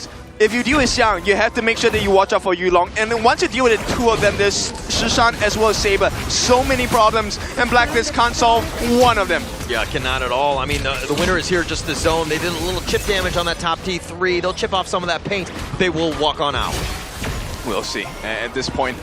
I mean, for Blacklist to win, one potential is to try and last the Tempest Dragon, but that is 8.5 minutes. That is extremely long. That feels like an eternity for Blacklist International. I think it would be a mistake for APG if they didn't close this game out in 8.5 minutes, right? I think that they have everything, all the tools, all the net worth, everything that you would want to really close this game out, and it's just a matter of time. If Blacklist were able to get there, that would be huge. Yeah, this is not supposed to happen, right? Yeah. So if you take a look at the goal difference, Xiang has a 2K net worth lead against Xiaomi 1. There is a 1K goal lead between Yulong as well as Joshi. Same situation for Sun and Golden Kite. Every single thing points that Blacklist does not survive this game. Yeah, it does not survive, especially, I mean, surviving another 8 more minutes, which I don't think APG are definitely going to be doing, but now they need to continue to slow siege. Take out this top T3, the bottom lane is pushing as well. Yeah, but they don't know chance. He's hiding behind them. There is a potential! Oh, the Umbrella Uppers, another whiff, and he just needs to get back to base just because of shame, right, at this point, but now they find him. Infinite Basses, Yulong is going to have to just do a decent amount, but Joshi's already been picked off. They've got the space for the top T3, now APG looking to close this one. They survived their first onslaught, so they would get rid of the minions. But here comes the true problem. Shadow Overlords, Shadow Vanguards. Can Blacklist International last this test? I mean, without Joshi for about 15 seconds, that too is an eternity. The Razor Cavalry on board with the Winter is here. It is just too much. APG is a take game number 3. What a big performance coming in from the MKL number 3. Killer moves coming in from Shishan. Killer moves coming in from the entirety of this number 3 seed of MKL. Do you feel the breeze? Because I am feeling Shishan's Princess Frost from all the way on the spectator seat here. My goodness. Frigid Prisons after Frigid Prisons. This is no Liang Princess Frost. This is a single Princess Frost performance coming in from Shishan. You're telling me this is the number 3rd seed from MKL? I mean, how crazy is that? The combinations they pulled off in this particular game has been insane. Absolutely insane. I mean, it comes back to this draft. Shishan just next level with those Frigid Prisons, the winner, everything. Just so much control that Blacklist could never really take any sort of team fight. And it's not like individual plays. It's a team play. Like the Frigid Prison being maximized by the fact that Xiang is catching all of them in one fell swoop. Like, it's just everything. I mean, stuns of the stuns. How do you play this game? I don't know, because it's looking so stressful coming in from the side of Blacklist International. We were talking about it during the pre-game draft. We were saying like, hey, whoever gets the perfect engage first, aside from these big knockouts, big boards, will win the fight. But who would have thought that Shishan on a Princess Frost, that spell 2 on Princess Frost is one of the hardest to actually land in the game. He was hitting like what, multiple members in every single fight? That was absurd. It's hard for you. I agree. Shishan, I mean, he made it look so easy. I'm sorry, that's hard for me too. What? No, it's actually not that hard, right? But the thing is, you need good teammates. No. And that was Premium HOK. Now, Kin, you're playing with Grandmaster players. They're playing with pro players. No, the difference is kind of huge. Okay, understand, but there's a reason why I'm not on the stage, right? It's to make sure that people know that there is a big difference. So, talking about the differences, let's go into the stats page, because this one is going to be a complete different story on both ends. I feel like it's absolute domination here coming in from the side of Alpha Gaming. Yes, we have the Yulong Sander doing the usual Yulong things, but this game, Xiang, Shishan, Saber, this trio has been phenomenal. Like what? The first one we saw was Saber finding the 3-man knockup in towards the bottom river, and then Shishan Xiang combination here, finding these multiple man Frigid Chargers into the push coming in from the War Scene Razor Cavalry. Okay. I found out the winning condition. Why APG is so strong? Because they always have SSS. And add one more S for that. So that's 4 S's. 4 S tiers. I mean, that's why it's so hard for Blacklist to find that opening. And it's hard to see the opening. Blacklist, this was a great draft. We talked about this during the ban pick phase, right? There is no way you cannot find an opening. But the way that APG executed the draft, it's so hard to play this game. It's so hard. And it was like the perfect kryptonite to this Blacklist International lineup, which is, again, their bread and butter. This is what got them there. But it was completely outclassed, and it was just too much control from Shishan and, of course, Xiang, as well as Saber. It's looking very difficult and desperate so far coming in from the side of Blacklist International. Game 1 and Game 2, we could say that yes, it was an expensive draft, but Game 3, hella expensive, but the execution wasn't even there as well. The team fights has been always in favor of APG, leading into a 9.7k goal lead with everything. Only one tower drop into the favor of Blacklist. I want you to watch the replay of this particular game between APG and Blacklist. And this is the definition of forced errors. Did Blacklist make a mistake? No, they did yeah. not. The errors were forced by the side of APG. They had no control. Alpha Gaming just took the game to them. I mean, he brought the dish and said, eat it. This is your buffet now. Okay, I feel like somebody's done that to you. We're going to have to talk about that trauma later. But I think that, to your point, I mean, APG right now, unwelcome guests, right? I think that the way that they've kind of dismantled Blacklist have made them look not great, and they've been completely outclassed, and Blacklist are trying to make things happen.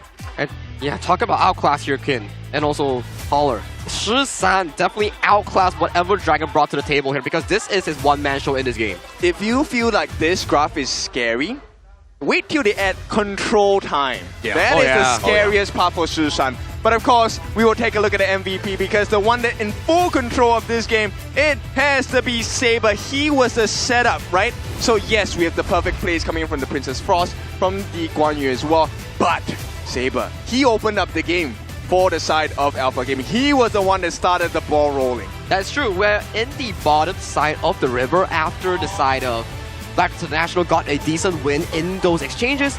This man found a 3-man knockup on towards the Lapu Lapu, which set the tone for his team into the multiple frigid charges coming in from the Princess Frost itself. As we can see towards the highlight here, we can really see this first play here. So this was being achieved by the side of Blacklist International here. But this was kind of interesting because Xiang pushed Champion 1 out of the ultimate. I mean, this is that moment where Chammy 1, you think he's going to survive, and then he just gets barely picked off. But again, Shi-san with those plays, you're seeing those highlights. And this is that one they were talking about. Ooh, 3-man stun. Oh my god, that was just gravy. That punched me in the gut as well. That was so beautiful. And you can't help but feel bad for Blacklist International. I mean, take a look at it. False errors chairs. He was expecting a different direction altogether. Look at this play here. It really chokes out Jushu in being this tanky frontline Ogren. And this was the one. Take a look at Shi-san here. Engage on towards here. 3-man frigid prison. My goodness. Immediately melting the hopes of the side of Blacklist International in any single attempt. Look at the health bars here. It's actually really super duper close between every single player. Imagine he didn't hit that. That would be an easy fight for the Blacklist. Easily, for sure. But Shi-san hits that frigid prison because Xiang with that Razor Cavalry makes it very easy when they shuffle him into that little area where that winner is here on that one point. And that's why they're professionals. A professional's job is to make it look easy. The execution of this is insanely hard. This is really peak quality for the side of HOK. And because of their peak performance, APG now leads Blacklist International in this lower bracket here by 3-0. One more does it. They need to do every single thing later on into the 5 minutes break to bring whatever strap, bring whatever in the kitchen sink to throw against Alpha Gaming. Because right now, things are looking super dire here. It is not looking remotely close at all. It wasn't close at all. I mean, they look next level right now. I think that they're ready for Nova Esports. They might even be like overthinking it right now and just not like bypassing Blacklist because they seem very comfortable and it doesn't look like Blacklist has any answers. I would argue that it looks close. But the close is a closed door for the side of Blacklist International at this point. I mean, we all want them to perform, but right now APG is just defiant. They don't want to allow that to happen. I feel like they are really just shutting down the whatever hopes they are bringing towards for the side of PKL. Yes, we do say that Blacklist International, their growth has been phenomenal, but right now, the cold hard reality has been slapped on towards their face with a 0-3 scoreline. Everything is possible. We do need them to go into a break. We need a break as well. So after the break itself, we need to see how they come back from this.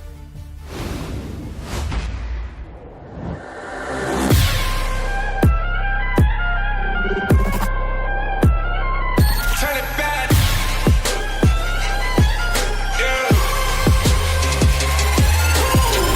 Gear out the weapon, getting ready, counting down. Pay attention to the challenge. Tell me where you from. Gotta be tough, gotta be strong, gotta be savage like animal. Every time you tryna push me down, look at me, I'll be lying down when I run around, and I make it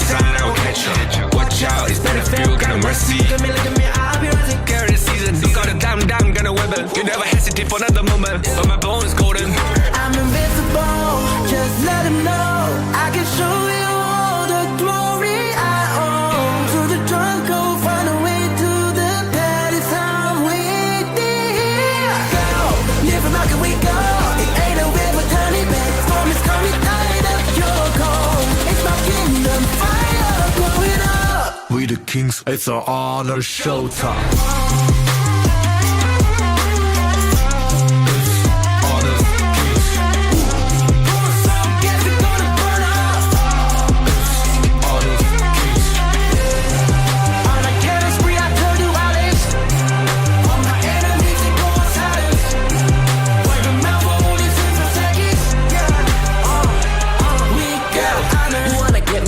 Kind of the one who made the rules. You have night to choose, only one way, got night to lose. I can see it, I'm gonna shut down. We got no crime. We bound if I miss one, crashing pieces, you can cheat. First blood, double trouble, then I take a pen, I kill. All you do is win and look at me still victory. Say. I've triggered my soul down. For my pace. We the champions, screaming, I'm invincible. Just let them know, I can show you all the glory I own. To the drunk, go find a way to the party time we did. Go, live and rock and we go. It ain't a river, turn it back. Storm is coming, tired of your call. It's my kingdom, fire, blow it up. We the kings, it's our honor showtime.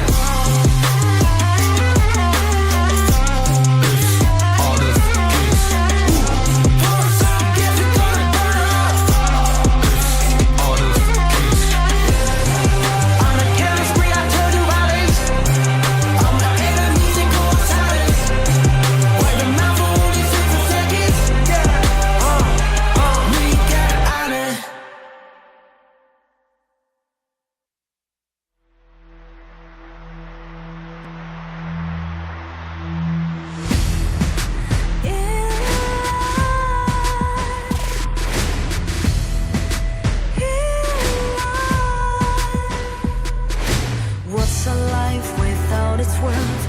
Compromising with what hurts inside. When you let fear decide your fate, you don't choose which path to take in life. I'm finally letting go of everything that still holds me. I'm against the odds, but I won't give up, 'cause it's my time to shine. Standing in the spotlight, and no one let me down. Destiny is calling high. I'm not afraid to fight for everything I love. Victory's on my side.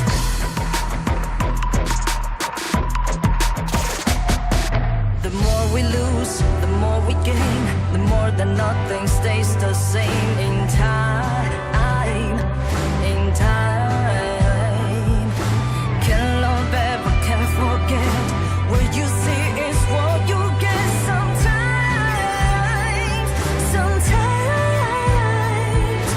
Gonna show the world tonight, the light that shines inside us. We're against the odds, but we won't give up, 'cause it's our time to shine. Standing in the spotlight, can no one back us down. Destiny is calling high. We're not afraid to fight for everything we love. Victory's on our side. Takiki-takiki-takitao. Takiki-takiki-takitao. Takiki-takiki-takitao. Takiki-takiki-takitao.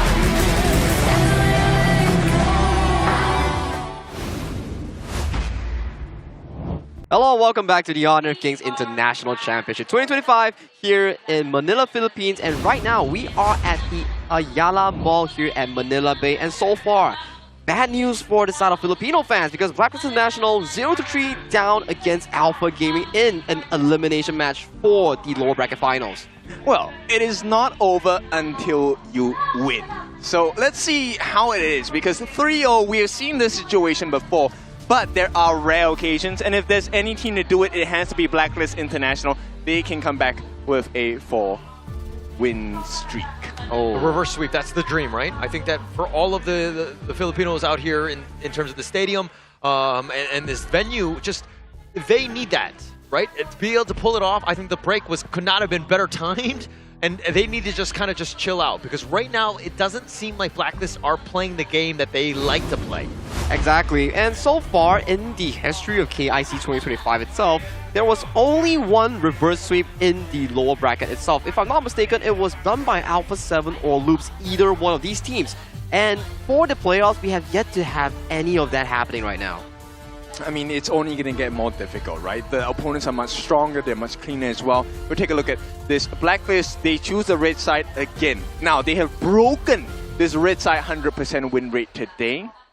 Does it continue? Yeah, I mean, it's like, it was a good one. I mean, it went, we had a 100% day thus far, and then all of a sudden at the very end, just being able to kind of crack that one. I think APG are like, it doesn't matter what side we're on. That's just a myth at the end of the day. With the momentum that has been shown for the side of Alpha Gaming, MKL's third seed so far, they're looking to be an absolute monster here. And if they can close this series in a 4-0 fashion, they will get a decent break time to go and fight for that lower bracket final spot and be the second team to their grand finals. But this is the dream, right? For the side of Alpha Gaming, this is exactly the scenario we want to create, because Nova had to go through a very difficult journey. It's a 4-1 game series for them on the first series of the day. Right now, if APG cleans this up, and these games have been really quick, they can essentially play the fatigue game with Nova as well. Yeah, they could. I mean, at the same time, I think that Nova are like, hey, well, let's extend the game, the series as long as possible, tire them out a little bit, right? Because it would definitely help them, right? Going into the next series, which is not going to be great for them. But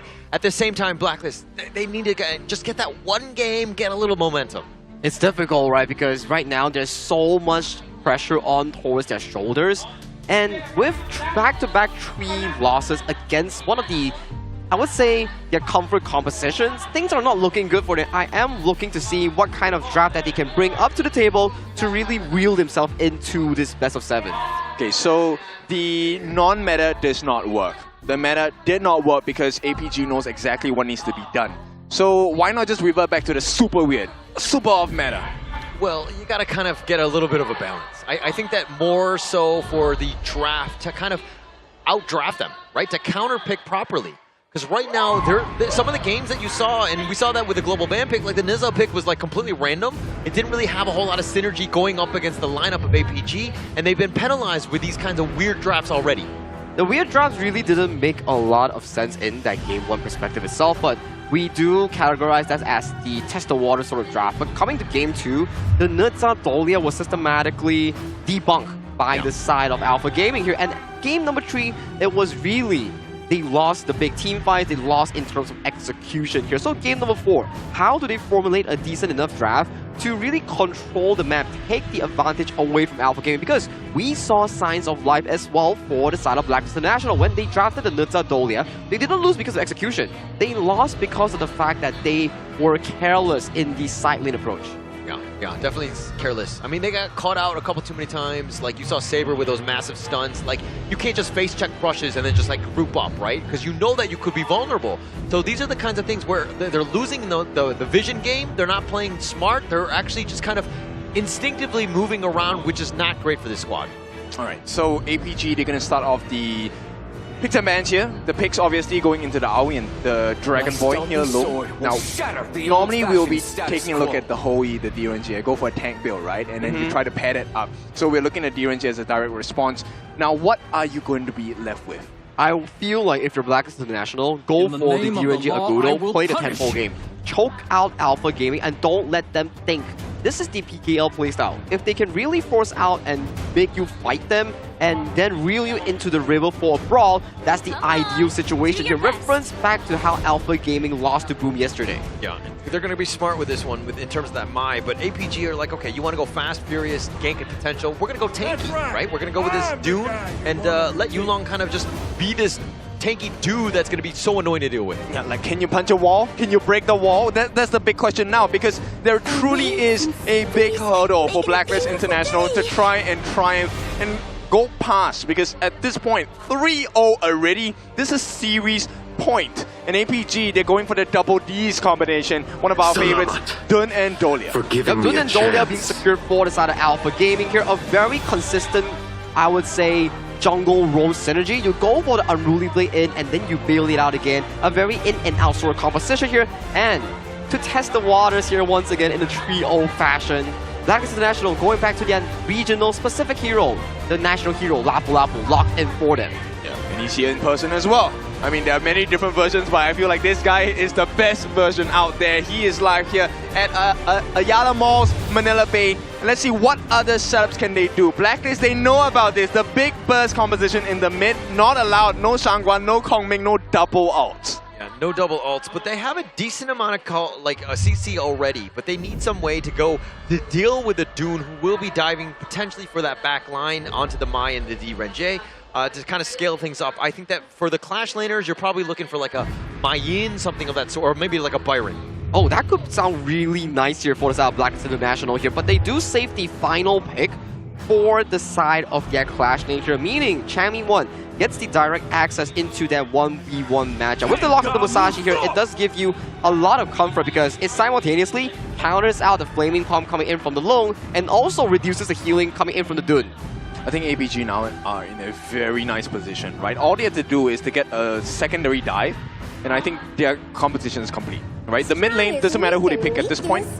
The difficulty for Blacklist is, you know that Joshi will dive with the duel to the death. He needs someone else to back him up with the damage, right? The D-Renjie, great if he gets the token, but he's not going to be long range enough to be able to help the dive by Musashi. And also my worry for the South Blacklist International Draft, you no longer have the Charlotte to go up against the Mayin. If you default towards the Byron, it's really good, but only if you win the game pre-12 minutes here, because this is such an early to mid-game composition for Blacklist. There is no room for error. But what choices do you have left? You need to have the tank, right? Lapu Lapu, great. He is tanky. He is able to set it up. But what happens? You have to prepare. What if the early game does not work out, right? There needs to be a fallback safety net for the side of Blacklist as well. This last pick, Yixing, is going to be a problem, right? He's going to lock you in. You will duel to death. Okay, we're locked in prison. Now what are you going to do? And they have a decent amount of burst and potential control, but a lot of eyes are going to be on Sun on this one because if he passes away, if he gets picked off, they don't really have a whole lot of damage to follow up. And I'm interested to see what kind of build will Sun really show us today because he was the first marksman. Although he didn't really win against Nova Esports, he went for the semi-tank lone build before the side of VV did it in the upper bracket finals. So it seems that it could be a pretty interesting itemization, especially against these pesky high burst mages like the Maestro Nui. I think once you get your first Eternity Blade, just go for one defensive item, right? Ominous Premonition, Succubus Cloak, whoever is dealing more damage. And I think this is game set for Alpha Gaming, but only if they get the lead. Blacklist International, their job now is to buy time, and time is one of the hardest things to buy in HOK. But that's the problem. With Blacklist International's comp, there is no buying time per se. They need to step on the pedal because there is no late game coming in from the Blacklist International draft. Yeah, they have to go fast. I mean, this Mai is going to fall off like no other. The Musashi will be controlled. D-Renjie is the last guy. So late game, it's not looking good. I mean, they need to go fast and furious, especially early, to really just take over this game here. Right, we'll see. The fans are cheering them on. They need all the help they can get. Potential last game. This is game series for Blacklist International. The last hope for PKL. I mean, top four, they made it there thus far, which is great for them, and they want to continue on. But again, this is a mountain to climb, being down 0-3 against Alpha Gaming, who have looked on another level. Yep, this is not about money. This is not about titles. This is about the glory and to represent your nation in the biggest competition of HOK Global Esports. Yeah, but at the same time, if you're like, hey, this is the elimination game, we're on the backside, we're gonna just call up the national hero Lapu Lapu and give ourselves a chance. We're gonna go out with, you know, fist throwing everything at it. I mean, raging seas, right? That's the ultimate on the side of Lapu Lapu. This has to be the most rageful sea. If Blacklist is able to get the win here, the fans will erupt. Yeah, first 5-10 minutes going to be key for Blacklist to really set the tone on this one. Dragon, how much impact is he going to have? Are they going to be able to get some ganks to really get this kind of the snowball going? Because again, it's all about momentum in this game and getting it in, especially with an early game lineup, you need to strike first. Yeah, exactly. And this is going to be very dependent on the number of Kachosins that Dragon can get in before the actual fight starts, right? You need to soften them up. And this is not a very soft lineup from the side of Alpha Gaming. Oh, hang on, maybe this is the chance. Oh, they do a decent amount of damage onto Saber, who's limping away, but in the top lane, there's a little bit of action. And Dragon goes in with the Ruinja, finding it, but they're not able to get it. Taking liberties is going to zone them away, and Yulong is just too tanky at this stage. Same time, at the bottom side, Golden Kite and Chance are taking quite a bit of damage because of the heals coming over by Saber as well. This is not an easy fight in the farm lane. Everything against the likes of Blacklist International, they have to hang on. Yeah, they definitely have to hang on. This is not a good, easy lineup. I mean, the draft, I'm giving a slight edge to APG, even in terms of the laning, maybe except for the Chammy 1 versus Xiang 1, because Byron is just a beast, but this is going to be a very tough game for Blacklist. It's a very tight game, and timing is of the essence, right? And I feel the fact that Joshi has this Musashi, right, the Sword Master, is actually very apt, because in the duel to the death, you only have that short amount of time where you're in peril, where you cannot get heals. You need to get the finishing blow then, which means execution needs to be absolutely perfect from the side of Blacklist, or they will lose this. So that's where Dragon and Chammy 1 setting it up. I mean, Golden Kite like tenderizing, taking some of the damage away, and Joshi going in with that duel to death to really clean up. He cannot be that initial initiator. Yeah, and this one, in HOK, truly the better team wins. Rarely about individual efforts. It all comes down to how much team play do you get. Can you get that synergy you're looking for? Oh, now you're talking about team play. Now you want to talk about coordination. Well, you know, in our ranked games, you never want to talk, huh? I'm going to carry the game. All by yourself. But he mentions the Rage's Seed. They find Saber, who's taking a decent amount. He's going to give up first blood, and that's a great rotation by Dragon. Exactly what you need, because it's Dragon who gets the first blood. That's the Mai Shiranui, the Fire Ninja. You need that early game, and Blacklist get the great they have to get another kill. They find Xiang in the top lane as well. Blacklist International are doing a great job early. Okay, that's exactly the MO right now. They need to do more. I mean, I may feel like I'm being greedy at this point, but Blacklist, they need more than just first 2 kills. They need the turrets. They need the objectives. Yeah, so that's the thing, is that you get the kills. They get the nice little Ruinja onto Shisan. He's going to take liberties on back. They're going to look to trade. But it's one thing to get the kills, but you got to convert it into those objectives as you were talking about. Exactly. And it's not going to be easy, because if you take a look at the lineup on the side of Alpha Gaming, they have a lot of sustain. Shisan, his passive, allows him to stay alive for one more moment. And that could be the difference maker in those 5v5 skirmishes. Right now, Blacklist, they have the slight advantage. Can they turn it into a neutral 4-minute objective of the Tyrant? Now, both of the Roams, though, are going to meet in the middle in terms of these Tyrants. They're going to take the Crimson first for APG, ensuring that Yulong picks this off. This is going to be the next big fight as the Tyrant gets pulled around. Chaz is still there, but the rest of Blacklist not going to be following up. I think Blacklist have other plans in mind, right? It's really about making sure they get the steals as well, looking for the T1 on the top. The macro game is more important, because the Tyrant buff will expire. Yeah, and it looks like Xiang just dealing with the minions. The top lane is a little under siege at this point, but they take out the Azure Golem. Joshi stuck in the box. He will be looking to just run on out of this. The Wind Slash is on point, but they find Yulong in not the greatest of spots. Nice little Raging Seed, nice little play with that Storm Strike, but they pulled around by the taking liberties. They've already got Yulong, though. They got the biggest target, and right now, Blacklist International, they come alive. The fans are here as well. They are looking for the win. Blacklist, they just need to take it. Chammy 1 goes in and gets the strike, and Shisan is down. They turn this around, and the mid T1 is down as well. And this is where no response comes out of APG, not because they don't want to, but because they cannot. You can't. I mean, because Blacklist are on. Golden Kite! Golden Kite, he gets pulled around. He's all by himself. Illegal immunity, the flash away by Golden Kite. And the great Houdini gets away. He actually makes it out. Blacklist International, they need a miracle, and a miracle has been delivered, at least at this 5.5-minute mark. He gets that pick off on the Golden Kite, Xiang that is. And the dynamic of this game completely shifts in favor of APG, because again, you need Golden Kite to close this game out. Exactly. The fact that his timing has not been spot, has not been delayed too much, that is a big win. He also has the Crimson buff in hand. He's able to deal a lot more damage.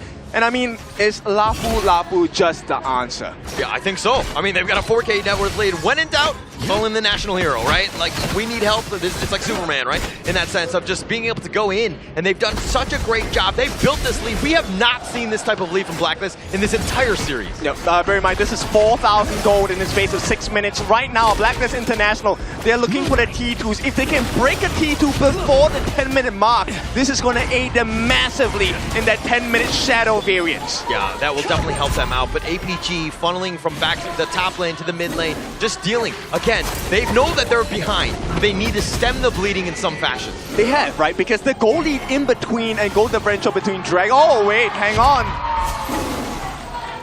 Next, you get it. All right, so they get the first overlord of the game as well. So with that being said, Blacklist, they make the trade in terms of neutral objectives. It's all about making sure that you have the goal lead. Right now, Shusan is training by 1,000 gold against Dragon. The dream scenario for this Fire Ninja. Yeah, this is a great way to get back in. The bottom T2 has been taken out. You're seeing the impact. Pre-10 minutes, how Dragon is literally running from lane to lane, putting that pressure on, and they've gotten the first bottom T2 already. I mean, the fans are making a big difference. I was confused for a moment. I was, what are they cheering for? And that was actually the first overlord in the game. So now APG feeling not just the brutal strength of Blacklist members, but the Blacklist 6th member, the fan. Yeah, they're definitely feeling that one. I mean, you could feel it in the floors, right? Like the energy that they're kind of putting out here. And Blacklist International looking to take the top T2. They don't need minions for that. They'll take that one out. That's exactly what they need. Now, with just the T2 in the mid left, this gorge is extremely dark on the sidelines, which means Blacklist, they can open up potential catches. Chance is going to be responsible for this one. Growing that lead even more. 5.4 in favor of Blacklist here, and they're looking to contest. They have 4 members of APG, and all they want is their rolling, but now they're going for the duel of death. Tries to go in, just zones them away. Stuck in the border or not, doesn't really matter. Right, the Raging Seas used as a defensive measure, or rather offensive one, to make sure that there is a deterrent. So they will manage to stave off their aggression from the side of APG, make life a little bit more difficult. It's a 5,000 goalie now. Blacklist in a prime position to be able to have control of this game even tighter. Yeah, the Lapu Lapu here is just so much fun. I mean, so much control, everything that you want from a tanky roamer to add into the hero pool here. And Chaz has provided a lot of value. I mean, he's got a 500 gold lead over Saber, which is not the like end-all be-all, especially when it comes to the roam. I mean, the biggest difference maker here is the fact that, look, Dragon, with all the success that he found, the first item he rushed was the Venomous Staff. You need that against the Dun. Of course. Goalie and Dun, the heals. Right? Plus you have Saber as well, right? And that pool, with that healing and that sustain, you need some way to kind of stop that. But now Blacklist International looking to go for the right angle. They're going to just focus their attention on this mid T2 instead. It's all about this macro game. How much have we missed this macro game from Blacklist International? With 1 minute left before the Shadow variants come out, Blacklist wants to engage, add more to their strength. Yeah, Yulong potentially going for the steal, not able to find anything. The Crimson has just spawned at this point, and now Blacklist looking to go for this one, tries to go for it, but the smite is going to be on point. Yulong with that wind slash, doing some decent work. He gets the Unruly Blade on out. The flash forward by Dragon, tries to get the pull back. The duel of death on it too, and they find it, but the Blood Rage is keeping Justy alive. Wants to go for the backline, finds Saber, and they try to get to Yulong. They've got 2 members down, and it looks like Blacklist International with all 5 members continuing on with that push. Yep, recovery complete, and then Crystal is in sight. T3 in the middle to be taken down first. And right now, Blacklist, they cut deep. Yeah, did you want a bounce back game by Blacklist International? Because I think they were like, okay, we're going to bring it this one. Game 4 has been completely in control of Blacklist. The way that they've been able to control the game, taking that T3 pre-10 minutes. And why were they so calm? Because they knew exactly what the game plan was. Look at what they're doing now. This is a specialty that I enjoy from Blacklist. It is going to be the double Shadow objectives. At the same time, the killing blow that Blacklist has done to many other teams in KIC 2025. And right now, the game is on. Yeah, taking both at the same time. I mean, that's how far up they are. 8.6k, and it's only growing. You might as well take everything at this point. And now APG on the defensive, trying to find ways to get back into this one. I mean, this is going to be a long and arduous climb for the side of APG. Yeah, it's definitely going to be tough for him. I mean, at the same time, Blacklist International are not making any mistakes for APG to get back into this series. Yeah, definitely not, right? And the biggest difference here is the ability to set up from the side of Blacklist, right? Dragon has been getting those absolute nice catches, but it's Chaz who has been making sure those Raging Seas have been super on point. Yeah, he's been really setting it up. But I mean, also Dragon with those Ruin Engines, right? With those pushbacks, the nice little 1-2 combination has been so tough. And now with this bottom T3 about to be under siege, looking to just go down by Golden Kite, he had that serious damage on this one. But the top lane, also, they want to go greedy. They might as well take everything. They make it look easy at this point. The true challenge is the T3 at the top. Shadow Overlord approaches from the skies. And this T3 looking like it is going to be gone. It's an empty base for the side of Alpha Gaming. Yeah, the Doctor just ordered super elite minions, and I think that Blacklist will be very happy with this push. APG on the defensive, of course. They have to find a way to just salvage this, but they decide to go in. The Raging Sea is going to be found out, and they find Yulong. The board has got him blocked in, but it doesn't really matter too much. The Infinite Vast is unaggressively stunned. He's going to be picked up. The double kill goes the way of Golden Cut, and it looks like Blacklist International will get on the board and take game number 4. Welcome back into the series. Blacklist International, what a game. Superior competition here. Blacklist International drafting a full early to mid-game aggression draft, but their execution was just so darn clean. Right now, they are back on towards the board in game number 4. In style as well. Take a look at this room on the side of Blacklist International. They are not phased. This is a phase and room where they know there is a potential to come back. There is, and with that, it sparks hope not just for the side of Blacklist International, it also sparks hope for the PKL fans and for all the fans right now that are sitting here in Ayala Mall at the Manila Bay. Yeah. Slowly but surely. Slowly but surely. It was that one baby step, and that's all they really needed to get themselves at least a point onto that one. They could not go down 0-4 and not without fighting. And they showed that fighting spirit that you saw right there. But can they do this 3 more times in a row? I mean, look, Blacklist International is a team of multipliers. Give them one chance, they will always come back. I mean, how much growth have they had since the first time they stepped into HOK? It's been phenomenal so far, right? 18 months. That's how much time they've had. But right now, they're duking it out with one of the strongest teams across the MKL, the strongest region in HOK Global Esports as well. But now my worry is as well, yes, the game itself looked really darn clean coming in for South Blacklist International, but this gave me a bit of deja vu because we were to look back to the upper brackets on how HBSC and Nova series went down. Game 4 was also won by the losing end here, and will that be the same story here coming in for the next game? I mean, I think that APG will also retool, right? They're going to go back into this break, have a little discussion of what went wrong. But Blacklist International too strong in the beginning, right? That early game. They didn't die a single time in this game. Wait, yeah, they did not fall a single time. That's crazy. I was more concerned about the setups. I mean, it was just poetry in motion from this side of Blacklist International. Every move calculated, every stun netting a result. And this is where Blacklist International, I feel like they have found their stride. But Alpha Gaming, there's a reason why they have an Alpha in the name. There is a potential they come in and crush game number 5. But at the very least, this game does spark hope back to the PKL and also Blacklist fans because they really executed this draft into a strong perfection, because we talk about it, if this draft they aren't able to get that early lead and they make mistakes, they could potentially face off in an outscale position here. But look at this gold lead. 0 mistakes, 0 towers falter. It was a smooth curve for South Blacklist International to take the game in a 12.7k goal lead at the 12-minute mark. High risk, high reward lineup, right? We're talking about the fact that they're going to fall off hard come mid to late game, but they're like, actually, let's just play early. Everyone understood the assignment, what they needed to do to close this game out and get themselves on that win column. And here's the biggest difference here. Yulong, this is the first time we have seen him struggle so much in the game. Joshi, his communication with the team was so clean.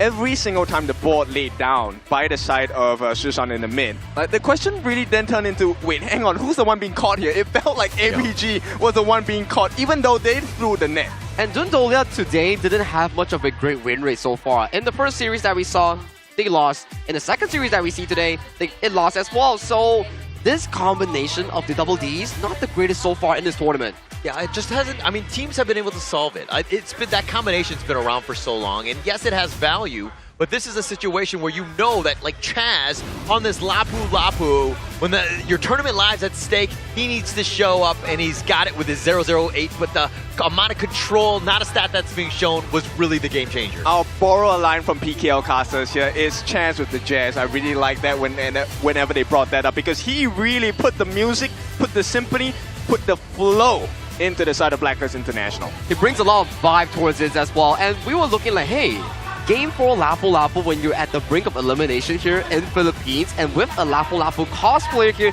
in the stage, the storyline just hits up so well. Yeah. And actually, going back to the Lapu Lapu cosplayer, that was the first time I saw him sitting down. Maybe he should sit down a little bit more.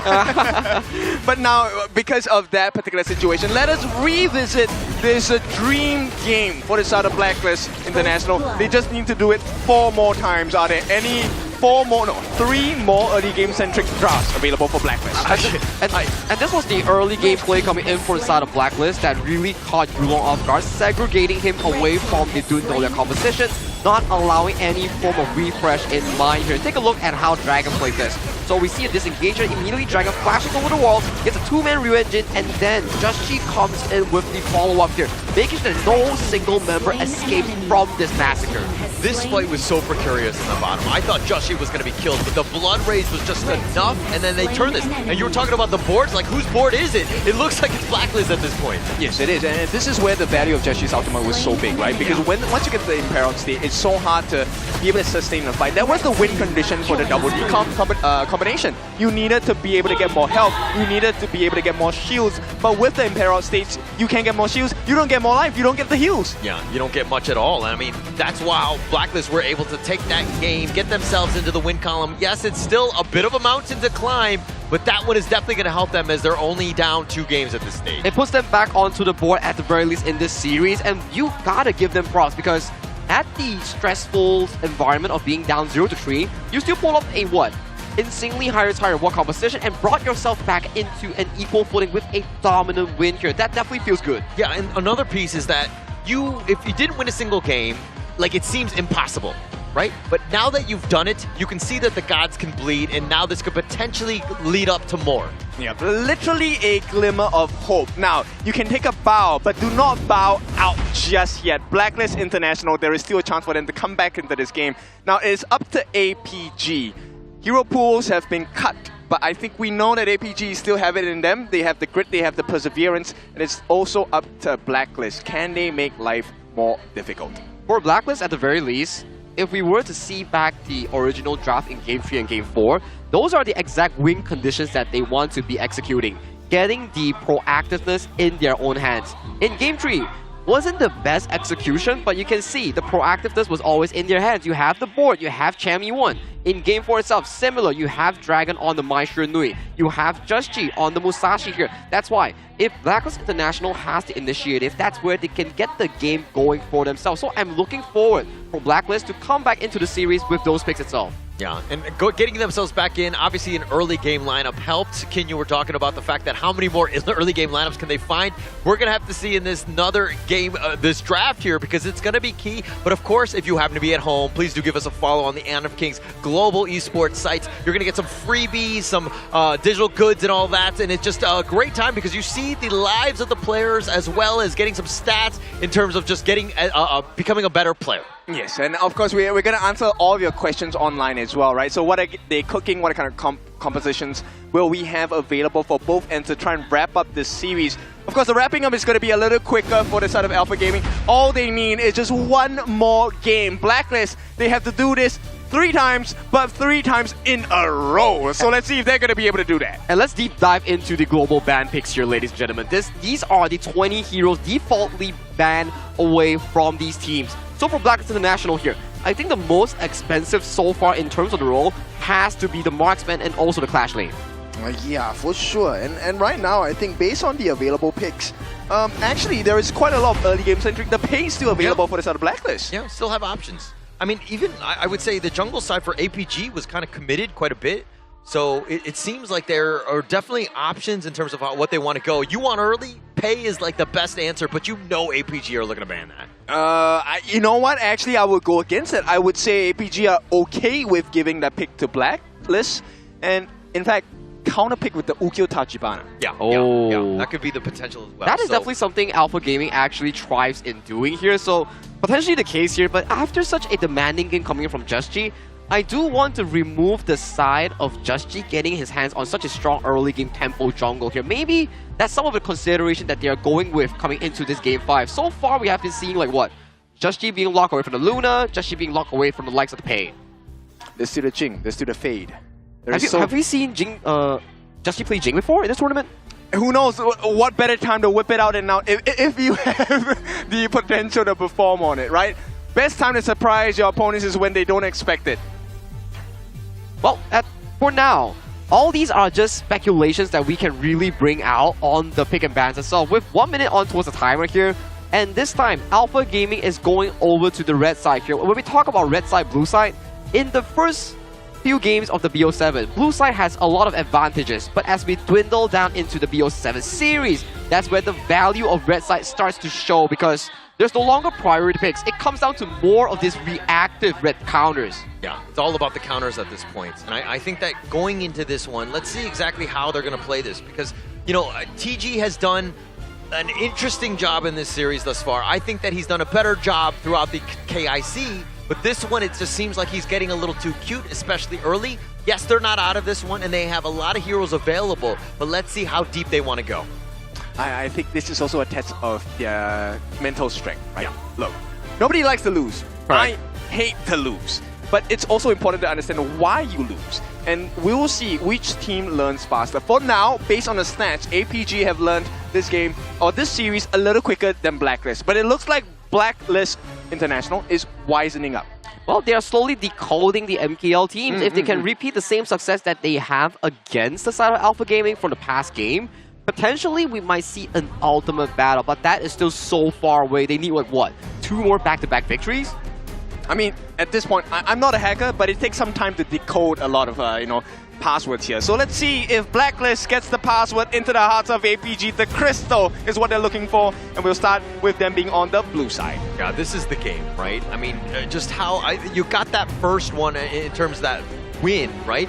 But going into this one, just getting a little bit more momentum. Now is the time. If they win this one, APG have got to be super scared going to Game 6. But again, we still have Game 5 ahead of us. Very well agreed here. And to start off the pick and bans here, the Athena will not be seeing daylight here for the side of Alpha Gaming here. Do they go back with the common bans here of the Payluna here? But there we go, Ken.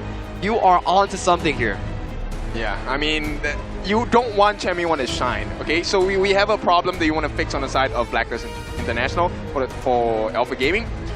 Taking out the Wall Saint, great job. But then, do you want to deal with Chaz now? The Lapu Lapu, great hero, but it's also because it was Chaz piloting the Lapu Lapu. Yeah, did a great job on that one. The amount of control that they had, that's kind of what you expected from Chaz. But going into this one, I think that you still want to go, like, probably want to secure the farm laners because it looks like they're really targeting that role, at least for now. Now, I see the script that's being brought up by you here, Holler. Opening the pay and then potentially countering with the Ukkyo Tachibana or Musashi seems to be a available strategy for both of these squads right now. As we see the squads being lined up in towards the audience here, the Lapu Lapu is also cheering fiercely for the teams. I don't know if you really want to pick it now. I think that you don't have to. It seems like a bit of a bait on this one. The pay? Yeah. Yeah. Well, there we go. They don't have to pick it first because due to the global ban pick rules, APG has already expended the pay, so they don't really need to prioritize the pay. They can look for something more aggressive. And I talk about this. When you have the proactiveness in your hand, especially if you're Blacklist International, it gives you more options in this case. Yo, this one hurts. This one hurts. APG. This is a very painful combination. If the bolt lands on you, you can be guaranteed Shishang gets those couple blings. It's gonna be a bit of a problem, like that damage. But like Sunsa, for me, it's like, okay, it's a little bit deeper into the hero pool. I'll let that one go, because again, I'm not a huge fan of that one. But those two make life very difficult for the Leon, right? We know that Chaz will probably be playing that one, but it looks like they're gonna go with the pay here, really setting themselves up. But the Ukkyo, obviously they can counterpick. Feels like for Blacklist International, there we go. Liang, Princess Frost, the funnel strategy directly in towards Pei's pocket here. So what is going to happen for the side of Blacklist? Liang and Pei, these two will be a duo to fasten up the jungle clear. And this P Frost coming in from Dragon will be a pseudo roamer here on towards the side lane here. But APG hovering towards the Zhuangzi here. So this is the idea. When you get altered by the Liang, that is the suppression here. But once it's comboed with the freeze, the suppression gets replaced by the freeze, which can be cleansed by the Zhuangzi. Interesting. Okay, I didn't know that. I thought the Zhuangzi was not going to be super effective in this lineup against the likes of Blacklist International. No, I'm joking. But with that being said, I think now we're looking for a very fast-paced jungler, right? If you spoil this Princess Frost and Liang combination at the start of the game, they don't get to level 4, you have the gold advantage. It doesn't matter whether you get caught or not. You will be able to out-sustain this combination. It's a repeat of what they drafted in Game 4 itself. Like, we talk about it, yes, higher is higher reward, but with the execution that Blacklist International has shown us in Game 4, potentially this is something they want to repeat in Game 5.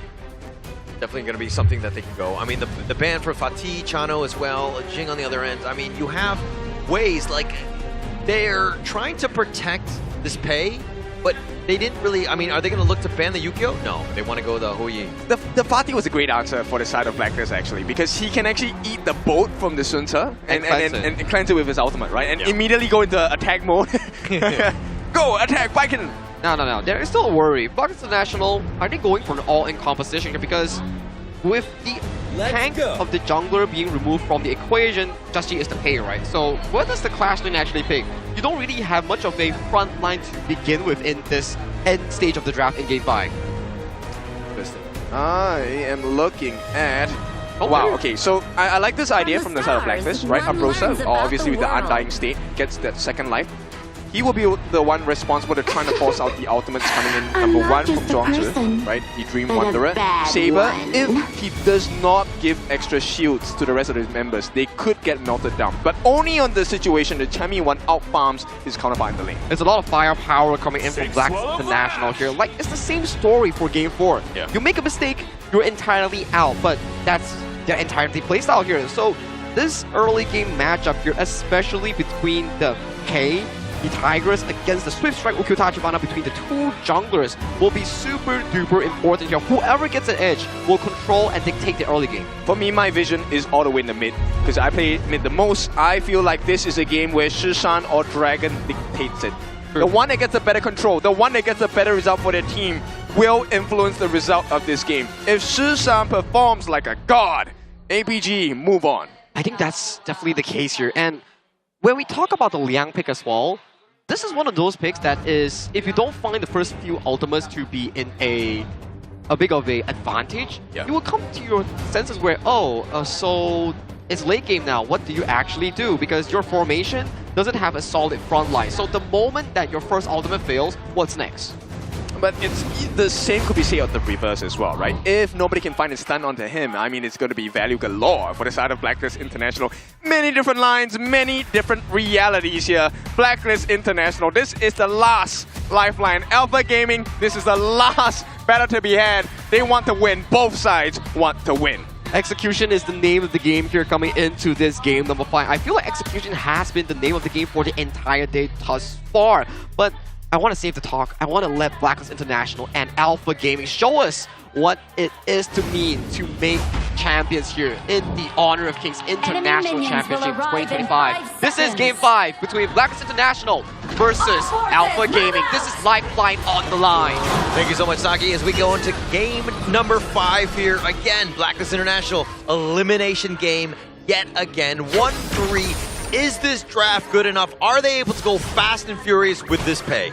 I'm hoping they will. I mean, at this point, Joshi, if he doesn't do it here, APG are going to just be the harbinger of destruction for their dreams here. But for now, it's looking a bit decent. Both junglers will not be super aggressive, but hang on. In the class lane, this is where the action gets a bit spicy. Yeah, but watch the rotation by Saber. He's going to be there. It looks like with that kaleidoscope, zoning him away. Something to take note of. I mean, Xiang will be taking a decent amount, but look, let's talk a little bit about Shisan. There was a lot of eyes going into this draft, and the fact that when you have Chaz, he's like a sitting duck. He has that control, but he is so easy to pick off. Exactly. It's a situation where positioning is so important, right? And the fact that Shisan has taken a gun and more, the Smith and Blade, as you would now know it for his title, I think Shisan really is going to be a big game changer. You can steal the neutral objectives, and here we go.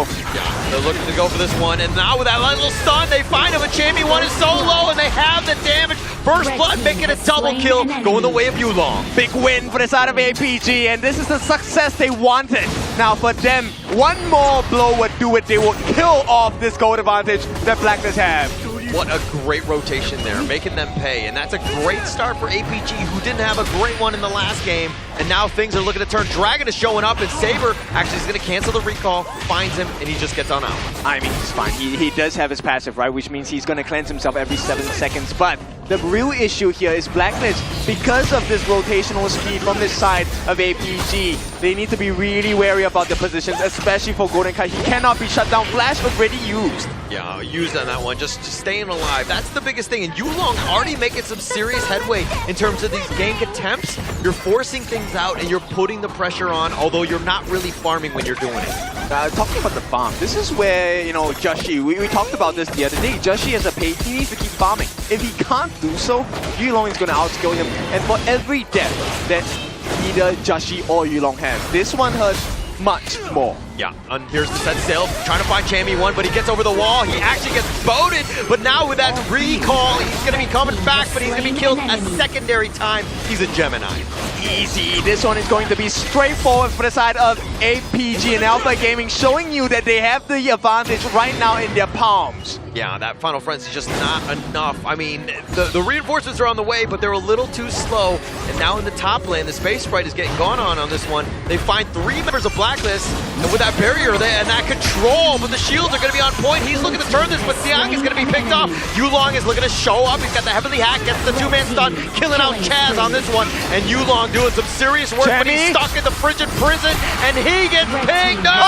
He turns it around, and he says, I'm not dead yet. Yulong continuing on, gets another! No way, he survives, gets the kill, and now APG, everything for the formula of success happening that way. He's gonna use his ultimate for the lifesteal as well, and APG dominant display in this 3.5 minute mark. I mean, completely turning that team fight around. He was low, I thought he was dead, but it was not gonna be that way. He says, I will choose when I die, and break it down here. I mean, this is where the value of being tanky works out, right? Eating the Liang ultimate from Chance, this is where the final value comes in. And with the burst damage potential, this is why this is such a huge counter, because not only does he survive the initial bursts from Joshi, because of the save coming from his teammates and the continual attempt to slow him down, he gets a reset on his ultimate, or the cooldown done, he gets a lifesteal, gets the kill, and now they have a massive goal lead. Yeah, they actually tried to funnel the farm or the kill into Chammy1, and they actually backed off Joshi in that. So, and that was just enough for Yulong to just barely get away. This is a situation when you have that moment to go for that kill, you gotta go all in and you gotta make sure that you secure it. I mean, this is something that we don't get to see, but it's the cooldown on the normal skills, skill 1, skill 2. That really came into play for the side of Blacklist International. And APG, I know they're calculating the cooldown timers on these skills. Right now though, Blacklist International, they may be losing in gold, but they can play the map a little better. T1 on the top is virtually non-existent. Yeah, non-existent at this point. I mean, that will be taken down, but this mid T1 is under siege as well. APG with 4 members looks like they're going to turn their attention onto the Tyrant. Oh, the Fever Barrage, he even goes forward. That was a very aggressive one by Sun, but APG not able to really find anything. I think it was more like a bait, right? Because Susan actually had his ultimate available. Yulong at that point had his ultimate available as well. So right now, as we've already seen especially in the previous game, setup is so important for both these teams. You need your stuns, you need your suppressions at the right time, and on the right target as well. Yeah, of course, you got to stack it, and that's where Chaz, when the chaos is happening, finding the right guy. You get Yulong, you get Sun, you have an opportunity, but you gotta also worry about the butterfly effect from Saber. It's not just Chaz, right? It's just Dragon and Susan, the 2 mid laners. They will change the fight. Susan, if he has a dream game, he steals every single objective. He gets the one-shot burst on the select members on the side of Blacklist International, and they end this series as it is. Yeah, I like it how you're manifesting dreams for Shisan, right? Let's manifest some dreams for Blacklist, right? What do they need to do to get the perfect situation to get themselves back into this game? Force the flash from the different members on the side of APG, slow them down with your first skill, and then hopefully there is a stun coming in from the side of Chance's first skill. Get a multi-man lockdown with your second skill. Ultimate, done deal. Alright, look, I said manifest 1 dream, okay? Not manifest 30 dreams. That's a very difficult task, but it looks like Joshi picking up the Overlord here. Never stop dreaming. That is the start of a potential dream start for a comeback for the side of Blacklist International. All they need to do is to land those skills. But, like I said, Susan, his range is so much longer. I have been in this matchup so many times. You need to be beware of that freshly forged couple blades. It's got to be scary, right? Because he could just literally burst you 0 to 100 in a second on this one. But now APG, even with this angle, Shisan, he knows that how powerful of a position that is. I mean, take a look at the level difference. Susan's level 9. And every time you have a level advantage with a gun and Mo, easy kills.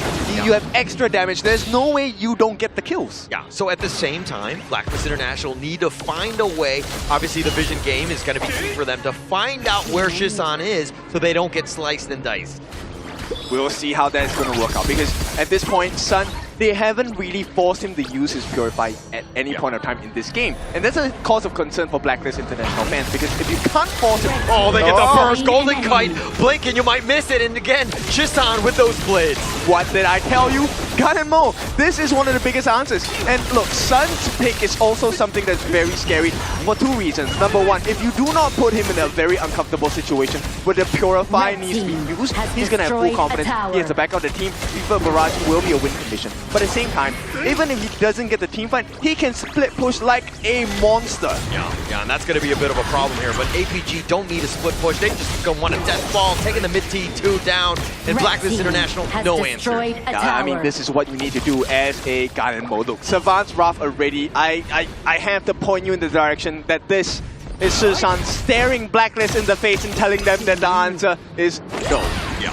I mean, they are the gatekeepers in that sense, and Shisan is one of them. He's holding the door, like he's the one that controls who comes in, even to their own side of the map, right? So they've completely controlled this one. Looks like they're going to take this Tyrant for free.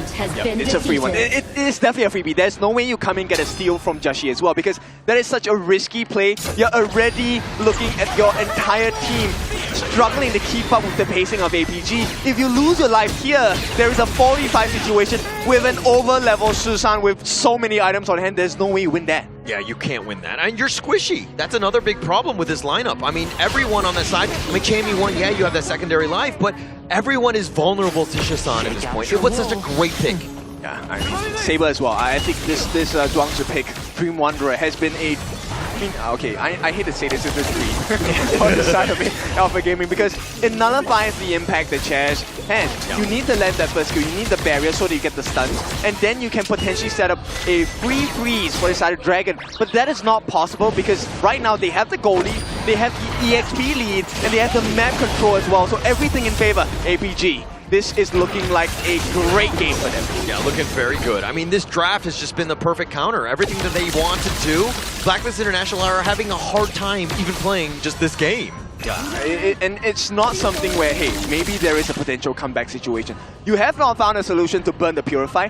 Now you have to find a way to burn out Saber's ultimate, the butterfly effect. And while in the midst of all this, you have to watch about the position of Shisan, because at any point in time, those couple blades come in and you're dead. You're gonna make a try. But this one, immediately, Howling Wind, put to waste. Yeah, put to waste at this point. No sort of catch. I mean, it's very linear of the approach, right? And we haven't really seen too many of the control stuns into those kills, because the way APG are controlling the game and just owning the map, it's so tough for Blacklist here. Okay, Shisan steal, and then you have the stun ultimate with the Frigid Charge.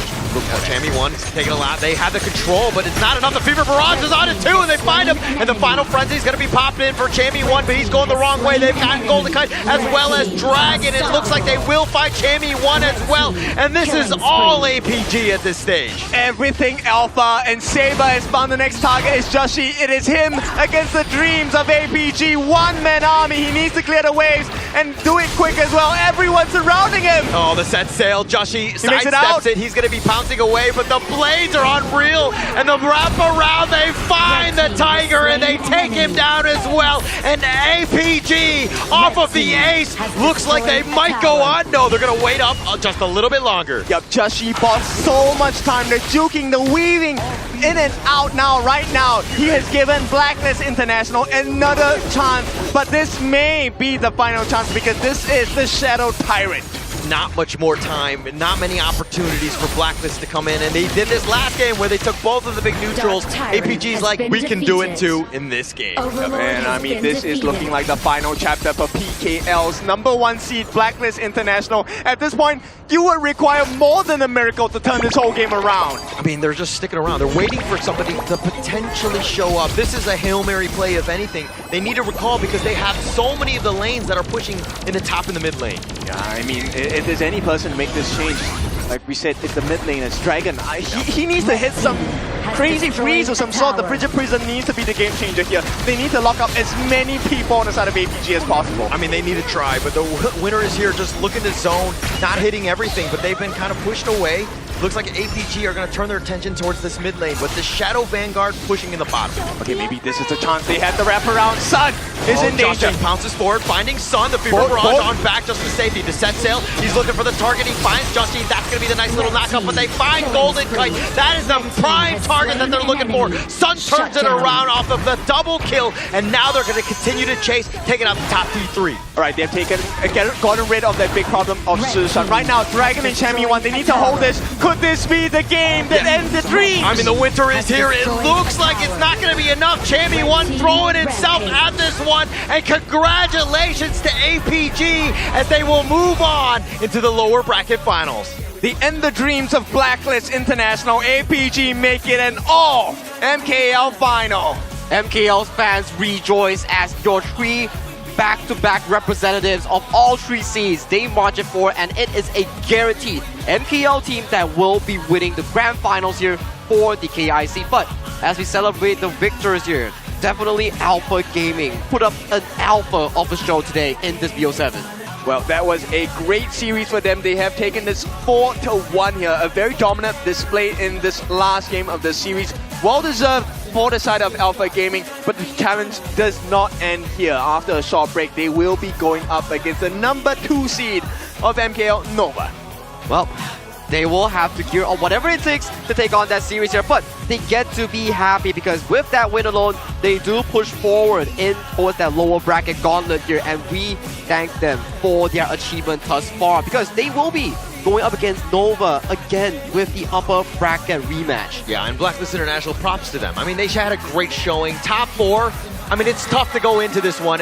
Let's give them all a round of applause for this one because, again, they fought to the bitter end on this one. They really leveled up, and even moving forward, this is going to be a very strong, formidable team. Yeah, they are now the standards that all PKL teams need to achieve. Blacklist International has not just done a lot for themselves, they've done a lot for the PKL teams because now there's a reference. Someone has done it. They have won games against MKL teams. They have put pressure on the toughest region in HOK Global Esports. Now we will see if they can rise once more.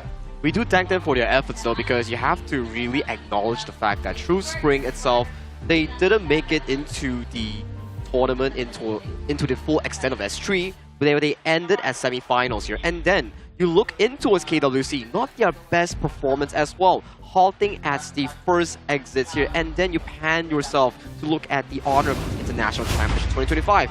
They put up every single marker to push it into the top 4 finish here. And this is the end game screen here coming in for the final time between Blacklist International and Alpha Gaming. Okay, they did fall twice in this game. So not the cleanest, not perfect, but hey, we take what we can get. And your standards are high. But I really want to once again point you in the direction of Shusan. I think Shusan really was that knife at the back of Blacklist. Also Yulong, I mean his play, that was crazy. Every time he would make some sort of gank, a rotation, and that highlight reel in the top lane where he just barely survived, took down 2 members, and he survives. I mean, that was an amazing play. I think when we saw that play on towards the Clash lane, especially the teleportation portal, I gotta say, I heard some hearts being shattered in the audience there. Yeah. Actually, that was my heart. You heard that one. I was right next to you when it happened. It went through that the would mic. killed me, man. Plus mine as well. Add that in. I mean, end of the day, that was a dream, right? We were talking about dreams so much that APG said, "Dream Wanderer, your dreams will be gone." And this one was a very strong turnaround, and it really started straight from that moment in the game where the dive happened, right? They couldn't get rid of the jungler And this is where the difference started from the start of Alpha Gaming as well as Blacklist International, and it never went away. And it was all about that early game lead. I mean, you were talking about this head-to-head from Dragon and Shisan. I mean, Shisan with those blades, an absolute demon on this one, but the net worth almost double Dragon? Are you kidding me? I think this also goes into the fact that their roster coming in for that Blacklist, the draft is just too high risk, high reward here. One small misstep and it will put you into such a insurmountable deficit. So for them, yes, they did find a Game 4 victory, but Game 5, it was just too difficult. And you know who made it difficult? It was Yulong. That outplay in towards the clashing, just another masterclass performance coming in from the APG jungler. The MVPs of MVPs here, using the Ukyo Tachibana, also known as the Swift Strike, and Swift he survived the initial onslaught that Blacklist International threw onto him. 5-0-6, I mean, damage and damage taken, so clean. Yeah, that fight in the top was very anime-esque, right? Like, he was like a sliver of life, you think he's gonna die, and he somehow pulls out the double, and he survives, and he walks away to see the next episode. Are you kidding me, Yulong? I think the micro mechanics makes so much sense, right? He used the first ultimate in capturing Chaz, and when you use your passive and you refresh it with your spells, you get more of the spell refund here, which we can see in this play itself here. So the first initial ultimate coming in from Chaz has been expended on towards Xiang here. Take a look at Yulong here. Spell 1, gets a stun on towards Chaz. First ultimate used here, uses the passive slash, gets frozen, and take a look here, immediately assassinates Dragon here, plays towards the pit, and uses the ultimate to stall so much time against Just G. Sena, and this would not have been possible if he didn't have Bulk the buff as well. And they backed away, but this Fever Barrage on point. I mean, with the way Sun played in this entire series, like, wow. Like, the APG looks on another level with him in that farm lane. For sure, and to make it even easier, Saber had his butterfly effect to make sure that there was no one available to stop him as well. The catch here by the entirety of Alpha Gaming. This is why we say, right, the better team always wins in HOK. This is the difficult part, really, and with a sad part to say, we do have to bid goodbye to Blacklist International in the KIC 2025 itself. We congratulate them in making it as far into the top 4 seed. Yeah, this is not the end of Blacklist. It will Let's not be very honest. They've completely leveled up. I think that we've all been impressed with how they've really stepped up, but unfortunately for them, they will be dropping out of the KIC, and now we have the final 3. The final 3 is an interesting one because 3 MKL teams, they can really claim themselves as the best region in the world right now. As so far, the next upcoming matchup, we are not done for the day. We have Nova going up against Alpha Gaming for the final series of the day to decide who joins HBSC in that grand finals tomorrow. Yes, it's going to be a very important matchup because Nova, they definitely want to take this series and go back against HBSC, right? They want a rematch. But APG, will they actually allow that? I'm not really too sure. Yeah, I think that that's going to be the piece, right? Because they're going up against Nova Esports, who are, again, a little bit well-rested. I don't know how much time they're going to have in between games and the series here, but it's pretty much, you just got to go next. GG, let's go. I mean, if we were to compare 2 teams' form, the way that Alpha Gaming won against Blacklist International, it puts them into a very comfortable zone. Hands are warm, mental is strong going into the series for the side of Nova. But for Nova, they suffered a very tough loss, a tough cookie coming up against HBSC here. So the mentality will be very different here, but that will be the story for later on of the final series here. We need to know who comes out on top, but without that, we need to go into the winners and losers interview. Take it away. Alpha Gaming dominated that game. Congratulations, Saber. I have to say, Malaysia has proven to be the strongest region when it comes to Honor of Kings. And how was that like, performing in front of the home crowd where everybody is cheering for your opponent, Blacklist International? I just focus on my game performance, and that's what I allow. Just focused on the game performance, and that really helped them out, Butters. Yeah, and now you have to face up against your hometown sister teams. You have Nova Gaming, Nova Esports rather, waiting in the next round. So, what do you have to say to them? We just try our best and enter to the grand final. All right. It's definitely going to be the tough fight. It's gonna be the battle of the strongest nation. You know, Saber, you are so impressive, and you have a lot of supporters watching you. What would you like to say to everybody supporting APG and Malaysia? Thank for all support APG and KIC support us. Thank you. Congratulations once again, Saber, and we'll see you in the next best of 7. Thank you so much. Thank you. And Butters, it's difficult for us to do. Definitely. And it's happened here, but things like this happen in every journey.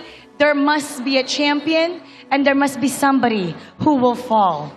Let us give respect and welcome Chami 1 and Jushji of Blacklist International.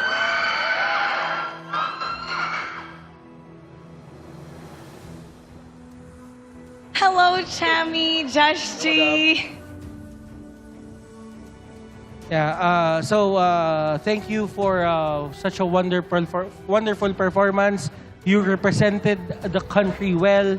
So now, let's just ask a few questions. How was the journey from last year to now? What we've achieved in KIC 2025? Can you run us through the things that you have, encountered in the journey, in your HOK journey so far? First of all,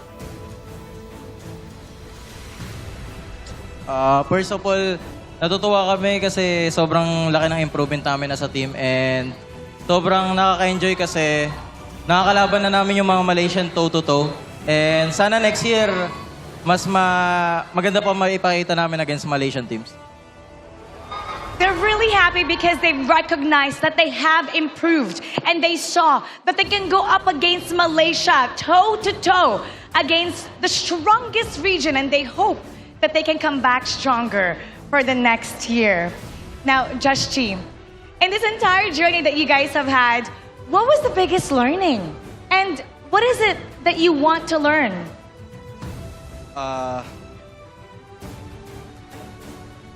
Ano ba yung mga gusto mong matutunan? Yung pinaka magandang natutunan nyo sa journey na to, lalo na sa KIC, at ang mas gusto nyo pang matutunan para sa Blacklist International? Siguro yung madam, yung overall nung game. Kasi feeling ko medyo bitin pa kami talaga.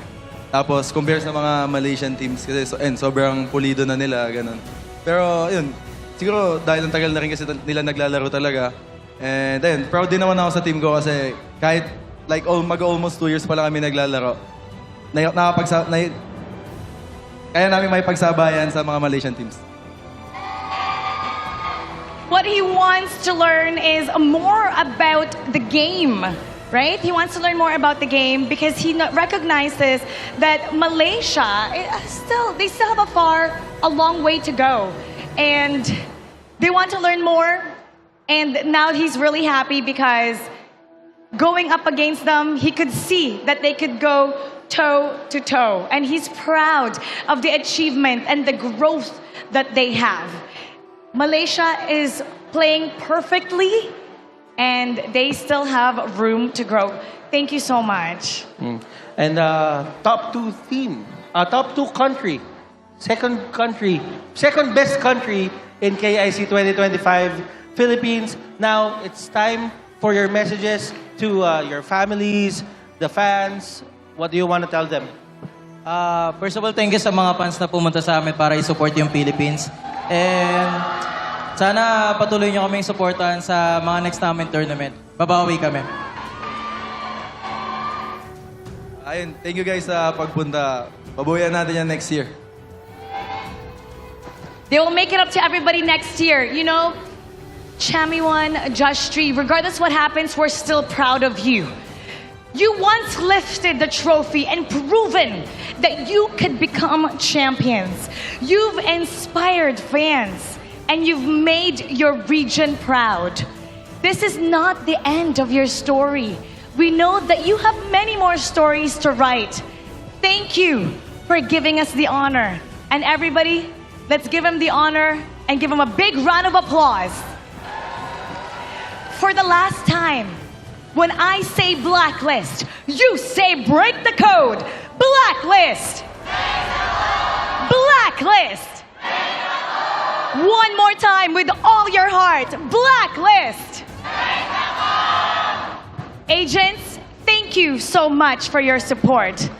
Blacklist, we are still so proud of you. Thank you. We have one more best of 7 to go. It's gonna be the fight of the strongest region in Honor of Kings. We'll be right back after this break.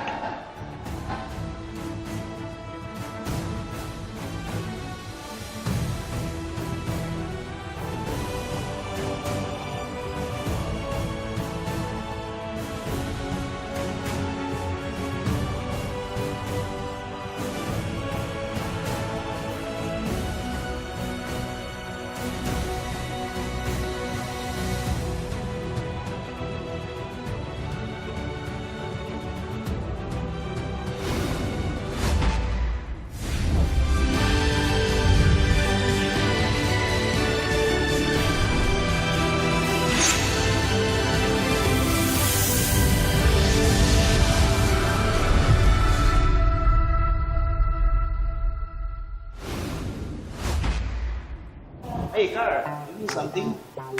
Oh yeah. Hi. I'm gonna show you to my room. Welcome to car. Hi. This is Car's vlog. I'm gonna go to my room. I'm gonna show you something. So let's go. Let's go to our room. This is Miggy, my roommate. So clean. Sorry guys, our room is messy, you know. Because we're both, boys. We're done preparing because we have a match against APG in the lower bracket for KIC2025. We're very excited because, we didn't expect that we're gonna make it until top 6, playing our game, showing what Filipino can do. So yeah, I'm not expecting for anything for this tournament. I'm just, I just want to showcase my talent to the other regions and my team especially. Like we want to, to prove that PKL is closing the gap to MKL. So let's ask Miggy also. He's sleeping, bro. Bro. Uy. Bro. What's your hope for our tournament? I hope that we can prove what PKL is capable in the tournament. So yeah, I'm very happy that I'm with my teammates, especially now in this tournament. So yeah, we're going to the venue now because we have a match. So let's go.